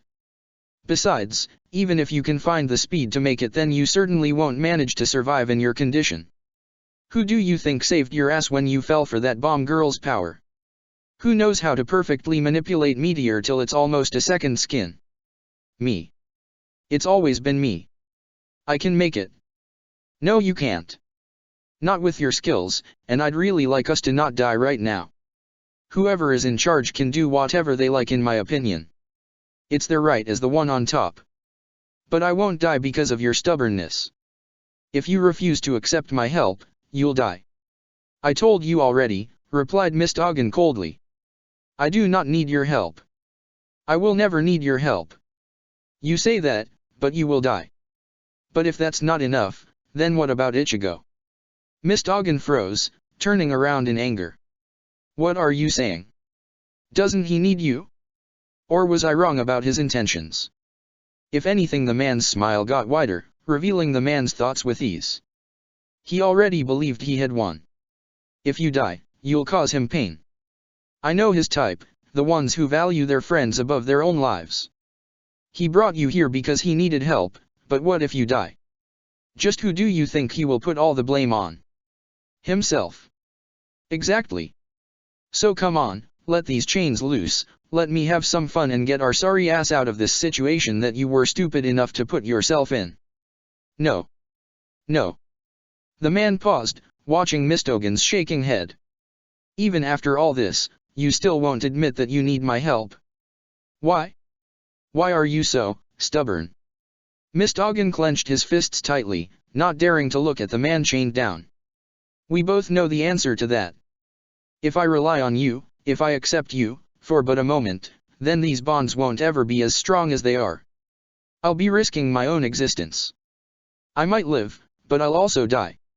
Well, whatever you choose, decide quickly. You're running out of time. This is your mind, so time is running much faster in here than it is in the outside world. But you'll have only a single instant to react once you return to your normal focus. If you're too slow, you're dead, plain and simple. He didn't want to admit it. He really didn't. But he didn't want to die. But risking letting this man loose on the world was not something he could ever allow. The horrors he committed, the horrors he would commit, he had denied it all for years so that he could exist as himself, and not as another.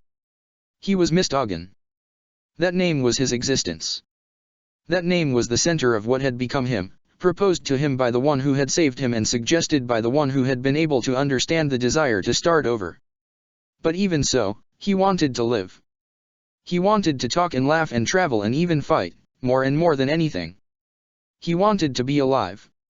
He wanted to be able to see his friends, even if it was just one last time. He wanted more memories, more than he could ever hold. And so the chains loosened and Mistogen's body in the real world was completely hidden by the golden light as Etherian consumed him completely. Protector of the fairies. Aftermath of a man's path. The light enveloped everything in sight, tearing apart the entire compound as the blast extended outwards in a massive display of fire power. The proud structures and barrier, built to withstand the assault of an army, all crumbled in an instant under the force of the blast. It continued to dig down through the weak earth surrounding the center of the compound, the energy tearing apart all the supports of the underground complex and every artifact held within. And as it began to fade, all that was left was a barren wasteland, all life extinguished. It was all gone. The thriving plant life had all withered up and died before finally being destroyed completely under the force of the light. The large lake that had sat beside one wall was nothing but a crater, every last drop of the water gone. Nothing remained. Nothing could remain under such the force of such power. On the ground above, positioned just by the large hole that opened up into the now massive open chasm into the depths, the first sign of anything alive appeared. It was slow, but, with every passing moment, the golden light became more and more intense. Space warped and became distorted at its center as the light expanded, revealing space that existed both there and not. As the light expanded more into a golden sphere, the space became clearer, the contents of within becoming visible. Only when it had finally expanded to the size it had been before did the light fade, fairy sphere ending as the barrier broke apart around the occupants. Ichigo groaned from his position, the bodies of Mavis and Juashiro sprawled across him. Fairy sphere was tough, but it didn't mean that enough force couldn't send it knocking around a bit. Unfortunately, that meant the small confines of the barrier had them all ending up falling on one another into this now awkward position. It wasn't heavy though. Mavis he expected, she wasn't even in a form that could weigh anything, but Juashiro was far too light for a man of his size. As he tried to get to his feet, helping the older man up while Mavis floated up from her position, he could see it a bit clearer now as he gripped the man's arm. It was thin. Very thin. Oh good, said Juashiro happily, glancing around the barren wasteland with relief. We actually survived. You fired that blast without even considering that?" demanded Ichigo, grabbing Juoshiro now by the front of his clothes. "That's Etherian. We're lucky Fairy Sphere is as strong as it is, else we'd all be dead. I certainly wouldn't be able to regenerate from something as powerful as that." "And how do you think the others felt?" Ichigo's grip went slack, his eyes widening in uncontrollable fear as he began to whip his head from side to side. He couldn't sense them. Not a single one of them. Nothing, nothing, nothing, nothing, nothing. Where were they? Maybe they had already been warned in time. They knew, right? He asked, a weak bit of laughter failing to hide just how desperate he sounded right now. Everyone got out of range beforehand, right? Lowering his head, not daring to meet Ichigo's eyes, Juoshiro spoke. "I'm sorry. There was no time to warn them. They were all engaged in battle when I arrived, and I couldn't risk staying to warn them while you were in danger. If anyone had noticed me, I'd have been slowed down more than I would have liked to have been, and I'm not as strong as I once was. I think you probably already know that." "No, you're lying. This is some sick joke, right? Come on now, it's not funny, Juoshiro. They're all safe, right?" "Right. I'm sorry." "Stop saying that," pleaded Ichigo, barely even noticing as Mavis tightened her grip around him in comfort. "They're nearby, they have to be. I'm sure they're just hiding their magical power. Or they're just in on this too and messing with me. I'm sorry."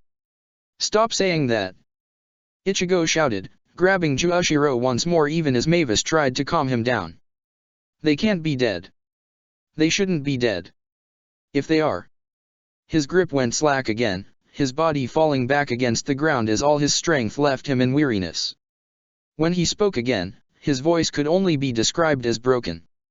"It was all for nothing. I've led them to their deaths." "I'm sorry," Juoshiro repeated once more. There was nothing else he could say, his fists clenched tightly in frustration at himself. "If I had been faster, I could have gotten here earlier and could have warned them as I went. As it stands, I'm not sure how many would have noticed in time. Certainly not anyone underground, and even your allies on the surface might not have been able to react in time even if they did notice. The chances of them all being alive are as good as gone." Sighing regretfully, Juoshiro turned his attention towards the distance where he had seen the Minos Grandes coming from before, the Garganta that they had arrived from missing. "We were lucky here to some degree.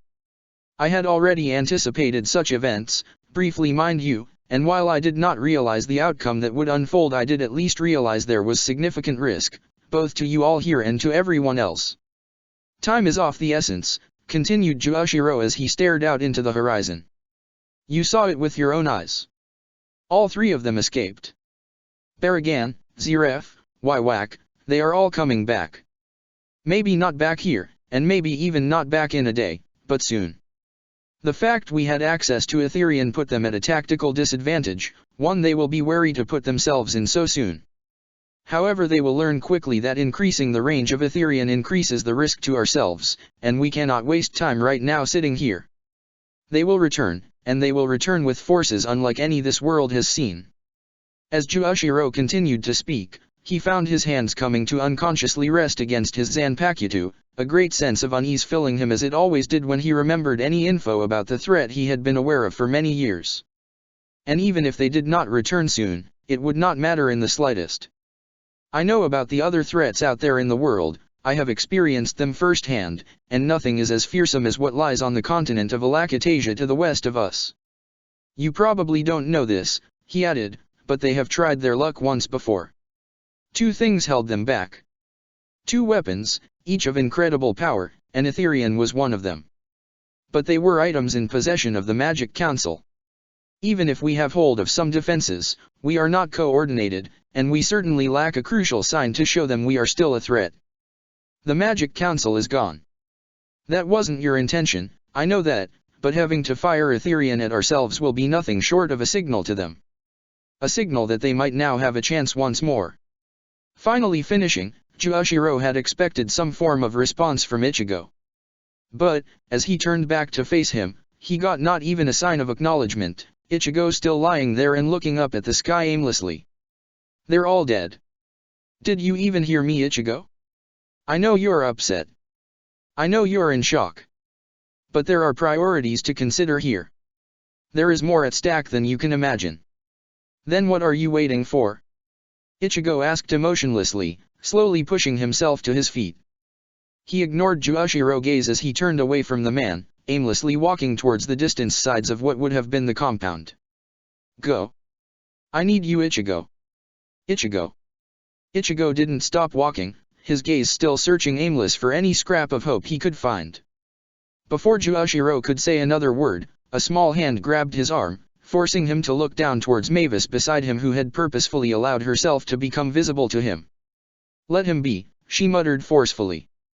Let us be. She didn't bother with saying anything else, releasing her grip as she broke out into a run after the Shinigami ahead of her. Juoshiro let her. He had seen that look on Ichigo's face on many other men in the past. Words would do nothing now. They never did when someone lost too much. As Ichigo continued to walk, his thoughts wandered, lost in despair as he searched for anything.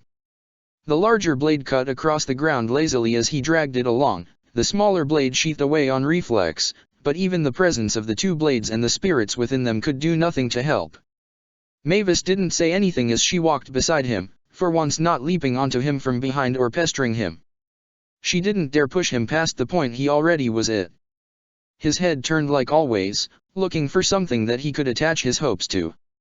It didn't have to be something big. He didn't even care if it was silly and would only cause more pain when it turned up nothing. He just wanted something. He froze the moment his prayers were answered. He could barely make it out in the distance, but it was there. A flickering tiny bit of light, dimming slowly. He wasn't sure when he had started running. All he knew was he could barely think about anything but reaching that light, his body almost tripping over his own feet as he desperately tried to make it to the tiny bit of hope he had. Every meter he passed had the light becoming clearer, more distinct, even as it dimmed. It wasn't just ordinary light. He recognized it. He was sure he recognized. It had to be what he remembered. He didn't dare think otherwise. Getting closer, he could make out the humanoid shape of the light, his hopes rising with every second despite how much he knew it would hurt if it all was for nothing. He felt himself moving faster, desperate to get there even a second sooner. He almost collapsed down next to the man when he finally reached him, his Zanpakuto being dropped to the ground as he gripped the man's wrist and searched desperately for a pulse. There was one. Against all odds, there was one there. He released the breath he wasn't even aware that he had been holding, watching as the light from the meteor spell faded around Mist Ogden, the man breathing weakly and covered in dark horrific burns but still very much alive. Thank God, Ichigo found himself muttered, tears finally escaping his eyes when it hit him that not everyone was dead. Thank God, thank God, thank God dash. He kept repeating the two words, Mavis softly smiling beside him as she leaned down next to Mist Ogden. He must have moved very quickly to make it away in time. He's lucky. Or maybe it was Ichigo that was the lucky one, she wondered as she looked at his face, an expression of pure joy across it. If he lost everyone, he would never recover. So in reverse, so long as even one person could survive, then he wouldn't break. She paused as her senses returned to normal, the massive interference from Etherian dulling down to a moderate level. She couldn't help her reaction that followed. Her eyes widened in shock before grabbing Ichigo's sleeve, just managing to get his attention. Mavis. It's impossible, she muttered, almost as if she couldn't believe what she was sensing. The odds shouldn't have allowed this. Mavis? What is it? They're alive. They're all alive. What? Ichigo didn't care how desperate he sounded. If what Mavis was saying was true. How do you know? I can sense them, she muttered. They're far away but I can sense them. Nozomi, Shinji, Kisuke, Mest, Hibiki, they're scattered but they are there. They're all there. That's impossible, interrupted Juoshiro, the old chairman having caught up to the two. I can understand perhaps those on the surface, Hibiki especially considering the distance if he got lucky, but even then they had to survive the blast. And for those underground, they never would have made it. They would have had to fly right up towards the blast first before trying to get away from it. There is no possible way they could have managed it. Nozomi. Mest. Ichigo glanced at Mavis for confirmation, the girl shrugging but still possessing a large beaming smile across her face. It's highly likely. They possess different forms of teleportation magic. If they could just react in time, if they could have the slightest indication of the attack incoming, they could escape. And if they had enough time and knew where to go, they could even grab someone else on the way out. If anyone could have done it, they could have. I'm not sure how Nozomi might have gotten to Shinji in time, but she must have done somewhat, and Mest must have gotten Kisuke out. They're all alive, against all odds. It really is a miracle. It is. Ichigo found himself looking around, almost hoping he could see them right now. Where are they? Are they all nearby? North. Not far in fact. I can sense Kisuke and Mest heading towards where Hibiki is, so maybe they are heading for the ship, or what might remain of it. It must have survived to some degree if Hibiki did. Ichigo didn't waste any time, sheathing the large blade of Zanjutsu before scooping Mistogen up into his arms, careful to not injure the man any more than he already was. And then he jumped upwards, boosting himself with small bursts of shunpo as he tried to get up as high as he could to see with his own two eyes. He stopped short of the clouds, his head turning in all directions to try and spot the ship. It didn't take long, but it did answer to him why, if people had survived, he hadn't been able to see the ship. He could just make it out in the distance, just outside the blast zone, on the ground. It must have been caught by it and forced to crash, which was no wonder why he had been unable to see it before. It was miles away. He was calmer now. There was hope now. Rather than sprinting uncontrollable like he had done when he had seen the first sign of Mistogen's body, he instead used shunpo, crossing the distance in a few seconds as he tried to travel as far and fast as he could with the technique. The ship wasn't in a good condition. He could see fire near the edge of the massive ship, while at the front two of the prongs for the cannon had been snapped off and scattered across the ground. Some of the plating seemed damaged too, and he could barely sense a single drop of magic coming from it, even at this distance outside of the massive interference from Etherean's destruction. It must have been just on the edge and had the barriers of the ship take the blow, and even then it must have taken everything it had to stay mostly in one piece. He'd have to congratulate Hibiki for that feat alone. His feet landed on the deck of the damaged ship, his eyes carefully looking around in case any surprises were lying in wait to ruin this happiness. He was being paranoid, he knew it, but part of him still needed to be convinced everyone was okay. He needed to see them all for himself to know. With a small hiss, a door to the interior of the ship began to open, putting Ichigo on high alert. He calmed down instantly, however, as he recognized the magic signature, Hibiki stumbling out of the doorway as it opened and wincing as he tried to lean against part of the wall for support, clutching his sides in pain.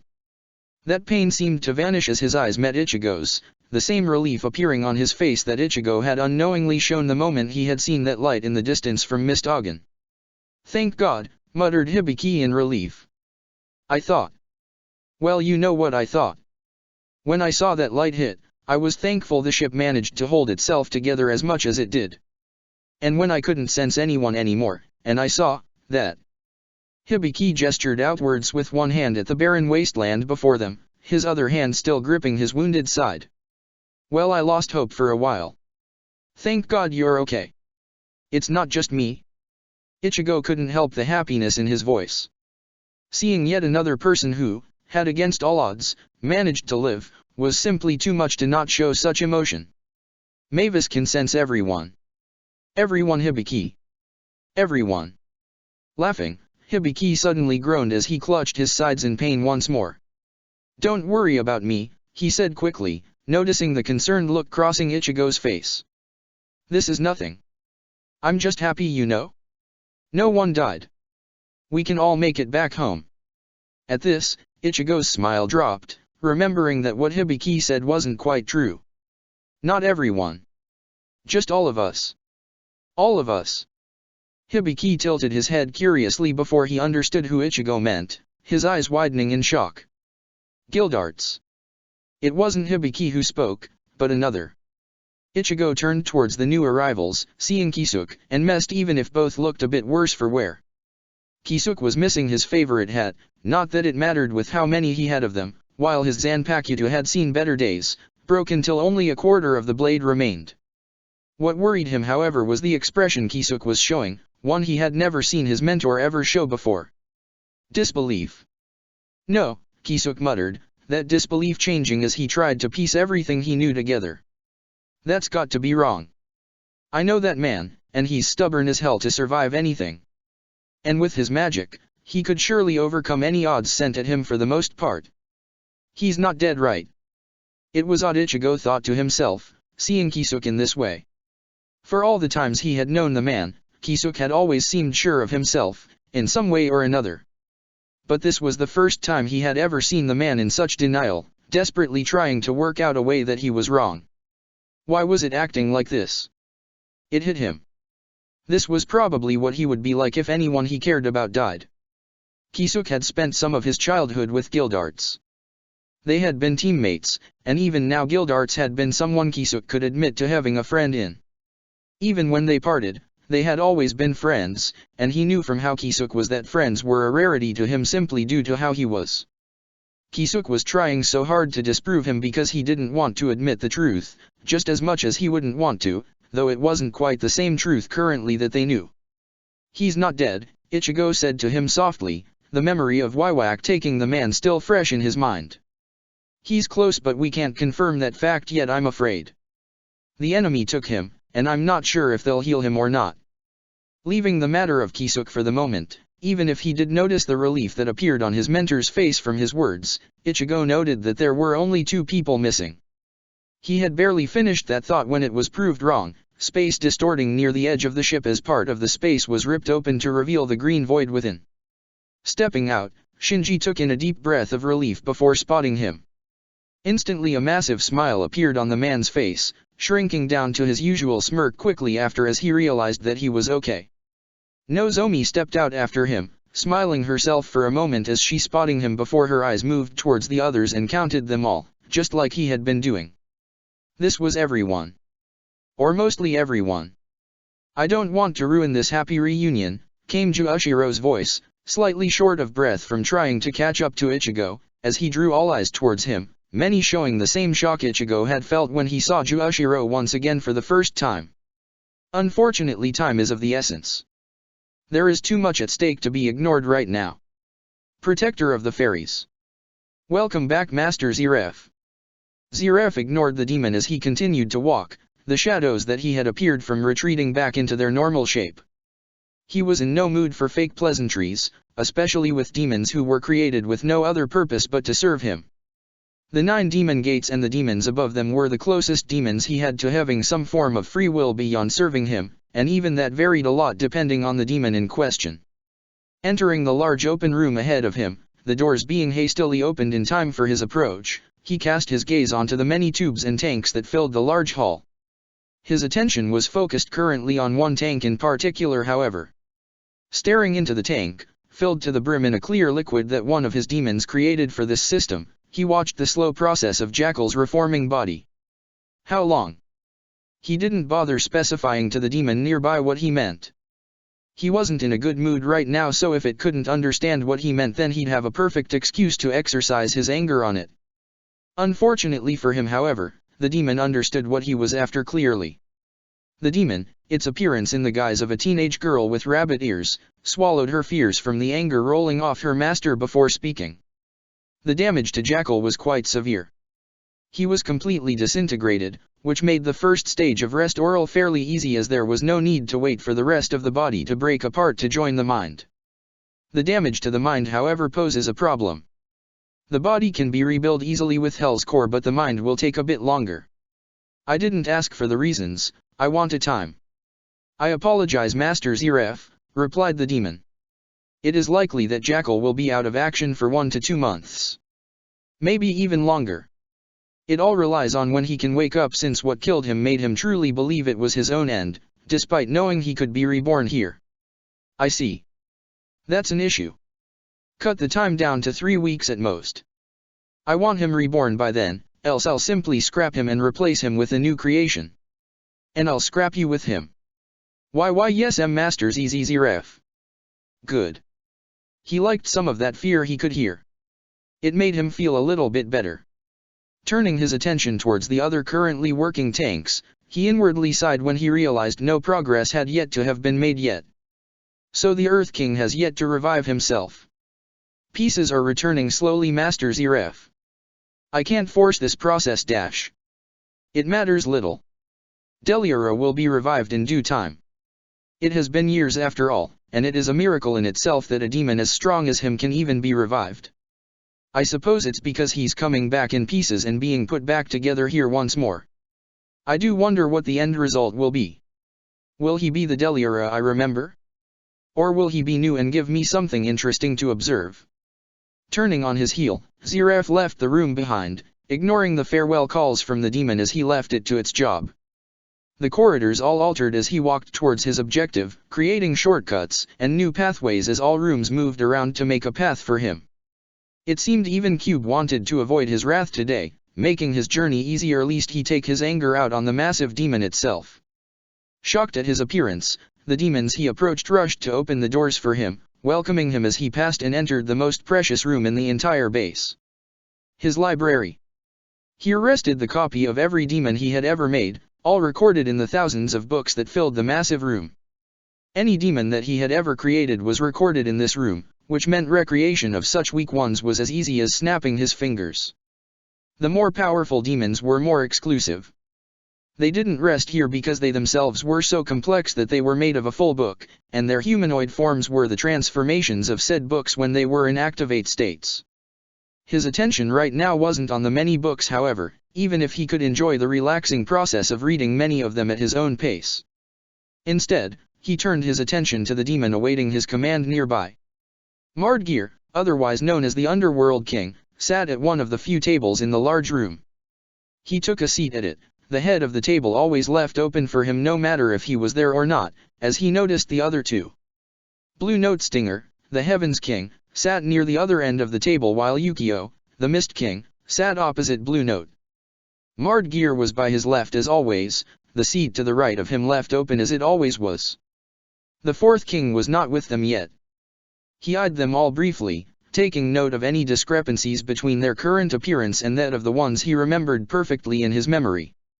Yukio and Blue Note were always tougher than Mardgeir was to remember, but that was only due to not having created them but instead having transformed them. He hadn't needed to create them from scratch, which did have some added benefit at times. Yukio, he noticed, was already having trouble sitting still.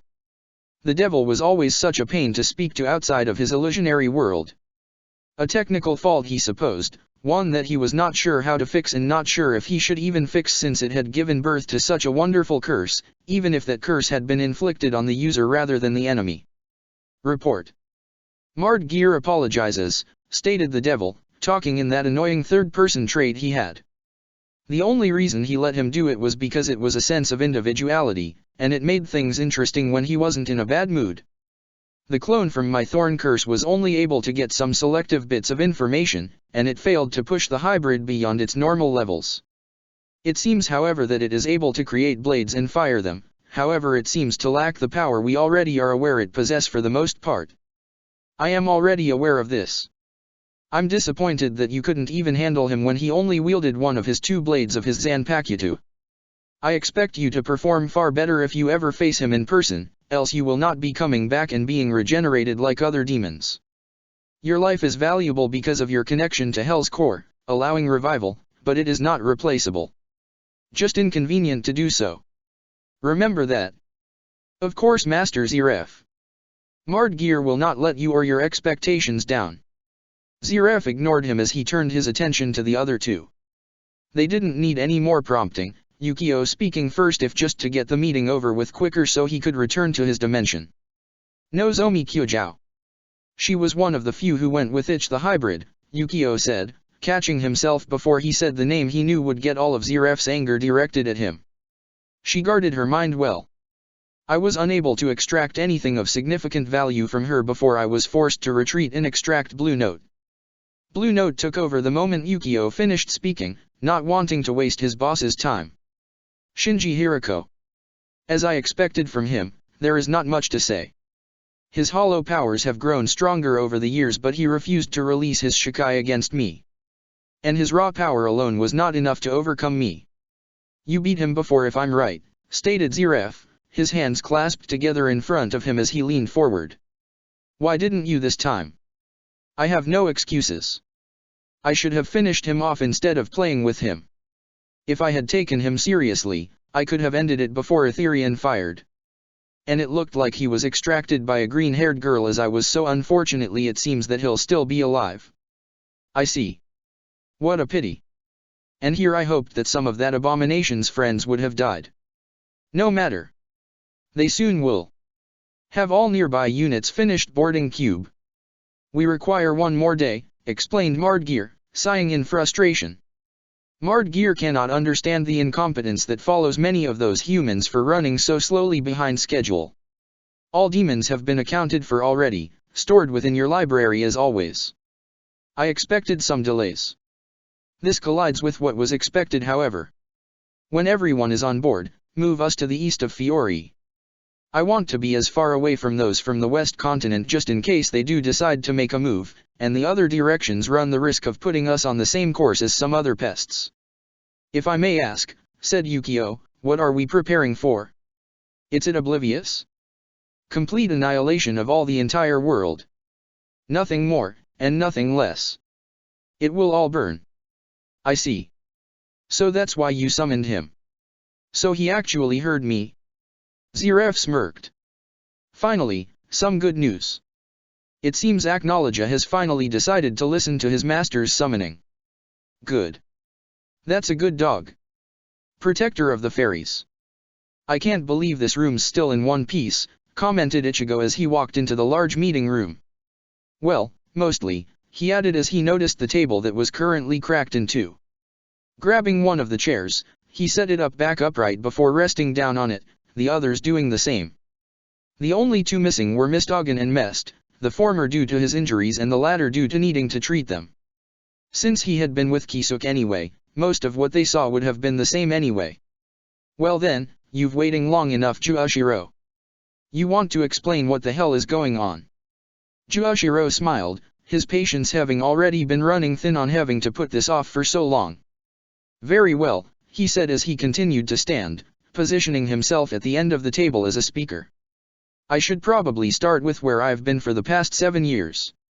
That would be a good place to start, agreed Kisuk, the sealed form of his Zanpakuto resting against his lap.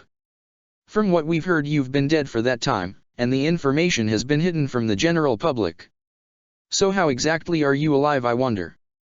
And why show up now? The former is something I'm not sure how to answer, admitted Juoshiro, his hand awkwardly scratching the back of his head. I probably should be dead, but I presume I had something that kept me alive. Some important information that they weren't able to obtain from me. The latter, however, is easy to answer. I've showed up now, simply because it's taken me 7 long years to finally get a chance to escape. The Magic Council kept you alive for so long. Hibiki frowned, crossing his arms in thought. Just what exactly did you know that was so important for them to find out about? It wasn't the Magic Council. Sighing, Juoshiro held out a hand, allowing an archive screen to appear before him. Let me see, where was it? Tapping a few items on the screen, it expanded outwards and rotated around, revealing a large map to them all. We're here, pointed out Juoshiro, gesturing towards a small peninsula sprouting off the main continent. I meanwhile, was here. Moving his finger across the map, Juoshiro gestured towards a continent far to the west of theirs. Alakatasia. Impossible, stated Kisuk, eyeing the man for any signs of deceit. I don't know much about Alakatasia, almost no one knows anything about them, but what I do know is pretty concrete. We don't have friendly relationships with them. And knowing that, there is no way they could have gotten into Fiori undetected to abduct you, and I doubt you just went over there knowing how dangerous they are. You're right. They shouldn't have been able to. Anyone strong enough to abduct me would have never managed to get into our borders undetected. They could make it there, they could have the power, but the entire country would be on high alert. Instead, I was taken from my home by someone already strong enough to fight against me. Someone who had the power and yet was also ignored by us since we never believed he would betray us. God Serena. Nozomi tilted her head curiously as she noticed the fearful looks many of the mages showed. Kisuke's was more subdued while Ichigo's was outright disbelieving. Tugging at his sleeve, she whispered quietly, "Who's God Serena?" "You don't know?" he whispered back. She shook her head. "He's almost a legend to many mages. Rarely seen or heard of, which is probably why you don't know much about him, but a lot of legends were spoken about him when I was younger. He's the strongest of the 4 gods of Ishgar." Nozomi nodded in understanding. She already knew who they were, but information had always been scarce when it came to them and who was a part of the 4. They were legends after all to most, and it was hard to find facts in the midst of myths, especially when there was little to go on even in the Magic Council's records that she had stolen at times. The 4 were basically recluses, and she had only ever laid eyes on one of them, and that was Aoesu. And even that was because she was brought along for the ride. "I see," Kisuke said finally, letting the idea settle in his mind. "So we were betrayed from within, huh? Typical. Our defenses against outside enemies can be as iron-tight as we want, but it means nothing if they can get someone on the inside to betray us, particularly when they are that strong. Just what could they have offered someone like him to get him to betray Ishgar anyway? I doubt money or status mean much to a person like that." "I honestly don't know what made him betray us," answered Juoshiro, a sad look on his face. "I myself never saw it coming. It was why God Serena managed to get so close and to deal such a decisive blow against me. I fought back after that, but the odds were already stacked against me, and the power he had was simply too much. I was stronger than I am now back then, but he was still on a different level. The finest mage Ishgar ever produced, and he turned traitor." Gesturing at a smaller area on the continent, Juoshiro continued his explanation. "I was taken here, I believe. I only managed to work out where I was after I escaped, and I didn't have much time to double-check my facts lest they capture me. It is here that the Alvarez Empire makes their home. I guess you could say that they are to Alakatasia what Fiori is to Ishgar. Their magic stronghold for the continent, filled to the brim with guilds, both good and bad." "Doesn't sound much different from us," muttered Ichigo. "What's so special about them that would have made God Serena change sides?" "I don't know. I wish I did, but I don't. What I do know, however, is that they aren't the same as us. Not in the slightest. Every guild in Fiori is not united in the typical sense. Bonds exist between guilds, but they still exist as separate entities, and the Magic Council is another separate existence meant to establish some form of control over them all. The Alvarez Empire, however, takes a very different approach. A vastly different one." Letting the map fade away, the image was replaced a new one, showing the site of a large city with a massive complex of towers and other large structures in the center of it. "This was where I was held. The seat of power for their emperor, Spriggan. This man is also the ruler of every single guild that exists in their empire." "Every guild?" asked Nozomi. "I see. They're like what my king wanted to do with all the sources of magic in Edalis. It's a united empire of magic." "Close enough, yes.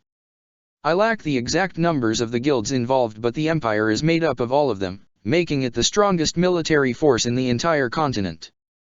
Research advancements, magical developments, all of it is done in this stronghold and distributed back to their forces to create stronger and stronger mages. Quite frankly, it puts our rune knights to shame. We may outnumber them in that regard, the size of our standing forces are quite impressive compared to their own, but the average strength of a soldier in their empire surpasses our own. And when mobilized, I'm not even sure how many of them there are in their army. And God Serena choose to join them." Kisuke frowned. If it was for some kind of magic, it might be understandable. Considering how united their country's mages seem to be from what you're saying, it's likely he might have been able to gain access to knowledge he couldn't have gotten from the Magic Council.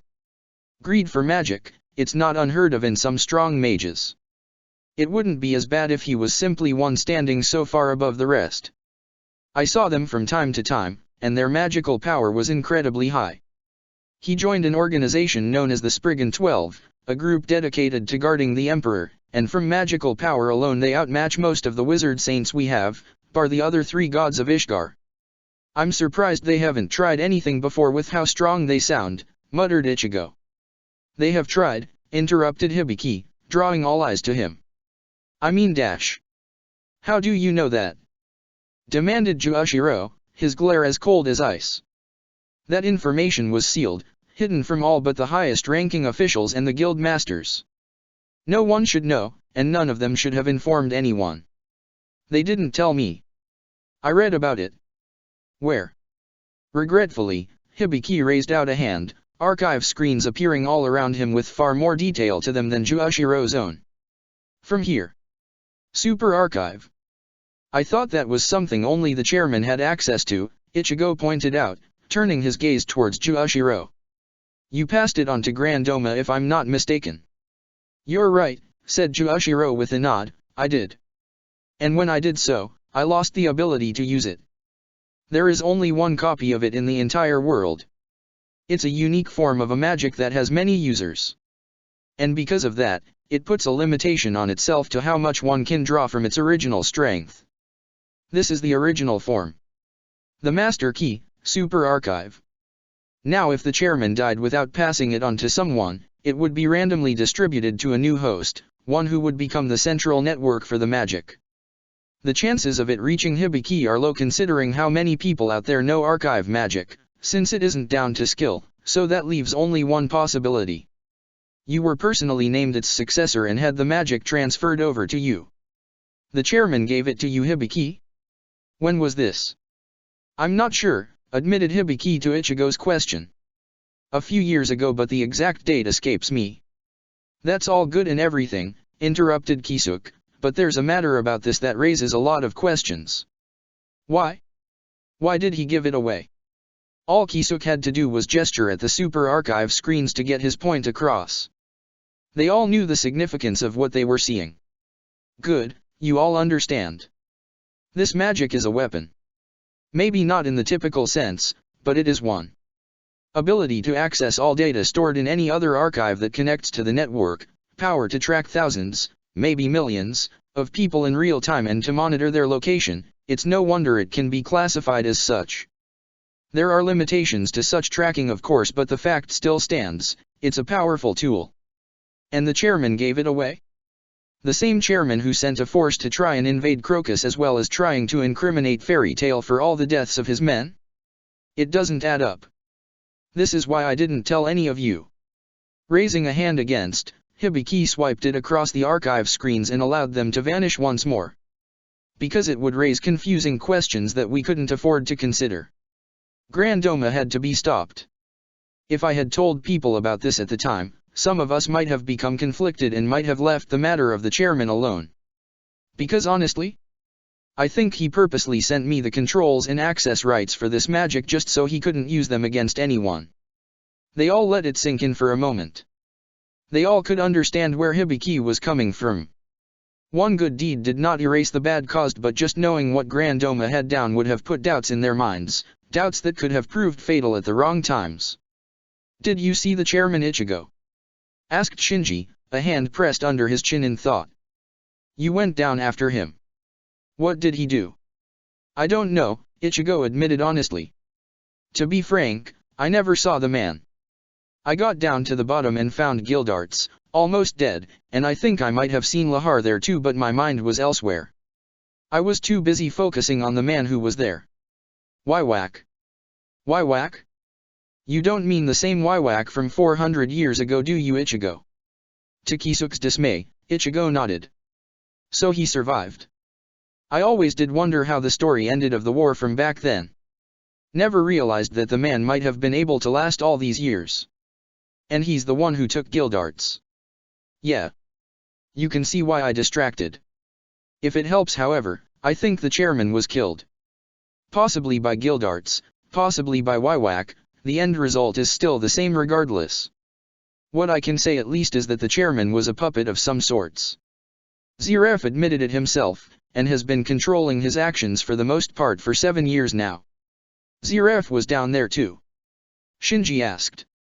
That's some party. Does the fact that a hollow was also there make it any better? Not really. If anything, it's even worse. That at least explains how I got a hold of Super Archive, stated Hibiki, feeling a bit of respect for the chairman many had hated for so long. He must have fought the control put on him just to send me this. Still, for Ziref to have been in control of the Magic Council is worrying. Combine that with the matter of the 2 Quincy generals and it seems our government is falling apart at the seams, just when we need it the most with the Alvarez Empire potentially at our door. You never explained what the issue was before you brought up the matter of Super Archive, pointed out Shinji, gesturing for the man to continue with one hand. If you would. Right, sorry. Got a bit sidetracked. Anyway, it was in X781, only 10 years ago, when Ishgar was actually invaded. It was kept quiet from the general public to avoid a panic, but that was only possible because we managed to stop their invasion. However, don't confuse that with their invasion failing. Rather, the only reason we managed to make them leave was because of 2 weapons. Etherian, and Face. You even know about Face? Muttered Juoshiro darkly. You really did delve into a lot of dark secrets. I did, yes, and I'll likely take many of them to my grave.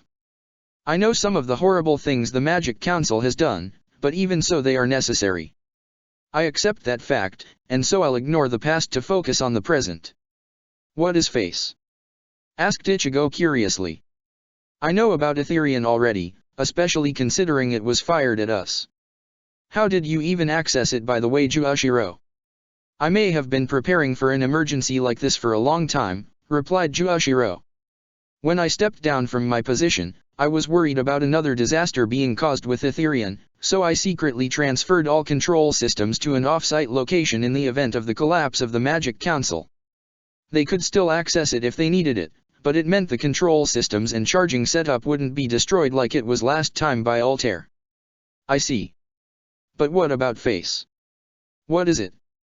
It's, well. To be honest, I don't like talking about it. I was part of its creation myself and I hated every minute of it. It's a weapon, capable of nullifying all magic on an entire continent. You created such a weapon.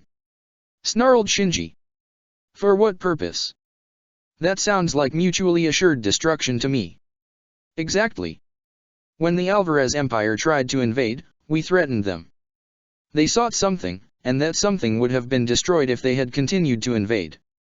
Even if they had their forces wide enough so they wouldn't all be wiped out by Etherian, and if they managed to destroy the system controlling it, they still would fail. Because Face would wipe out all magic, including the item they had risked so much for. That is why. What was it? Asked Kisuke suspiciously. What on earth did they seek so badly that they'd risk everything for and could not bear to lose? To be honest, I'm only vaguely aware of what they were after. At the time, I had no idea where it might even be. I had never heard of the item they were after. But I finally got my answer today. They were after the magic in the guise of a young girl, always following after Ichigo here. Lumen Histo ire. Damn, muttered Ichigo as all eyes turned towards him. I was hoping you hadn't arrived in time to hear that part. How could I not? I will admit that I was unable to see her until she made herself visible to me later on, but I could hear the conversations the others were having, if just barely. Lumen Histo ire, a magic that is desired by so many. And a name I once heard when Alvarez originally made their demands 10 years ago. This is what Makarov was hiding for so long in Fairy Tail. Muttered Kisuke to himself. Unfortunately, Juoshiro could still hear him quite clearly. Fairy Tail? It was with Fairy Tail? All this time. Sighing in disbelief, he grabbing the nearest chair as he sat down, almost collapsing into it as he let out a weak laugh. Of course. Those troublemakers, no offense, always were involved in the big messes this country has to deal with. I won't ask why it's there, I'll just ask this one question. Is it safe? Yes, stated Ichigo before Kisuke could say anything, watching his mentor from the corner of his eye and begging him not to say anything. While Mavis is with me, her core's resting place is in Magnolia, safe and sound from any who would look for it. That's all that matters. I see, Juoshiro replied, letting out a sigh of relief. Very well. But as you can probably tell, the Alvarez Empire will try again now that we're in disarray. And from the sounds of it, so will all those others. Ziref, Wywak, Baragan, they all will come for one reason or another. And as it stands, we won't even last a day if they all attack at once. What do you suggest we do then? You must already have ideas. You're far too urgent to leave for someone without any. Juoshiro nodded. You're right on that. I do have some kind of plan. I just didn't expect this to be on such a large scale with so many enemies, but I have at least been anticipating that a battle unlike any other would appear in due time. Most of my plans have been to combat either Ziraf or Alvarez, the major threats that I originally was aware of, but I never even considered the possibility that they both could be striking, so we will have to adapt. However, this would be best discussed with the King of Fiori and all the guild masters. I can just about manage to regain control of the Magic Council's forces, if only because of my old status and the danger approaching, but without mages we will not stand a hope in hell.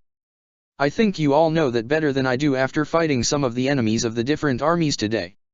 If we can get them on our side, if we can form our own alliance and unite everyone, then we can engage stage 2 of my plan.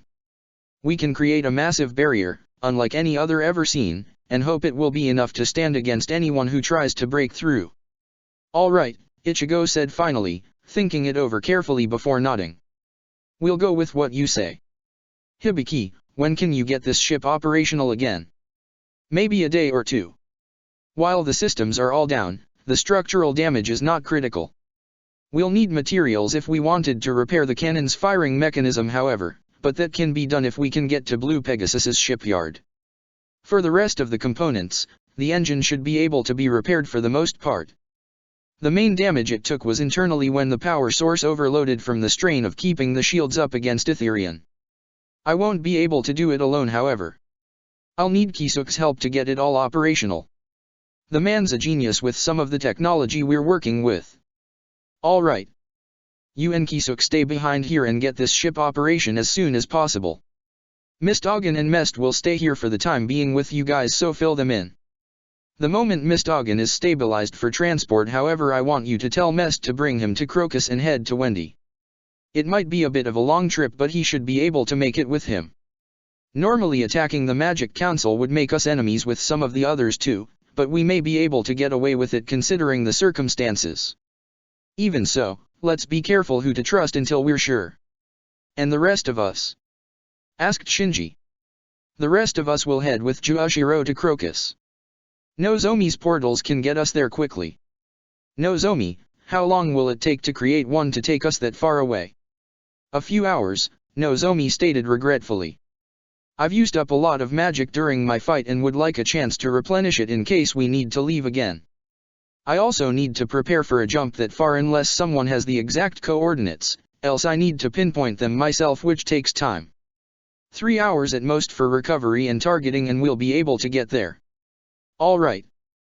Mistoggen might actually be better at that point, so he can come with us if that's the case, leaving Mest back here in case of emergency. There's no time to waste. He's right, Juoshiro added seriously. If we don't manage to prepare in time, there won't be anything left to even fight for. The world will end in destruction, and we'll be helpless to stop it. Protector of the Fairies. You lied. Kisuk didn't look up from his work as he spoke, carefully examining the many delicate pieces of machinery in front of him. Ichigo nodded, leaning back against the wall of the engine room. Yeah. I'm glad he bought it. I'm surprised, to be honest. You've never been the best liar. It's good it was a half-truth like I taught you, but that's not why I'm surprised. I thought you would have trusted Juoshiro with the information. But you didn't. You only trusted me. We both know I can trust you, Ichigo stated, his words simple and straightforward. People have used me at times, and you're no exception. The only difference when it comes to you is that you always did everything for my sake, not for the sake of the country or the sake of the world or even the sake of another. It was always for me, and because of that I can trust you more than most, even if your methods are slightly twisted occasionally. Still, a bit of a shocker then you are trusting me the most here. What about Shinji? Mistoggen? Nozomi? I thought you would have informed them too. I will in time, but when it comes down to it, Mavis and I simply didn't want anyone to know at this point in time. You heard the kind of chaos happening. The Alvarez Empire invaded us just to try and get her. Tell me, what does that mean to you? That she's something powerful? Putting down the tool he was using, Kisuk pushed himself up to his feet and turned to face his old apprentice. That she's something people would be willing to kill for to get their hands on. That she's something thousands and thousands of lives can be sacrificed for just to obtain her. But that doesn't answer my question. Why trust me and not all those others that are loyal to you, in some cases loyal only to you? Because you can keep a secret better than anyone. It's as simple as that. You guard every little secret, no matter how important it may actually be, like it could cause the end of the world if it ever got out. You watch your words, never wanting to give anything away, and when you do give something out its intention and normally is meant to lead others away from the truth if they aren't meant to know. Kisuk sighed. I see. No wonder you decided to trust me with this. Smart. Does that mean you plan to tell me what kind of magic Lumen Histoire is? Mavis. She's the same as Nabera, isn't she? Ichigo nodded, confirming Kisuk's suspicions. Yes. Like how Nabera is the consciousness of Nirvana, Mavis is the consciousness of Lumen Histoire. It's why we never wanted to tell anyone. Wendy has to carefully guard Nabera from those who might learn, but Nabera is different from Mavis. He's not weaker, that would be a mistake to assume, but he's different. He is a magic that was created to exchange the light and dark in one's heart. Mavis. She's. You don't have to tell me, interrupted Kisuk, seeing his student was having problems trying to explain it. He was likely fighting with his instincts to keep it hidden, desperate to not reveal it but also feeling like he had to. Mavis didn't want me to know, right? After today's events, we came to a decision to tell some people, if only so that they might know what they are fighting to guard. Let me guess then. It's related to time magic. Don't give me that look, he added as he noticed the shock on Ichigo's face. I had my suspicions, remember? I knew something was off about her from the start, and the fact she could completely close the gap created by the Eclipse Gate was already a sign that her power with time magic surpassed that of the Eclipse Gate. Out of the corner of his eye, Kisuk noticed how Mavis was forming behind Ichigo, her look curious as if she was trying to work out how much he had already managed to understand. I already had doubts that she could be a ghost, and you never explained what she was, so I had begun to make many assumptions, each leading off into a variety of possibilities that I would narrow down as more facts appeared. And there were hints, especially in the way she acted around you. By assuming that she was the same as Nabera, I went on to consider what a consciousness of magic could do. Gesturing at Mavis herself, Kisuk used her as his first piece of evidence. Illusions.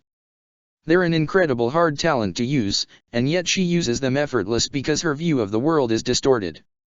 Now it's not on the level of Nabera, that consciousness managed to fill a village with many unique variations, even if they had a base of some sorts, but I'll get onto that, but Mavis still has considerable skill.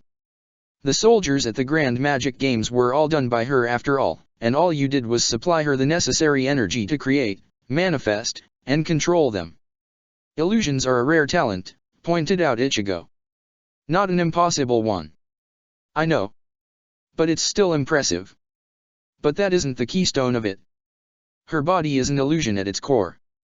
This is merely a facade that she uses, a shell that she wears to give herself a form and a voice.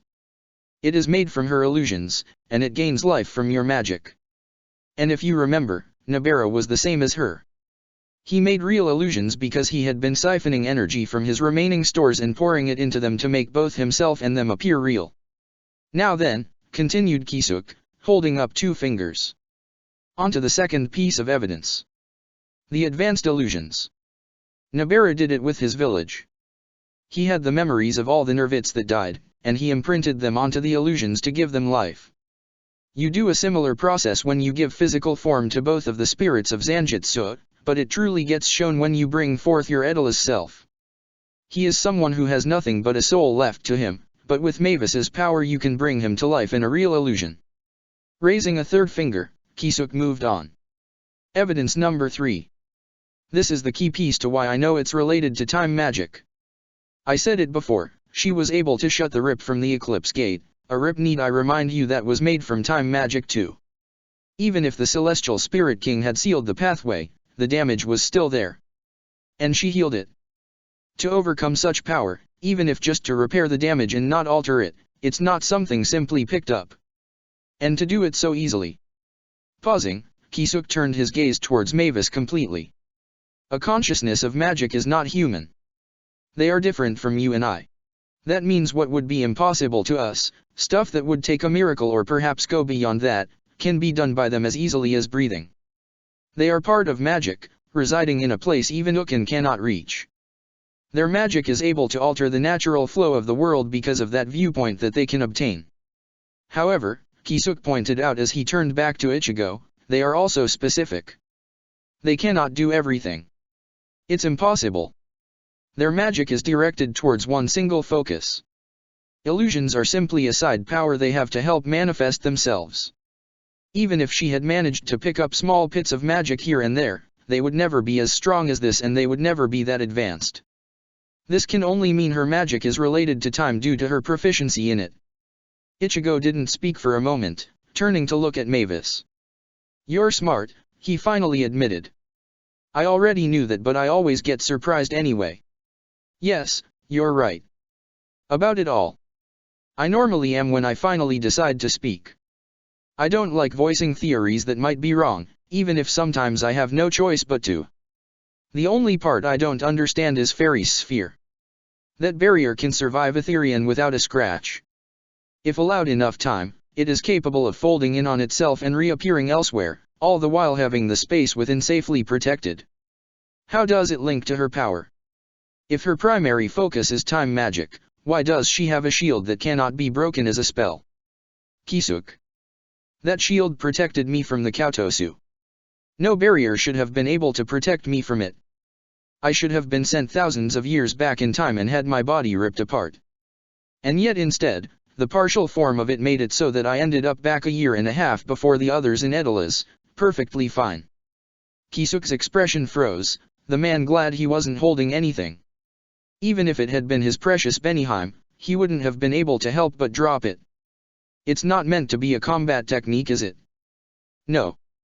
If anything, it's a last-ditch defense most of the time, since it's slow to come down and can even trap me if my enemy has the speed to keep up with me. You understand now what its purpose is, don't you? Fairy sphere is merely a part of the overall magic, one that does not rely on the lacrima to function.